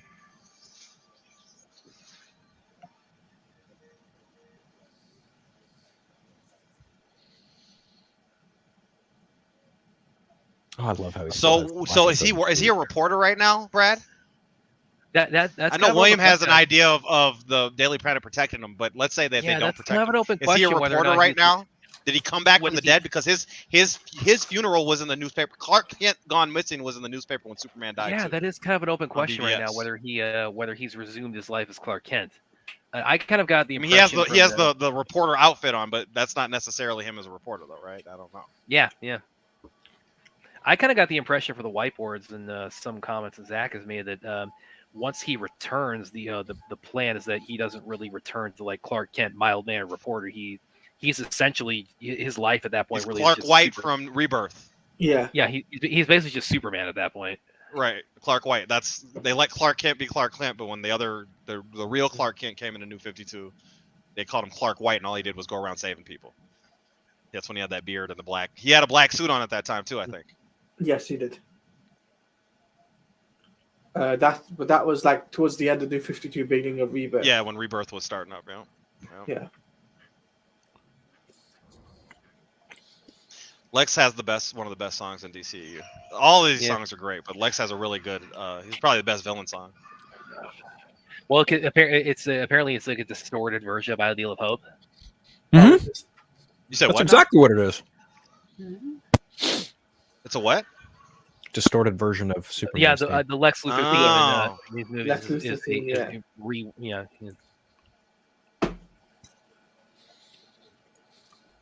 Now, considering that hench person was laughing, did the Joker help him escape? Oh, and feed him Joker gas and Maybe, yeah. Good question. I feel like there's always laughing psychopaths at Arkham Asylum, whether or not the Joker's there. Oh, who's that? Who's that guy? Yes. Is that Slade Wilson? Yeah. The template for a Wade Wilson? Yes. Yeah. That's exactly it. Yeah, this is anybody in the chat not familiar. $1 million. We're back to the $1 million glass of champagne, not the $2 glass. This is the setup for the Batfleck movie. This is the baddest motherfucker in the DC universe. That's who that is. Yeah. Good day, Dima. Return out of the ground and back up into the sky.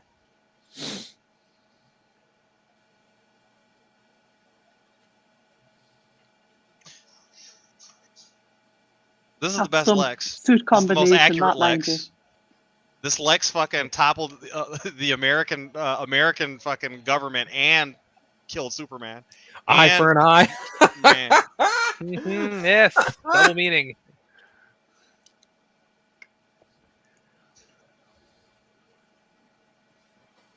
Important things to do, like assemble an Injustice League. Yes. That'd have been a good one, Phil. Which they That'd totally have been a good matchup. I also love the fact that they were also setting up for Wonderback in this as well, which I'm it's definitely a Wonderborg. Which I'm it's definitely a shipper of that. Wonderborg situation, Aaron. No. Do you have some of this summary? No. And I feel confident saying Ben Affleck's Batman movie, his Batman script is, even if it's even as an unmade movie, I feel confident saying it probably would be my favorite Batman movie of all time, with what we know about it. Plausible. God, I love that scene between the two of them. Oh my god. Tune. Oh my god. So good. And then it kicks right into the last part. Oh man. And these parademons look a little different. These ones look a little different than the ones you've been seeing. This was all during COVID. This was filmed. Yeah. Yeah. And Mr. Victor Koo, if you're watching, you of course he won the poster competition that happened at the time. He got to be on the set for this with the Quack Report.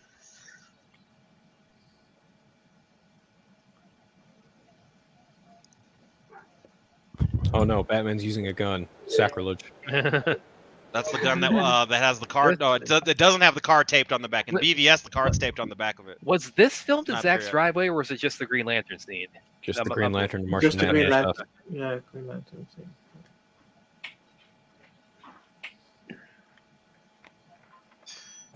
Hey, William, what's the streaming agenda tonight? I don't know. Talking about what are the topics? Stuff and things. Pretty much. Brad giving things with tips. Brad giving. I knew somebody was. Yeah, I knew you were gonna go there. I think that was a good lead from Phil there, mind you. I knew somebody was gonna pick that one up and run with it. Yeah, well, it sounds a lot like something else if you're not listening, right? So that's. Yeah, well, they're all not listening, right? So that's what it sounds like to them. Tonight is free. Tonight is free is the way to go when watching the Sci-Fi Center. Well, Brad, I mean, you want people to watch Raid 2. That's a good tip. Yeah. Please don't. It's a very strong tip. There You came to his rescue there, mind you, Clint, didn't you? Oh wow, my hair is about that long now. Now that I think about it. Yeah, that's been the one problem for me every time I've been a Nightmare Joker for Halloween. Is my hair isn't that long or that straight. So I spray my hair green for it, but it's more akin to like Heath Ledger's Joker with the kind of hair I end up with. You gotta stay committed, Brad, and actually fully bleach and dye your hair. That's the only way you're gonna sell it. Brad, how long's your hair? Let's have a look. It's about my like my shoulders. Hey, Bradbury, she said she wanted the full look. She didn't want a description of how it looks. She's got you on camera, dude. Okay. When We're not Ruth doing gets this to the again. States, look at that. Do the little hair flow. Flick your hair like you're like Gal Gadot does her Wonder Woman flick. I'm gonna Like they were join. making I'm fun gonna of join. on, I'm gonna join in now. There you go. Excited. What is happening here? What the Hey, William, go ahead, shake your hair, William. Go ahead, let the locks flow, William. Should I just take everybody else off the screen? But It's a shampoo commercial, right? That's what's going on here, dude. Brad's business in Go the ahead, front, Phil. party in Go the ahead, back. Phil. Let it loose. Let the main loose, Phil. Everybody else is. Hold on. What? We're So having like a four we're people having out a there. we're having a hair off, aren't we? Well, it's just you and me now. Or is this you just want to share? Okay. Car. I mean, might as well have the date, on there. What do you do? You're playing like some kind of Rubik's Cube game with all the windows now. Yeah, Brad's a party in the back, business in the front. Yeah. Total mullet action. How many alternate timelines do you destroy the world because you don't have the cojones to die I yourself? don't mind. I don't care where the party is. I want it. Oh. How about when he has that card off, Phil, and his hand's still fucking shaking, and he's shaking in fear? That glass is full too. Look at that. It is actually, isn't it? And that I'll be the bigger man. That's a bigger man. That line right there, Phil, Bruce. that's setting up the multiverse right there with the idea of how many As long as you have this card, a truce. Oh wow, we're at 15,236.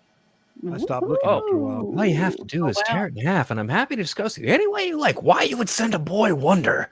Restore the nightmare. 75. And when he says a boy's job, Phil, doesn't that make? I thought he was the Robin for a second. Just because he's too pissed about that, right? It's too personal looking in his face when he said to do a man's job, right? Mm-hmm. By the way, I've also had a little bit you don't of have minors tagging along with you. Yeah. Well, that's why I've also had this fan theory about because you can clearly see that Ben's face is thinner inside of the cowl than it is at any other point in the movie. But I've had this theory like there's a story reason for that, which is that it's the end of the world. They're in the apocalypse. Yeah, there's no food around. Yeah, you can't go to the grocery store, so he's lost weight because the world's gone to hell. And we're 5-10 years in the future too, so it's like they've lived through that. It's not like that new that interview with Zack, it's kind of the whiteboards as they're presented right now say 5 years, but with that one THR interview, it said JL2 is I guess per the updated. Not good. One we haven't seen. That Phil, that is great. When his hand starts shaking and he gets all scared in the face, that's great. You almost had me. You almost had me. Yep. I might do that for Halloween this year. I just might. Your only face off of Batman and the Joker, by the way, because he faced off Harley Quinn in the other one in Deadshot. Right. You don't really have a face off between Batman and Joker in the other movie. You still think you should have brought him along? What do you think? What do you think? Mighty Rex says they should have had Katana here in the end of the world. I think Katana could hang against parademons at this point. Maybe she. Well, because there's definitely people. There are definitely characters that are in the Nightmare that we don't see here. So yeah.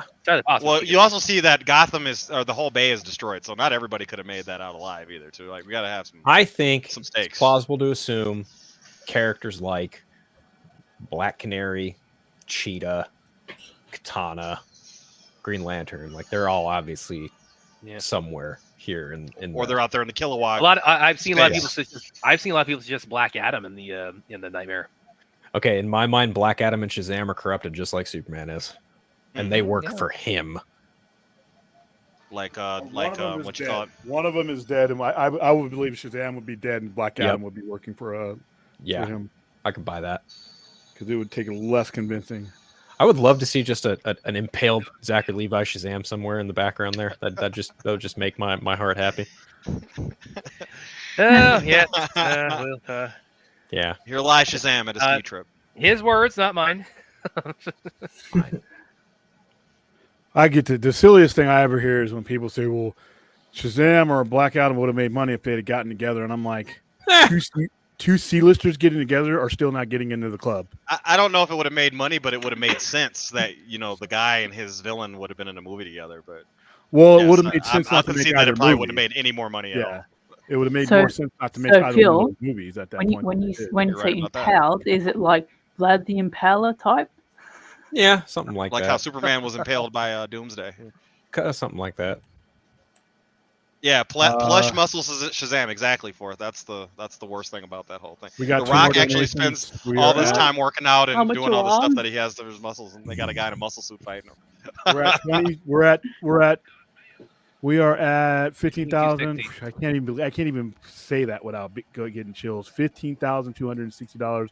We just got two donations, one for 24 and one for 75. So we're literally at around 15,260. Good work, everyone. Well done, everybody. It's for a great cause. Can you take some time to describe the cause a little bit more now that we've reached our goal line? Well, I had Maya on here who did it way better than I did, but yeah, it's for American Foundation for Suicide Prevention. All the resources that go into assisting and preventing, classes, support, not just for the survivors too. And I think she pointed that out expertly last week when we had her on. It's not it's to help as much as we can with the people that are here, but also the people that are grieving, because you don't want that to spread. Research, all kinds of stuff. The 988, the thing that we promote every night. Every disease, no matter what it is I always say this: there's no such thing as a disease that hasn't gotten better with resources and research, and that's what all this is for. So there you go. But like I said, she did it better than I did last week. But there you go. I lost my train of thought. I had. Oh yeah, you're gonna end up.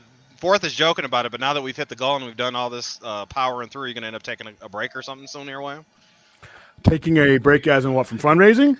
No, Or- just from Sci-Fi Center. You've been on all the time pushing the thing, and fourth, we'll fucking probably, May the 4th coming up and all this shit. Or autumn. Yeah, well, that Or that autumn, day I'll probably be scared. So I will probably be hurt because that's just a big day. But other days, because you can't really integrate. I can try, I guess, integrate what's going to go on that day to what we're doing here. Here I can, because I'm not. If somebody comes in, I just disappear and I go help them, or I can help them while they're like, I got people in there right now that I can hear, and I can see them on our camera.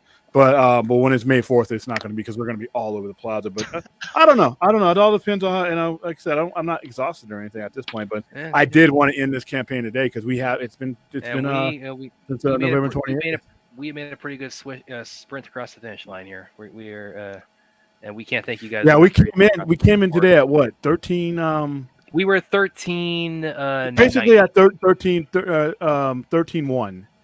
13-1, but we were basically at 13 grand when we came in. So we've raised over $2 grand today within 4 hours. But not because we came into this stream at 13,090. So we are at 15,260. So you do the math there. That's probably bigger than what we did on New Year's Eve, which was the mentality of why this is why we picked this particular movie. Why you play things that Brad enjoys instead of things that Brad. Brad, I doubt that has 1000 nothing has to do a with comment it. kind of set up for William in the chat. Let's see. William, Brad, are you going to show up on a different name stream trying to raise money for Brad's? What? Brad's disability. For my disability is like what? Like, it's just another scary movie like Brad Big. So. Well, it was our goal. I mean, we reached the goal. I mean, it's just on to another goal. But like I said, this campaign we did. Larry says he's going to come on stream tonight and give you another fundraiser idea for. And by the way, William, when you talk a lot about the associated content, because I was playing on, I've got it on Blu-ray and Amazon. Look at it right now. I just pulled it up on Max right now. And it's like as soon as they hit the end credits, it's like, yeah, that's what happened. That's what came up. You got Justice League, and when we did Justice League, it gave us Zack Snyder's Justice League. Then you got Justice League Crisis, Batman versus Superman, and if you keep going down the line, it's not all necessarily DC movies, which is why when people try to justify whether something should get not get made, and I got people in our chat telling me, well, why would they ever do that? If they don't really look beyond their own. That's the voice you hear in your head when you see chats coming up. That's the voice. Nah, when I hear nonsense, when I hear the nonsense of the whole, and I hear it from a younger generation. You know the tragic part about it is it's every generation's a younger generation. Barry, he's 5,000 years old. The millennials and people who should know better and should have a better appreciation for how things could get made and greenlit, they use the same dinosaur logic that's put the film industry where it is now, to where everybody's looking for that home run. It's like, oh my God, this is going to save our so and so. If I hear one more time, Deadpool's going to save the MCU, I'm like, what is you're literally telling me that you don't even have a basic understanding about how any business works.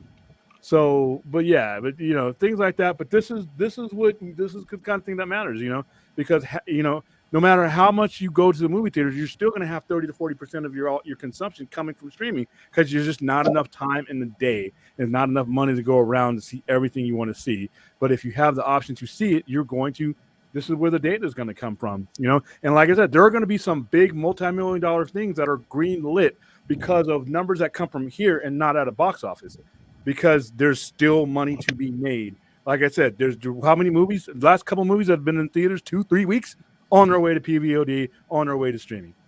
And I guarantee you the decision to greenlight those movies had nothing to do with what they could make at the box office, because some of them are getting yanked before they can get any type of third week momentum. So there you go.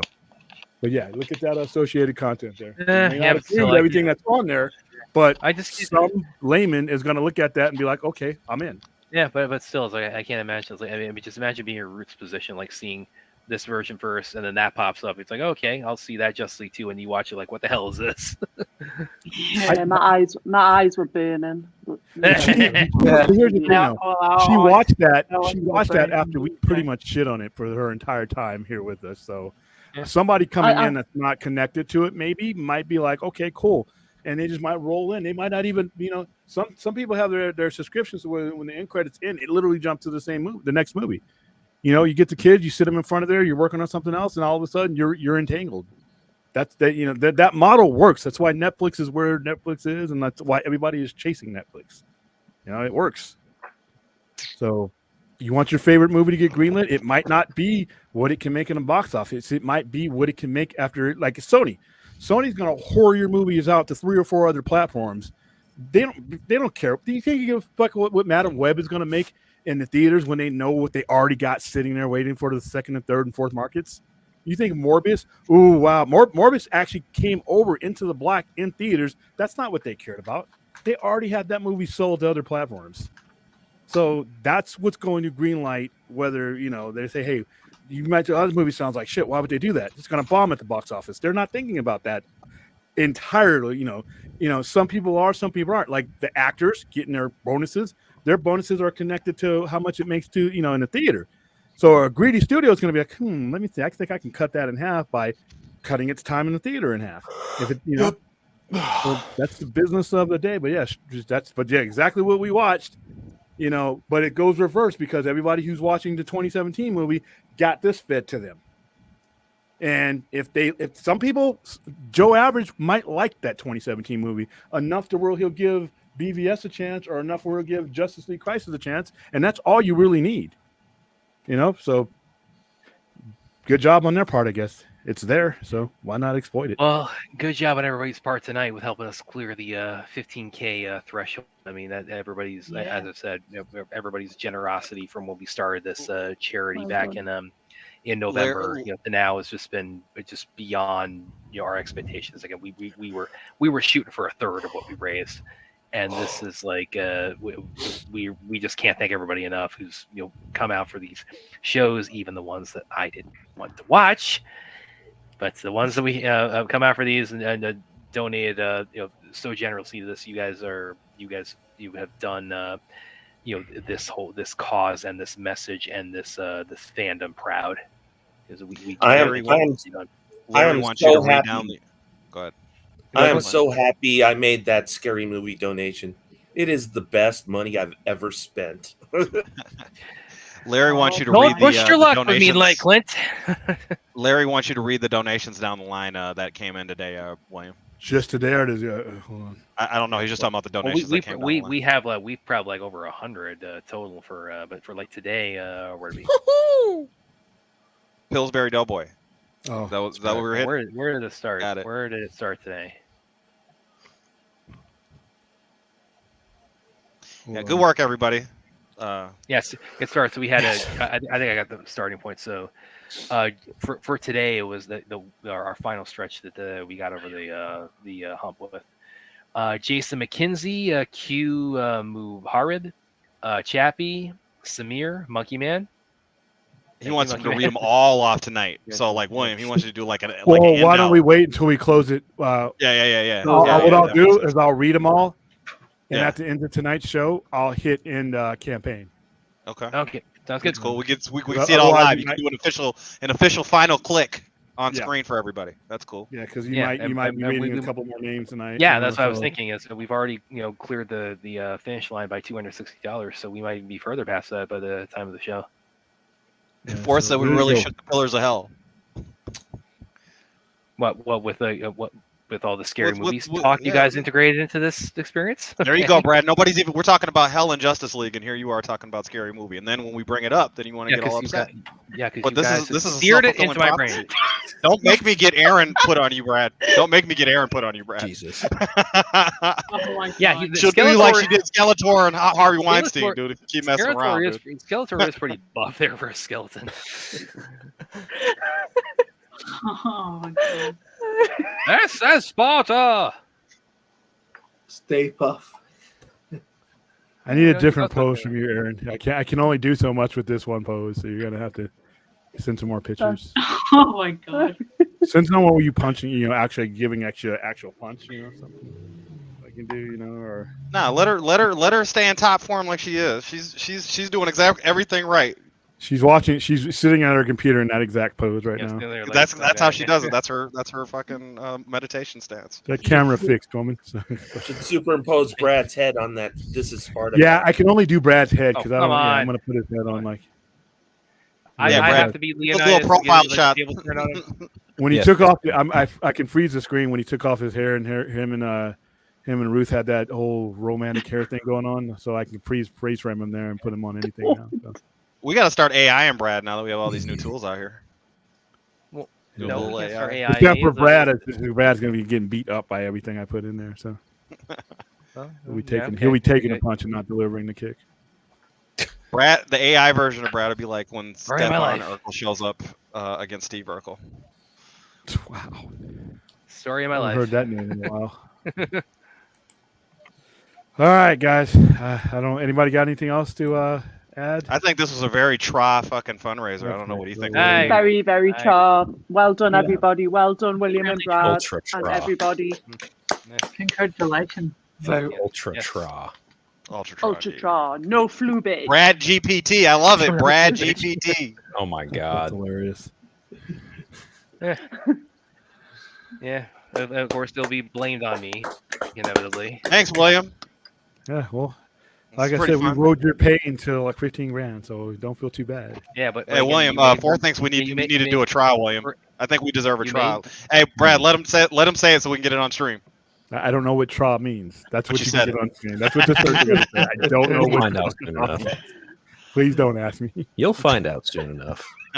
No, they don't know. How are we going to find out something they don't know? They don't even know what it is. I've always interpreted it as like, the Cypher Center equivalent of Stanley saying Excelsior. There you go. Go ahead and just name the stream tonight Tra, William. I think you get like 5 times as many views as normal. Tra. What do you say, Aaron? Tra. Hey, look, I get another T-shirt from AFSP. Taladia's got to say Tra as well. 15 grand, I'll get 2 T-shirts. Okay, Tra. See? Raffle that. Taladia's in. I'll say Wonderboy Taladia. No, I'm not saying Wonderboy. That's something I'm against that. Because Wonderborg isn't a thing. Wonder Bat is. So sleep. Yep. So sleep. Wonder Bat, yes. Wonder Bat. It's Wonder Bat. It's been a thing. You just like, I swear I'm with all of that, but when I'm watching the movie, I see the chemistry between Wonder Woman and Cyborg is probably the most palpable. Do not make me. And I don't even think Batman and Wonder Woman look at each other directly. What chemistry? He can't really do much. I mean, he's got some chemistry for you. He's got that robo chemistry. You know what I mean? Homie, don't make. There's no way to really execute. Are you sure, William? Are you sure? He looks like he's. I think that if make this more of a rated R stream, we could go into the plethora of ways. He's not Data. He wasn't. That wasn't really. I'm not saying that. I'm saying that bots. Sex bots are a thing, William. Sex bots are a thing. I mean, I guess he could form anything he wanted to. He can form anything he wants. You ever seen Afro Samurai, the first one, when he's fighting his doppelganger? That's a robot. Afro Samurai here. So. It's a good anime actually. It's only 5 episodes. If you want to talk about R-rated, just think about. If you want to talk about R-rated, just think of all the implications of Superman and Lois having a kid. Oh God. Well, they do. Well, that's interspecies relations right there. It's humanoid. Yeah. It's humanoid. So if you mess with Greedo, like a female Greedo, William, is that cool? Come on, that's too Greedo's a humanoid. What? Yeah. Rhodians are humanoid.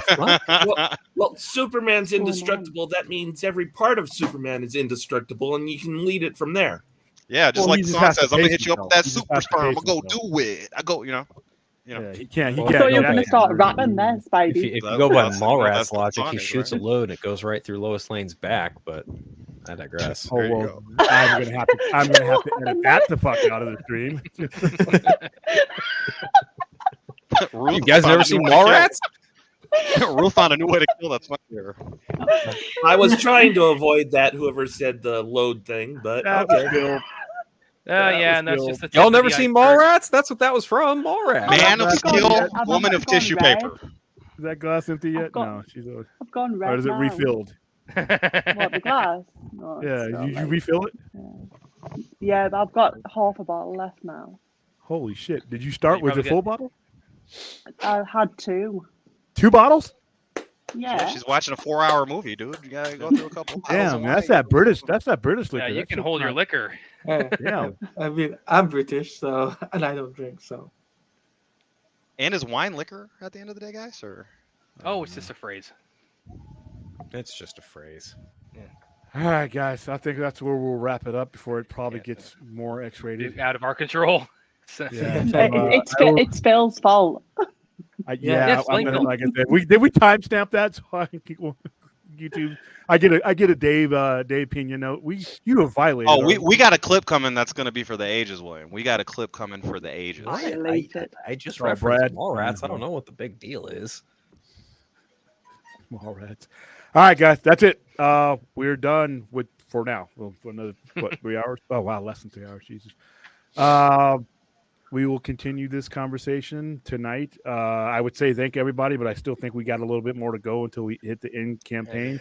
So we'll do all that. We'll do a wrap up stream for this whole thing tonight. But we reached a goal, so there you go. Doesn't matter at this point. Half of at the very least, the foundation is getting half of whatever half of 15,260 is at the moment. Might be more once we wrap it up tonight, but. Like I said, this little shoebox channel, and we have a pretty decent community, but if you compare us to other channels, we're like a gnat on the screens. But I think as a whole, we've been able to generate a lot more electricity than some other ones have had for a good cause. I mean, you can use this platform to do other things besides some of the other things it's been used for. So, and I'll leave that there. And everybody go ahead and say goodbye without getting us kicked off the air. Try. Goodbye, everybody. Thank you very much. Yeah. Well done, guys. Try, everybody. Tip of the tip. Bye. Try. Try, everybody. It doesn't matter because I'll have to cut that out too. See you guys tonight. See you guys.